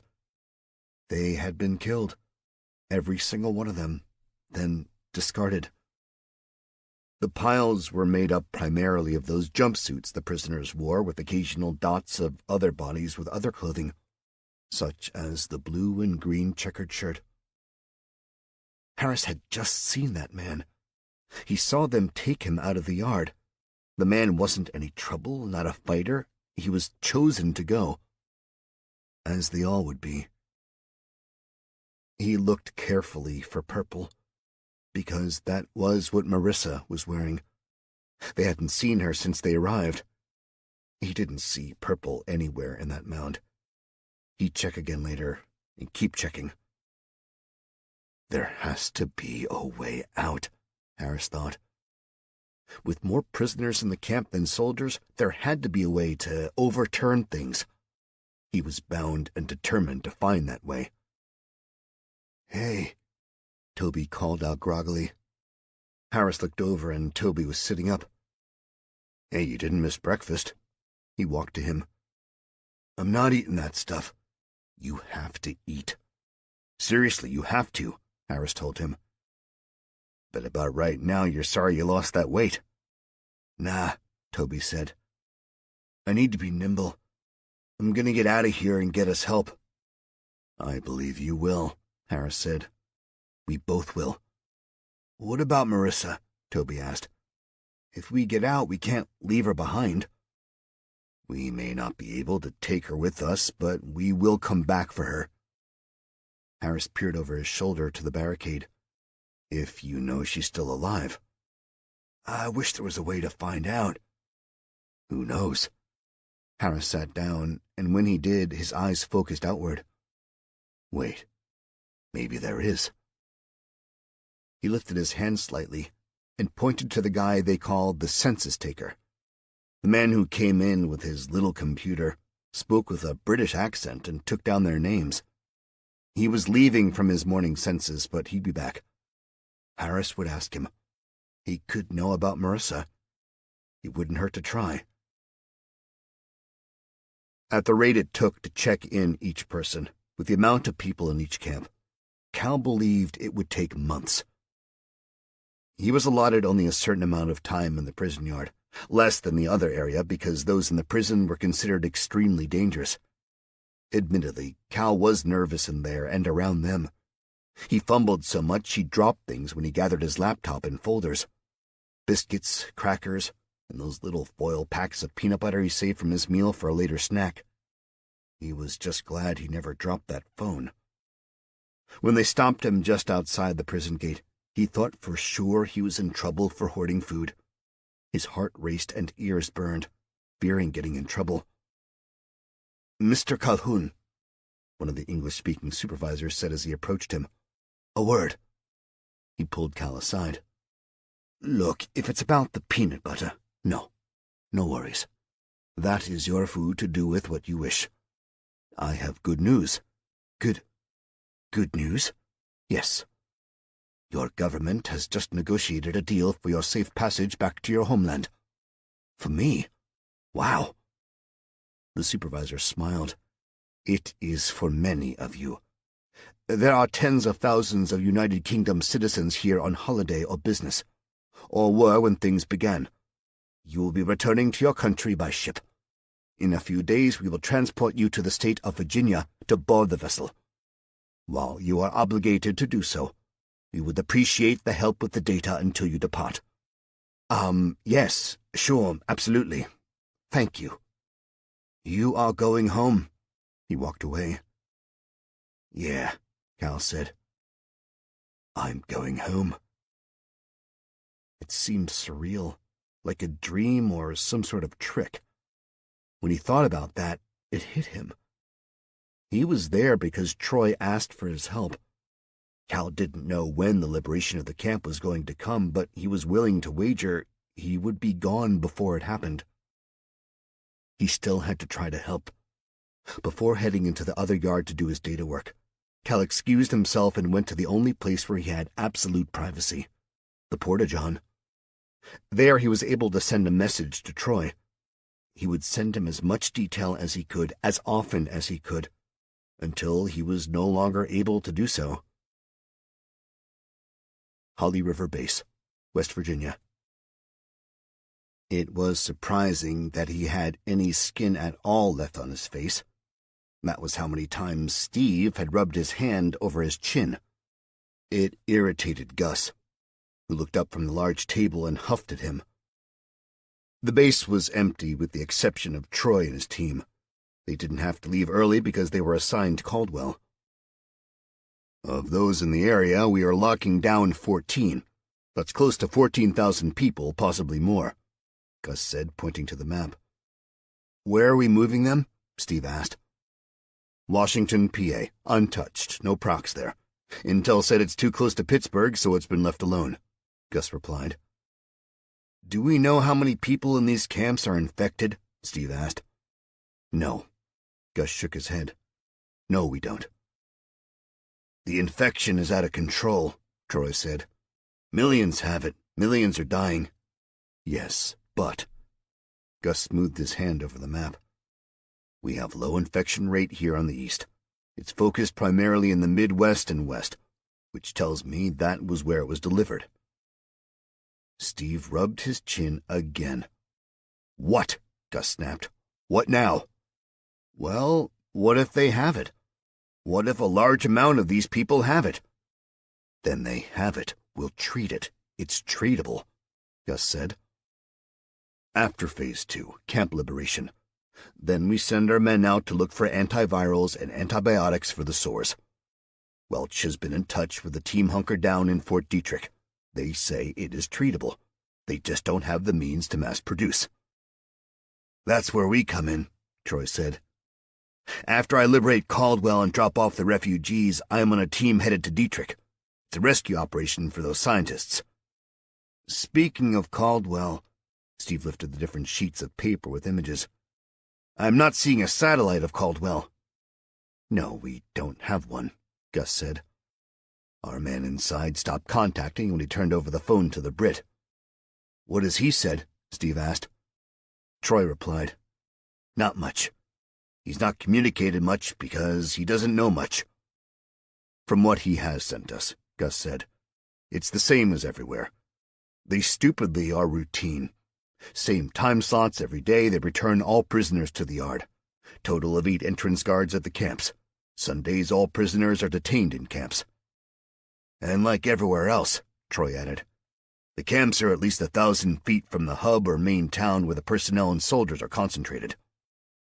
Small team, Gus explained. Each town.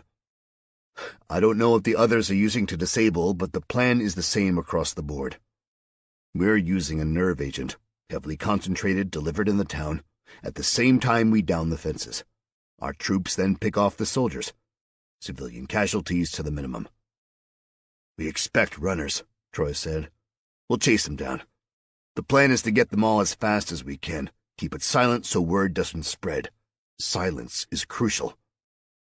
What about other camps and towns? Steve asked. I know there are more out there than the ones we're hitting. There are, Gus nodded. But if this phase goes well, then we will put a huge-ass dent in their efforts. Game-changing. So this Camp Liberation is Phase 2? What's Phase 3? Welch is working on it now, Gus said. It's the biggie. If all goes well, it will go down about the same time as these coordinated camp attacks or shortly thereafter. So much will be happening they'll be chasing their tails. Troy looked at Steve. I know this has come together awfully fast, and it seems rushed, but it has to be. We have to do this before the second wave arrives or before they send them back. Right now, they're so vulnerable they don't even know it. As long as everyone follows the plan, Gus said. What do you mean? Steve asked. I mean, unlike the previous phases, which only had a time frame, everything in this phase is coordinated and is to take place at the exact same time. All it will take is for one team to jump the gun, and it could backfire with a devastating ripple effect, Gus said. Let's just hope that doesn't happen. Swall, California, San Joaquin Valley. When Joe found out Saul was ill, he was concerned. His friend looked bad, and even though he tried to portray otherwise, he was quite ill. He ran into town to get Saul something, but there was absolutely no medicine on the shelves of the stores. In fact, he couldn't buy anything in the store. Everything was confiscated and taken to distribution. He knew Mary Lou was close to a woman in town who worked with natural remedies, so he called her. She was the one that told him about the new plague. Only it wasn't a plague, more of a virus that had been hitting other areas pretty hard and had arrived with a vengeance in Swall. I heard outside of Los Angeles close to 1 million are sick, Mary Lou said. That's just rubbish. Ain't been nothing like that since the Spanish flu. I'm telling you, Joe, it's bad. Even the state news network is reporting it. If they're reporting it, you know it's out of control. The state news network showed a 15-minute news segment every hour. They were always bright and smiling, reporting things like citizens who are helping the cause. Mary Lou told him there was a hospital set up at the gymnasium at Farmersville High School. She had been placed on volunteer duty there on weekends. Joe convinced Saul to go. When he first took him, the ground of the school was clear. Only a few military vehicles were around, a few official tents, and no more than a dozen soldiers. Inside, he checked him in, then they found him a cot. There weren't as many people as Joe imagined. He believed Mary Lou was exaggerating. Until suddenly his workers dwindled down to 12, then 6. Joe had a great visual of the severity of it when he stopped to see his friend on the way to drop off his quota one day. The wide green lawn was completely covered with tents and cots, and inside there was barely enough room between beds for healthcare workers to walk through. There weren't that many of them. They stopped Joe before he could go inside and told him it was far too dangerous. "I'll wear one of those masks," Joe told them. They refused. No one was to go in. Joe peeked in the gym, trying to see Saul, but he couldn't. Saul wasn't in the same spot as he'd been the day before. The sounds of sickness were so loud he'd even heard it before walking into the building. Coughing, moaning, crying out. People moved a lot on their cots, probably trying to get comfortable. "I'm just worried about my friend. Is there any way to see how he's doing?" Joe asked. The reply he received was, "Same as everybody else." Joe left frustrated and angry. He understood, though, and it was evident how bad Saul was hit when he went into the center of town. Very few people walked around.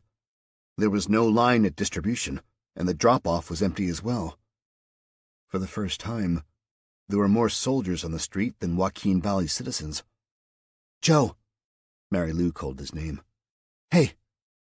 Joe paused in unloading his truck. "I didn't see you at the table. I got worried for a second that you were sick." "No, not me," Mary Lou said brightly. "I'll keep on going, you know me. The pierogi club keeps me strong." Joe looked at her curiously. "Okay."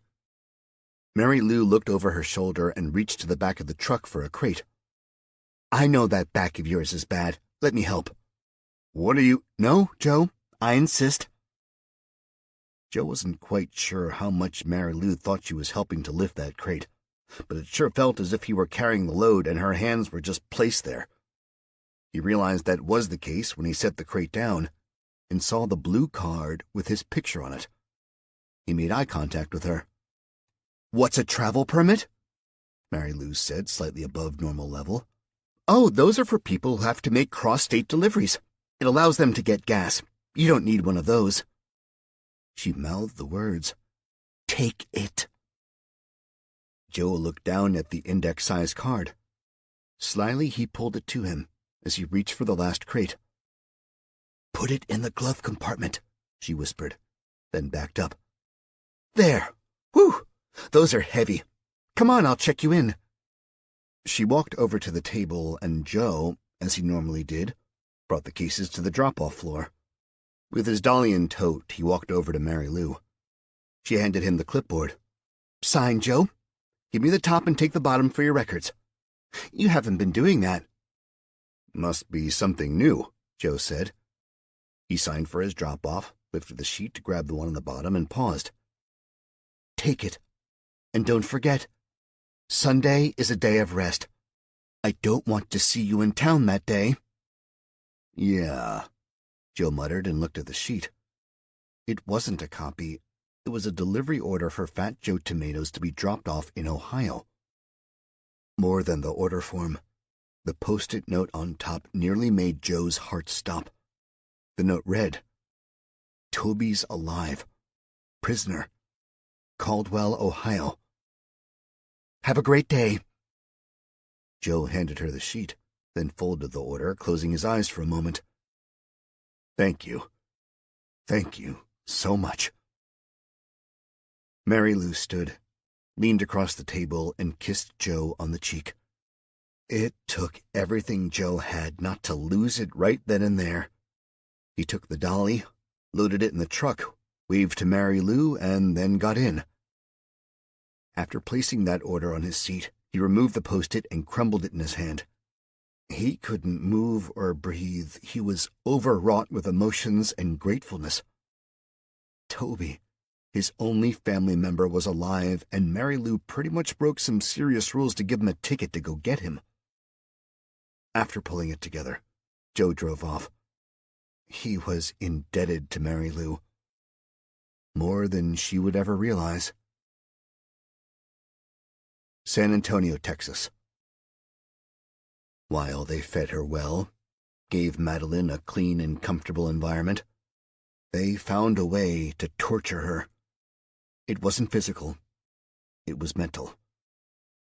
There was a television in every single room, including the bathroom. They all played the same thing all day long and straight through the night, non-stop. She didn't have the ability to turn off the sets or even unplug them. The volume adjustment was manipulated as well. She could increase it but not lower it. Snippets of BBC News showed rioting and fights in Europe, how a food shortage was breaking the country.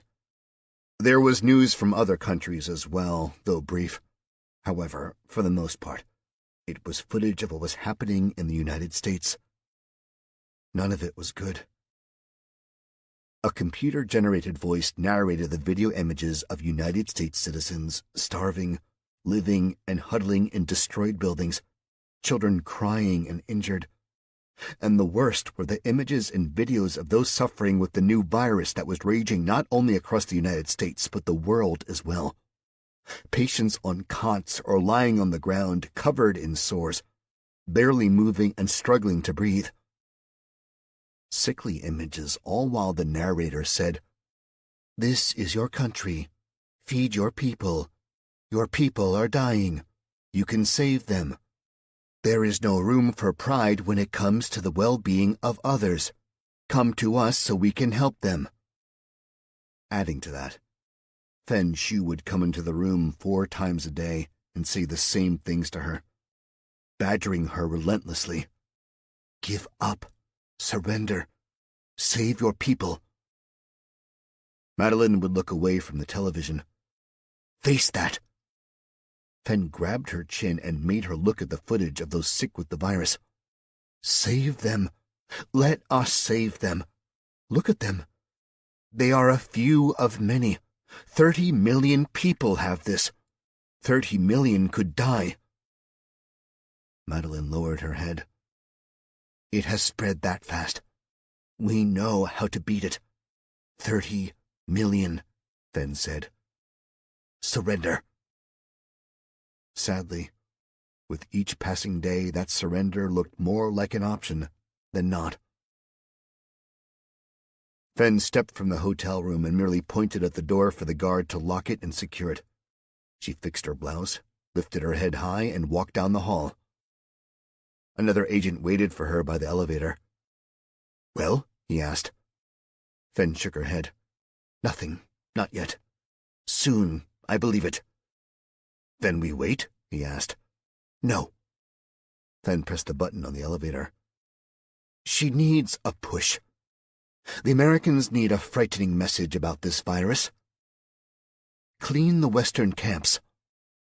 All of them? All of them. The elevator opened. Now, if you'll excuse me, I have another problem to eliminate. She stepped inside the carriage.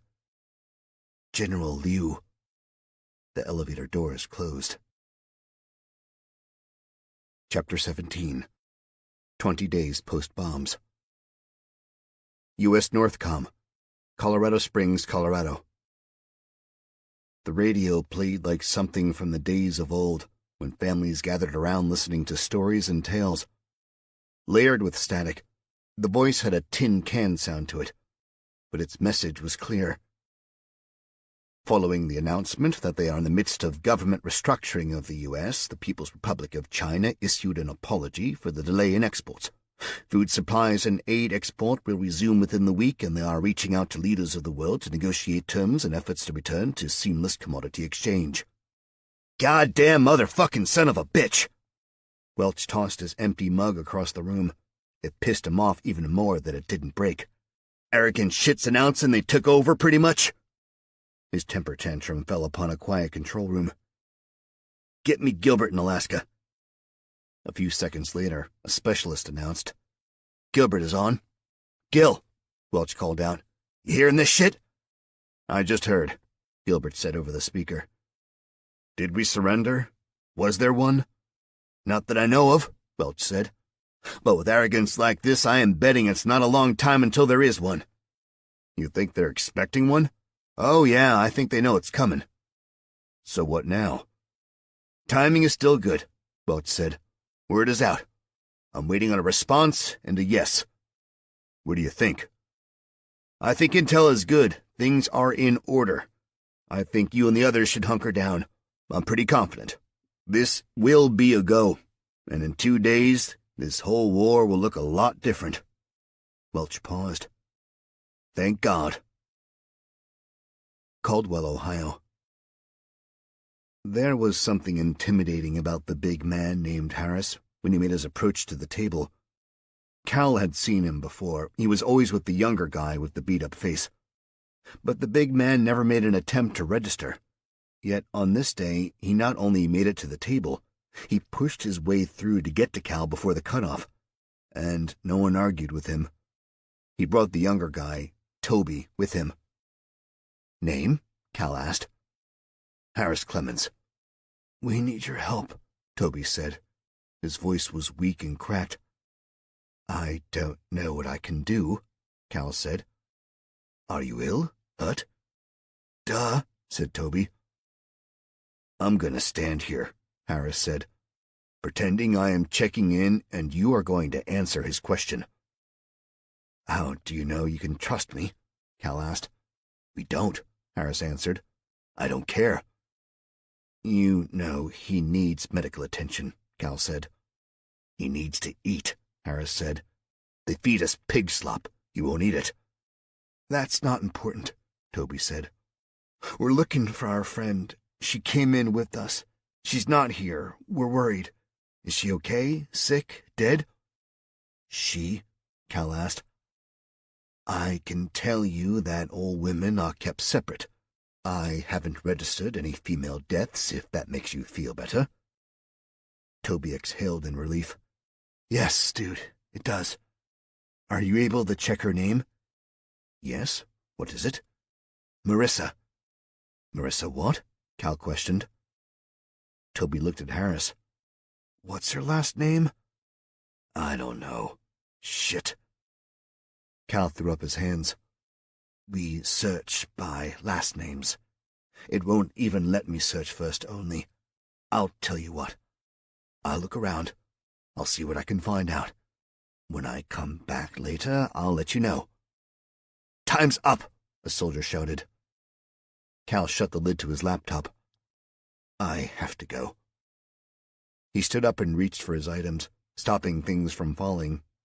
And that's when he saw them, the peanut butter packets. He inconspicuously grabbed them in his hand. "I will be in touch."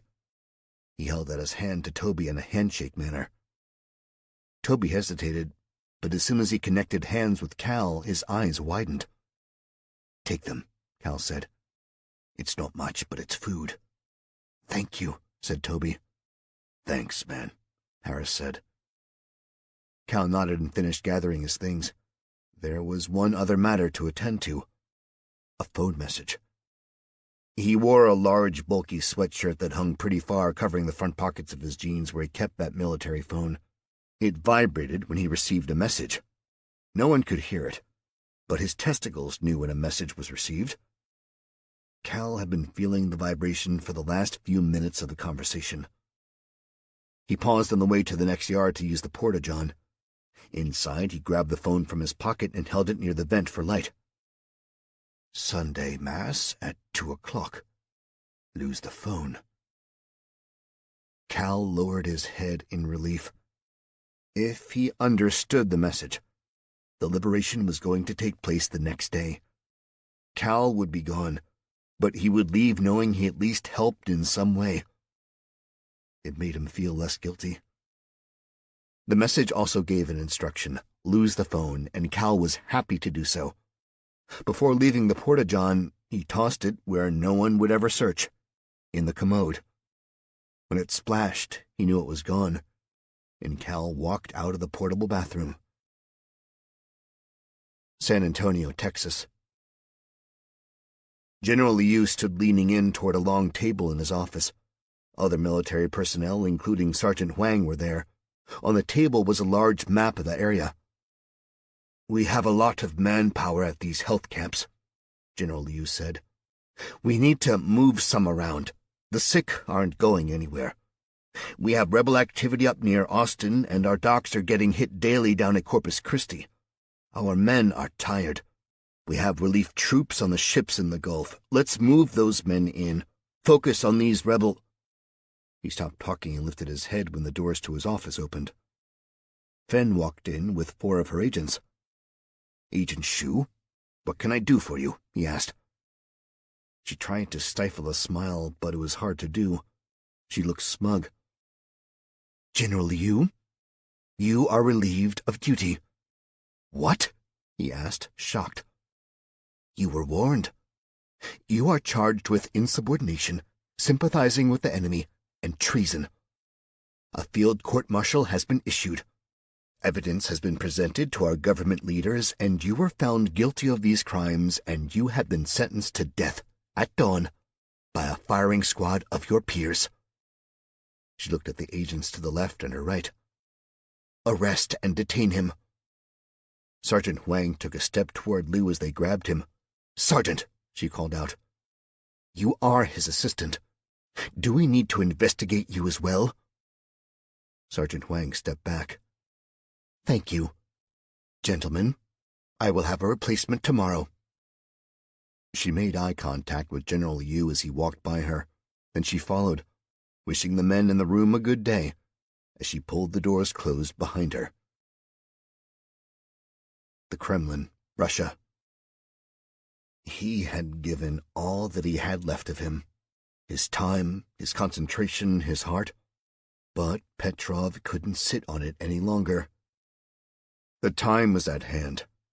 It was time to make a decision, and it was one he didn't take lightly. Prime Minister Winslet bailed on him.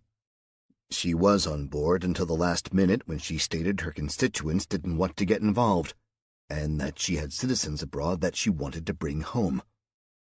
When she did that, she opened up her harbor to receive goods from the United States.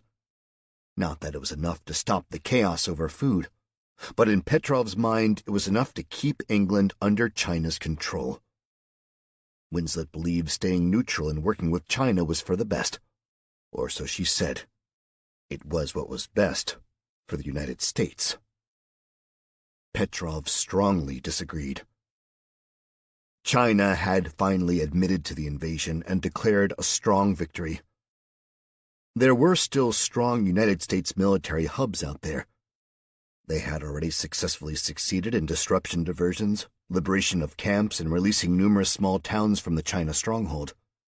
It wasn't much, but it was more than anyone expected. Petrov had been in touch constantly with the head of their resistance operation. Now the general needed him again, this time bigger, this time to make a difference. Until he heard otherwise, until he heard of an unconditional surrender, he was going to believe that the takeover was still hostile, and the United States was in need and wanted assistance, as General Welch stated. The problem was, no one but Canada wanted to assist. Even they were limited in what they could do. His generals advised against it. "Do you know what this entails?" his head general asked. "I do." "Do you realize the wrong move isn't going to help America? It can and possibly will destroy the world." "This is going to destroy the world either way," Petrov said. "The question is, do we sit idly by and wait, or do something about it? Anything that can stop it. Even if we fail, we failed trying, not burying our heads. This is what they want of us." "We know this from rebels. We don't know this from the country. I don't get it," said the general. "If the terms are the same, if everyone else is negotiating, Why are we being the black sheep? If they can do this to the United States, what is next? Who is next? The general strained a smile on his face. Sir, China is not trying for world domination. You don't think? They have the food, have the weapons in the world. If everyone accepts this, they are dominating. Petrov walked to his desk. Take a look at the last intelligence from Canada.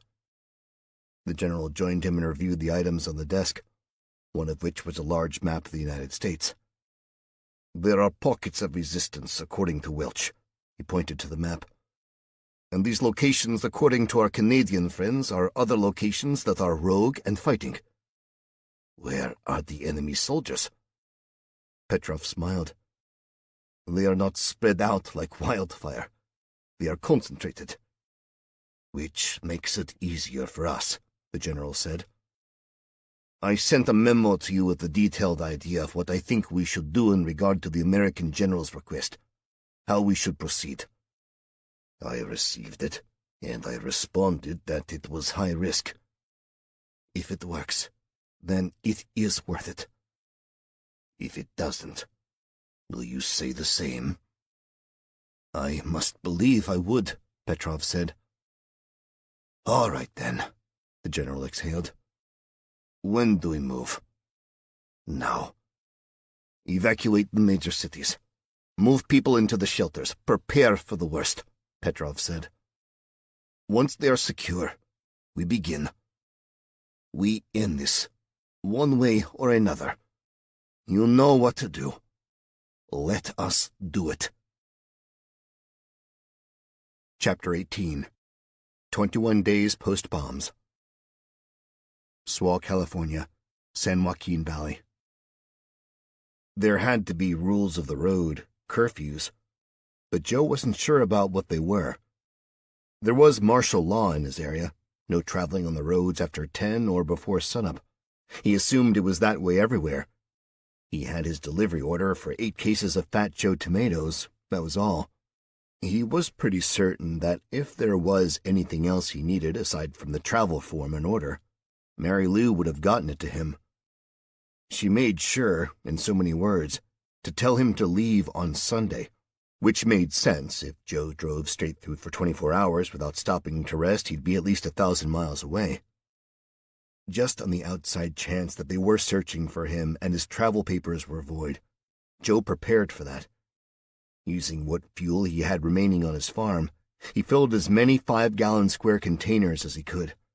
He placed them side down on the bed of the truck and covered them with the crates. He secured those with bungee and then placed his packed bag and supplies in the back seat of his truck. He brought water, food, blankets, and everything he could think of to survive in the mountains, should he and Toby need to hide out east. The final piece to go was his gun. He tucked it away under the back seat, praying as he did so that it would never be found should his truck get searched. By the time he was finished, the sun still hadn't risen. With a couple hours to go, Joe sat in his reclining chair and closed his eyes. He fell into a deep sleep, woken by the sound of the ringing phone. It stopped by the time he had jumped up to get it. There was no caller ID, so there was no way to know who called. One step away from the phone, Joe jumped from his skin when it rang again. Quickly he answered. Hello? Breathing. Rushed, shaky-sounding breathing. Hello? They're gone, Mary Lou whispered. She wasn't crying, but her voice quivered. They're all gone, Joe. Dead. Who? Who is dead? Everyone. Mary Lou, what's going on? Godspeed, Joe, she said. Mary Lou. Click. She hung up, and Joe put down the phone, grabbed his jacket and his keys, pulled the door closed to his house, and hurried to his truck. It was daylight. Joe needed to be on the road headed east, but for all that Mary Lou had done for him, he had to go into town to check on her. It was the least he could do. Caldwell, Ohio. Something was different. Toby had fallen asleep the night before, finally feeling better and stronger. He only lost his balance now when he stood, instead of all the time. The guy, Cal, had slipped him 2 of those military MRE packs of peanut butter, and Toby devoured them. He even had no problem taking a handful of water from the trough. He just had to put it out of his mind how many people's dirty hands reached in there, including his own. It was weird when Cal slipped the packages to him. He wanted to hug him, thank him, but he couldn't because he didn't want to get the dude in trouble. It gave Toby hope that all was not lost. The protein, the peanut butter, was what his body needed, for soul, mind, and body.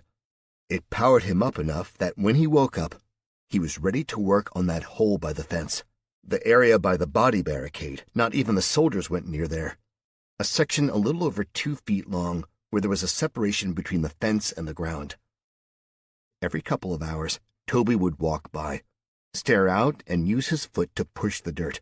Then the next round, he would bend down, grab a handful of dirt, and move on. Eventually, that hole in the ground under the fence would be big enough for him to slip through. Maybe not Harris, but Harris said that was fine. If Toby got out, he could try to find help, if there was any to be found. His mouth was dry when he woke up, which was typical because he was still breathing only through his mouth, and Harris wasn't nearby. He grumbled out his daily, "Hey," and when Harris didn't answer, Toby grew concerned. Stumbling to stand, Toby held onto the wall until he had his balance. He wanted to make his way to the one water barrel and grab a drink. When he got there, the barrel was on its side, and the entire area around it was wet. Someone had knocked it over. He bent down to touch it, and his senses kicked in. He had noticed it when he opened his eyes because it was always noisy, but on this morning, he heard the sounds of trucks, lots of them, in the distance. Within seconds he heard shouting, voices all meshed together, and he couldn't make out what they were saying. He looked up, and that was when he saw what seemed like every single person in the camp standing at the fences. Their arms were flailing, voices shouting. The entire prison yard was empty. They were all there. He spotted Harris standing in the back. He was hard to miss, he was so tall, and Toby made his way to him.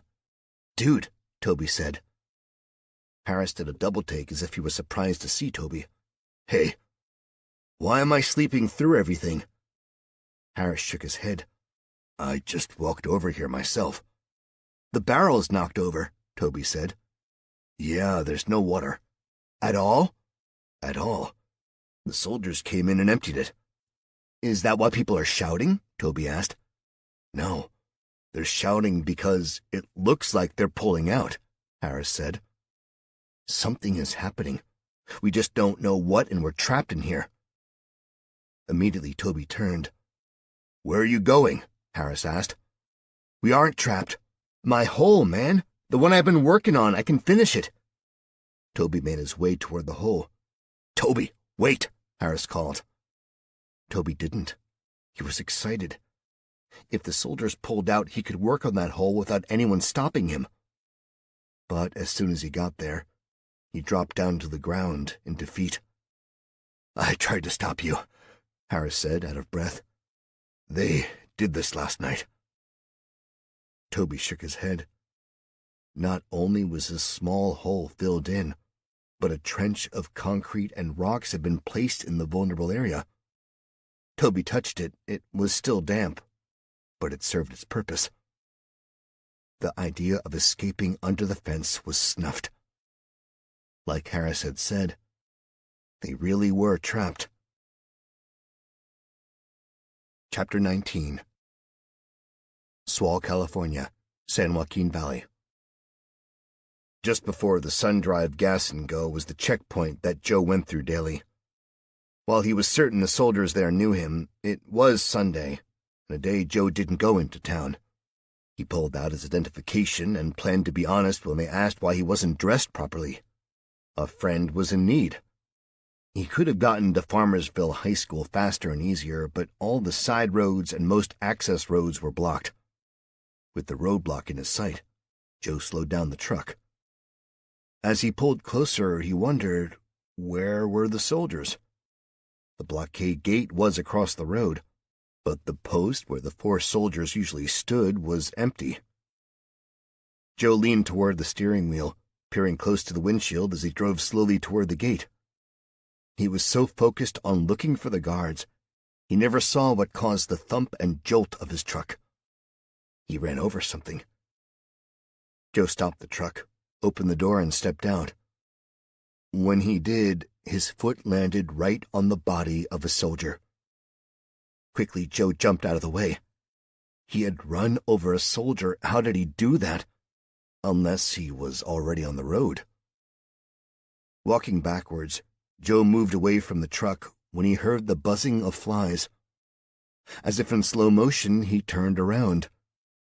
The guard soldiers were there, only they, like the one under his truck, were on the ground. He stopped closer to take a look. He didn't need to be a doctor to know they were dead, and that they hadn't been shot or stabbed. All of their faces were a pale shade of blue, their lips and noses were purple, and a pinkish foam seeped from their nostrils and mouths. Horrified of what he saw, and frightened that somehow he would be blamed, Joe opened the gate and got in his truck and drove to town. He decided he was going to make a beeline to headquarters to report it. Problem was, it was more of the same when he arrived in town. Military vehicles had crashed. Soldiers lay dead in the street and by the cars. Joe slowed down enough to look, now understanding what Mary Lou had meant by, "They're all dead." Frightened for her, knowing she was scared, Joe made the left on Florence Avenue and picked up speed to the high school. He stopped at the checkpoint, but when he stepped from the truck, he knew he was able to drive right through. The buzzing sound of flies was loud, adding a backdrop hum that broke the eerie silence. It wasn't more of the same. There were 4 dead Chinese soldiers, but unlike the others, they were surrounded by a pool of blood. They had been shot. Joe drove through and went as far as he could. The yard area was filled with tents and cots, blocking the driveway, and Joe had to walk. More dead soldiers, and not a whimper, cough, or moan from those ill on the cots or tents. Everybody? At that moment, Joe stopped walking and he ran. He ran as fast as he could to the gymnasium building. The doors were open, and as he raced in, he nearly tripped over the body of another soldier. He was different. He wasn't riddled with bullets or sickness. He had been butchered. Stabbed so many times his neck was nearly decapitated. When he looked away from the body, that was when he saw Mary Lou. She stood center of the gym, amongst all the bodies on cots. Every single body was covered. Mary Lou raised a gun to her head. "Stop!" Joe yelled out. "Stop!" Slowly she turned around. She was covered with blood. "Joe," she whimpered, "you're supposed to be gone." "What are you doing?" Joe walked to her. "What happened here?" Her lips quivered. "Our work is done. The others, they left. I don't know if I can live with what happened." "What happened?" Joe grabbed her shoulders. "They killed them, Joe." She looked around. "They killed all the sick. We were told not to come in for our shift yesterday. Then Sergeant Edmonds found me.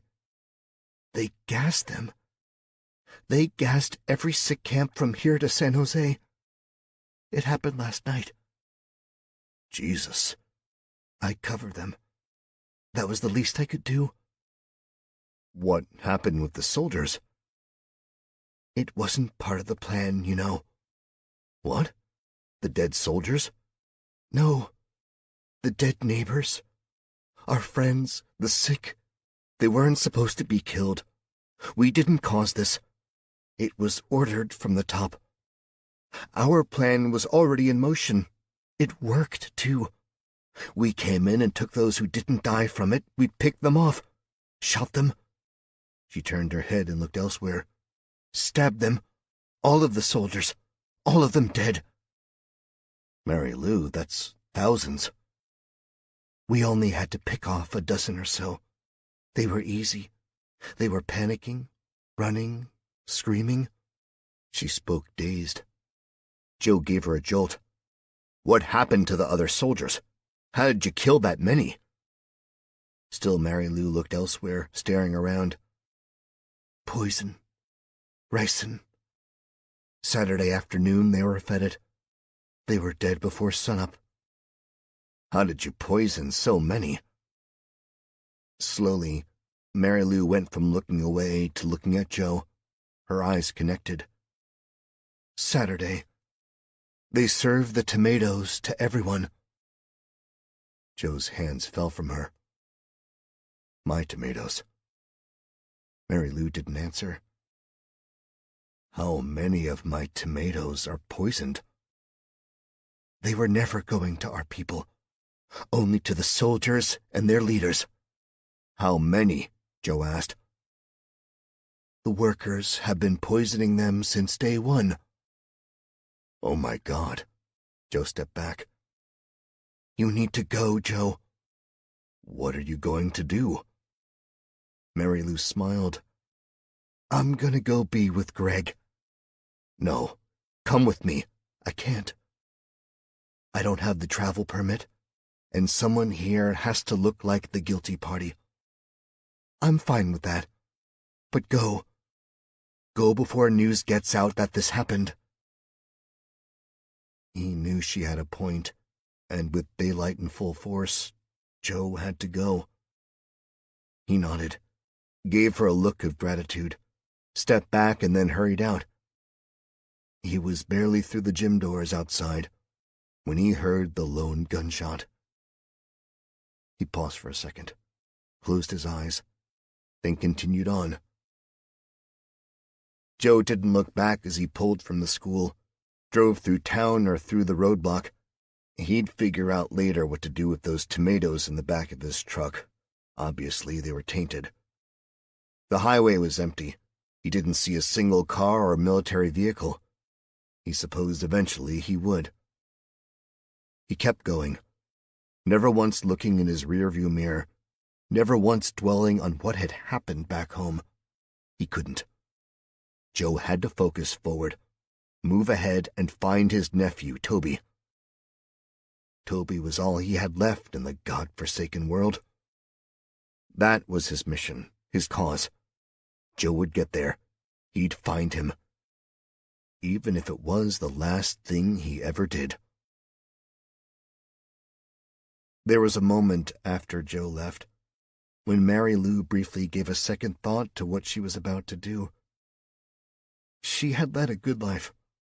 She thought about God and how he would view her actions.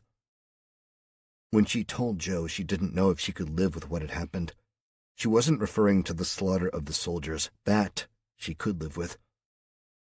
It was the loss of everyone she knew, the loss of her freedom, her homeland. A part of her, in a sense, felt responsible for the sick people who had been gassed, her karma. They had already poisoned the soldiers. The ricin was working its way through their systems when they gassed the sick camps. Mary Lou had never felt so much rage as she did when she received Sergeant Edmonds's call. She raced into town and joined the others in picking off those soldiers who were not poisoned. The first enemy soldier Mary Lou saw was scared. She saw it in his eyes. But then she saw the red of rage as she lunged for him. He wasn't ready, but she was. She repeatedly stabbed him mercilessly. She did it for her friends, her neighbors who were defenseless when they died. Just like that soldier Mary Lou killed. He was one of 3 that she personally murdered. She could live with that if she had to, but she didn't want to. The war was far from over, but her part was done. She was ready to see her husband. continuing what she was doing when Joe walked in. Mary Lou whispered a short prayer asking for forgiveness, put the gun to her head, and fired. San Antonio, Texas. It was dark, hot, and the air was humid. General Liu had been stripped of his uniform, shirt, jacket, and awards, left only in a t-shirt and pants, no shoes. He was placed in the basement room of a hotel. No windows, no light, only a few glow sticks. No one came to talk to him. He was given no water or food. He thought of his life, the service he had given his country, his daughters who were grown and in school, studying to be doctors. The bright spot to it all was that he would see his loving wife who left him and the earth far too soon.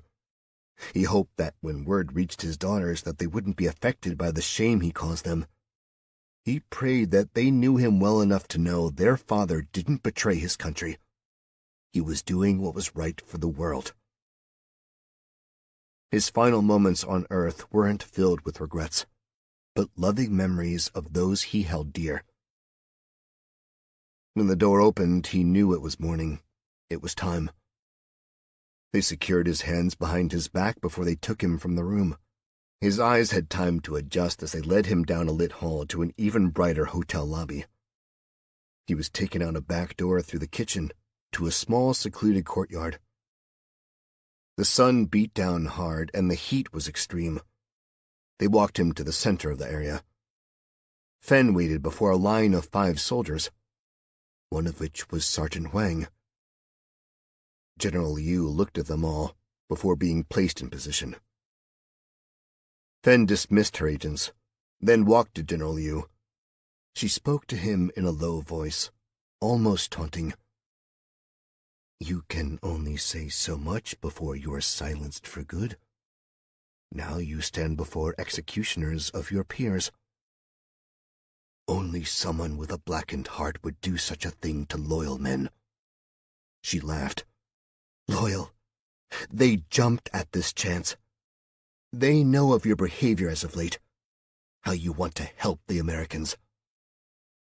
We are here for the country. That includes the people. If we are to live among them one day, we cannot do so if the sins of our actions forever taint their perception of us. You failed to draw a line, Fen said. Quite a shame you will not see the victory of your country. General Liu shifted her eyes to her. Neither will you. Any last requests, General? Tell my daughters I love them. Very well. I suppose you will enjoy watching this? General Liu said. I will not be watching. I don't want the perception that this is personal. But it is. She merely raised her eyebrows, then stepped back. Would you like a blindfold? A covering? No. I will go with my eyes open and standing tall. Very well. She backed away. Sergeant Huang, once I am gone, you may do so. But do so quickly. Yes, ma'am. General Liu tried not to look at her, but caught her in his peripheral vision as she walked from the secluded area. Ready, Sergeant Huang called out. Hands behind his back, General Liu stood straight. Aim! He lifted his chin proudly, taking a deep breath. He would not leave this world scared, but rather he would do his best to be brave. A split second before he hollered, fire. Sergeant Huang stepped from the ranks of the line, pivoted his body, and on his call, gunned down the 4 other soldiers. General Liu was waiting for the bullets, but what he witnessed shocked him so much he dropped to the ground, to his knees. Huang lifted one of the rifles from a dead soldier, slung it over his shoulder, and raced to General Liu. Sergeant Huang, you... Huang pulled out a knife and reached behind General Liu for his bound hands. I have help with an escape plan. We'll go through the catering room, back to the basement. I need you to hurry. He cut the binding on General Liu's wrist. What you did, Sergeant Wang. Suddenly, he spoke in perfect English, and Liu understood him. My name is Tommy Cho. He helped General Liu to his feet as he spoke fast. I'm a first sergeant in the United States Marine Corps. I'm a plant. I think you're a good man. Come with me. He pulled on his arm. Please. He looked him squarely in the eyes. Don't make me regret this decision. Without any choice, and grateful for saving him, General Liu went with the young man. Caldwell, Ohio. Troy was almost there. 17 miles out from the town of Caldwell, his team raring and ready to go, he received a message on the secure line. Abort. Troy had been in the service long enough to know that no mission is simply aborted with one word and no verification. He looked down to the military phone and replied, Verification. A second later came the response. Lenny Kravitz. Password. AFC 1965 Reagan. Damn it! Troy nearly slammed the phone. He took a second and sent another message. Why? Compromised. We're out of sync. Caldwell will be next wave. He bit his lip and shook his head. Pull over, he told the driver. Another blip and Troy looked down to the message. Before base, stop, hit high ground, look up. Troy crinkled his brow at the mysterious message. The truck had stopped and Troy stepped out. They were already on back roads. He began to look around. Captain, what's going on? One of his men asked. Mission aborted, men. I'm told there will be another raid. Right now we're out of sync, so someone jumped the gun. He looked left to right until he spotted a large hillside. He then glanced down to his watch. The small compass indicated east. That, over there. Anyone have suggestions how we can get there? We need to get to high ground. Why? Someone asked. I don't know. Saw a road turn off about 4 clicks back, the driver said. Bet that will take us to high ground. Let's try it. Everyone back in, let's go, Troy ordered. They regrouped and reloaded in the trucks. That road was not the one, but they did locate another when looking at the map. Just about the time they were supposed to hit Caldwell Camp, they were all on top of the large hillside. Okay, we're on high ground, a sergeant said. What now? I am told to look up. Look up. Look up. Troy's simple, mysterious message implied for them to look up. On that hilltop, heads tilted back with eyes in the sky, they all did just that and waited. San Antonio, Texas. Resources are not just fresh food and water. It is shelter, medical care, a cure. With the exuberant amount of available hands, the plentiful vat of resources, the finest medical treatment, it is in the best interest of this country to hand over control to the People's Republic of China. Tens of millions of people are in dire need of medical attention over this virus. In a few minutes, you will bear witness to my proclamation of surrender. I do this not with a heavy heart, but with a clear mind and optimistic view of the future. Madeline rehearsed her script in the bathroom of her suite before it was time to go. Good morning. My name is Madeline Tanner. Many of you know me as Speaker of the House.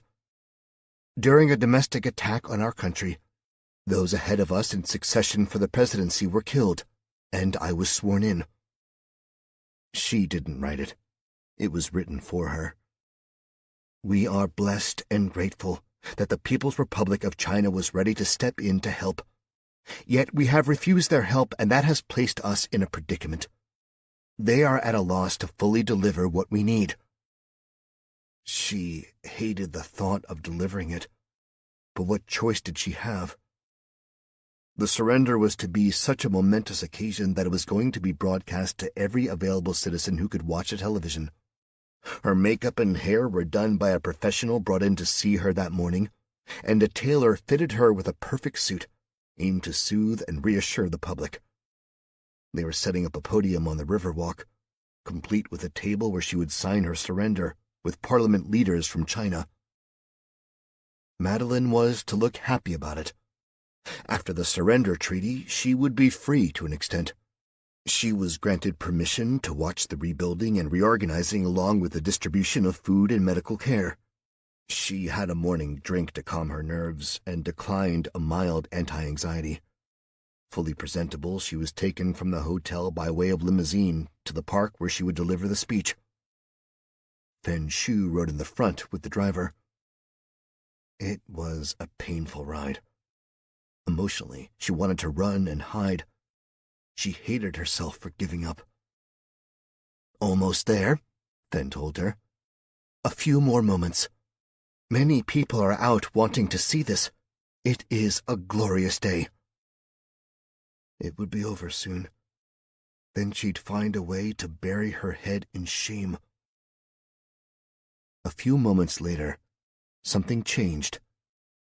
Fen's phone rang. "Yes," Fen answered.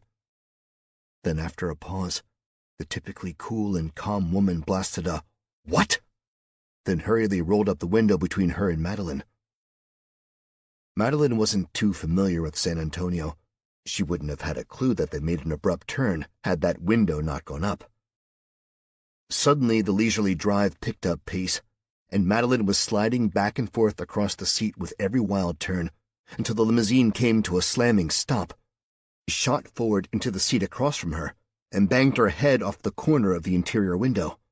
She felt the hard pain and the warm feeling of the blood that instantly rolled down her face.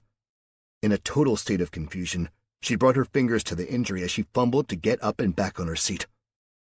The door opened. "Out, now!" Fen reached in and grabbed her. "Hurry!" "What's going on?" Madeline asked.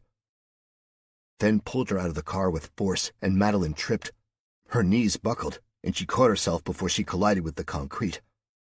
With a tight grip on her arm, Fen yanked her up. And that was when Madeline noticed people were running, yelling. Cars were screeching to a halt, crashing into each other. "Move," Fen ordered, pulling her through the street, weaving in and out of cars. They headed toward a coffee shop. "In there." Approaching the storefront, Madeline paused when she heard the sound of gunfire.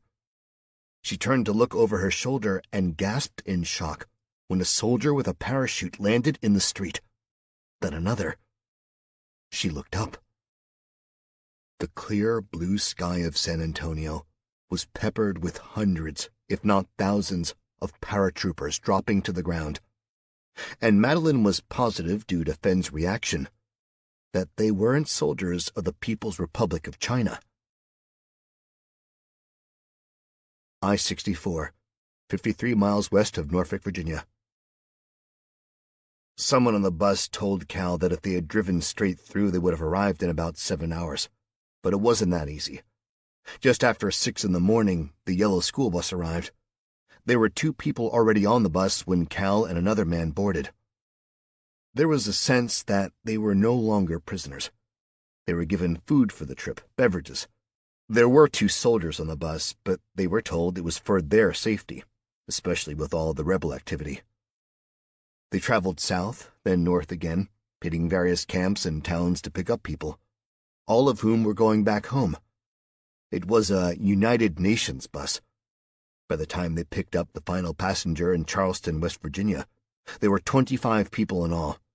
Not all were from the UK. Some were from Spain, Germany, France. Cal wondered with each stop they made, would this camp be hit? Would this one be liberated? He started to get worried as it pushed toward noon. He knew there was going to be a coordinated attack. He just didn't want to get caught in it. But when it was announced Charleston was the last stop, Cal relaxed. With every mile covered, the mood on the bus lifted. Cal wondered what he was going home to. Surely, somehow, his home had to be affected by what had happened in America. Were they on the brink of war, or would Cal sail across the ocean to an unscathed UK? He didn't have any details, and no one offered much of an answer as to what the voyage would entail or how long it would take. Just that when they arrived, they would board the ship. He spent a lot of time staring out the window, watching the mile markers as they cruised down a barren highway. A part of Cal was excited. He felt as if he had been rescued from the nightmare. He couldn't wait to get home, find his family and friends, hold them in gratefulness. He didn't look the same as when he left. In the short time he'd been gone, he'd not only lost weight, he'd lost his hair. The doctor at the camp told him it would grow back. Someone on the bus shouted out, "Just saw a sign. We are almost there." The bus cheered. Then, in a few seconds, came to a grinding and screeching halt. The stop was so fast that the tires squealed. The bus slid sideways, and items and people flew about. Cal shot out his hands, catching himself before he plowed face first into the seat before him. Everyone shouted, questioning what was happening. Cal looked up and saw the driver and the soldiers running from the bus. "What the hell?" Cal said out loud. "Where are they going?" a person shouted. "What are they doing?" people asked.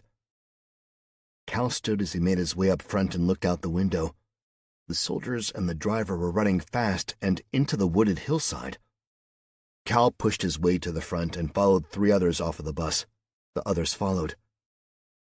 There wasn't a car around, not a soul or sound.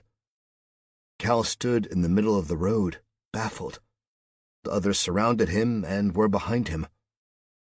Cal was in his own thoughts, one world, trying to figure out what to do. "The keys are on the bus," someone said. "Maybe we should take it." "They ran for a reason," said another voice. "He was on the radio," someone said behind Cal. "I couldn't understand a word of it." "Were they warned about something?" asked another. "I don't know. I couldn't understand." "Maybe it's a trap." "Oh my God! Look!" Cal heard that and spun around. When he did, everyone was staring up. The moment Cal lifted his eyes upward, his soul felt as if it left. The cloudless blue sky was the perfect canvas to the white chemtrails of the rockets that streamed in perfect unison westerly above their heads. There was no way to tell where they were headed and where they would land. All Cal knew was that he wasn't going home. It wasn't over. Not for him, not for America, and not by a long shot.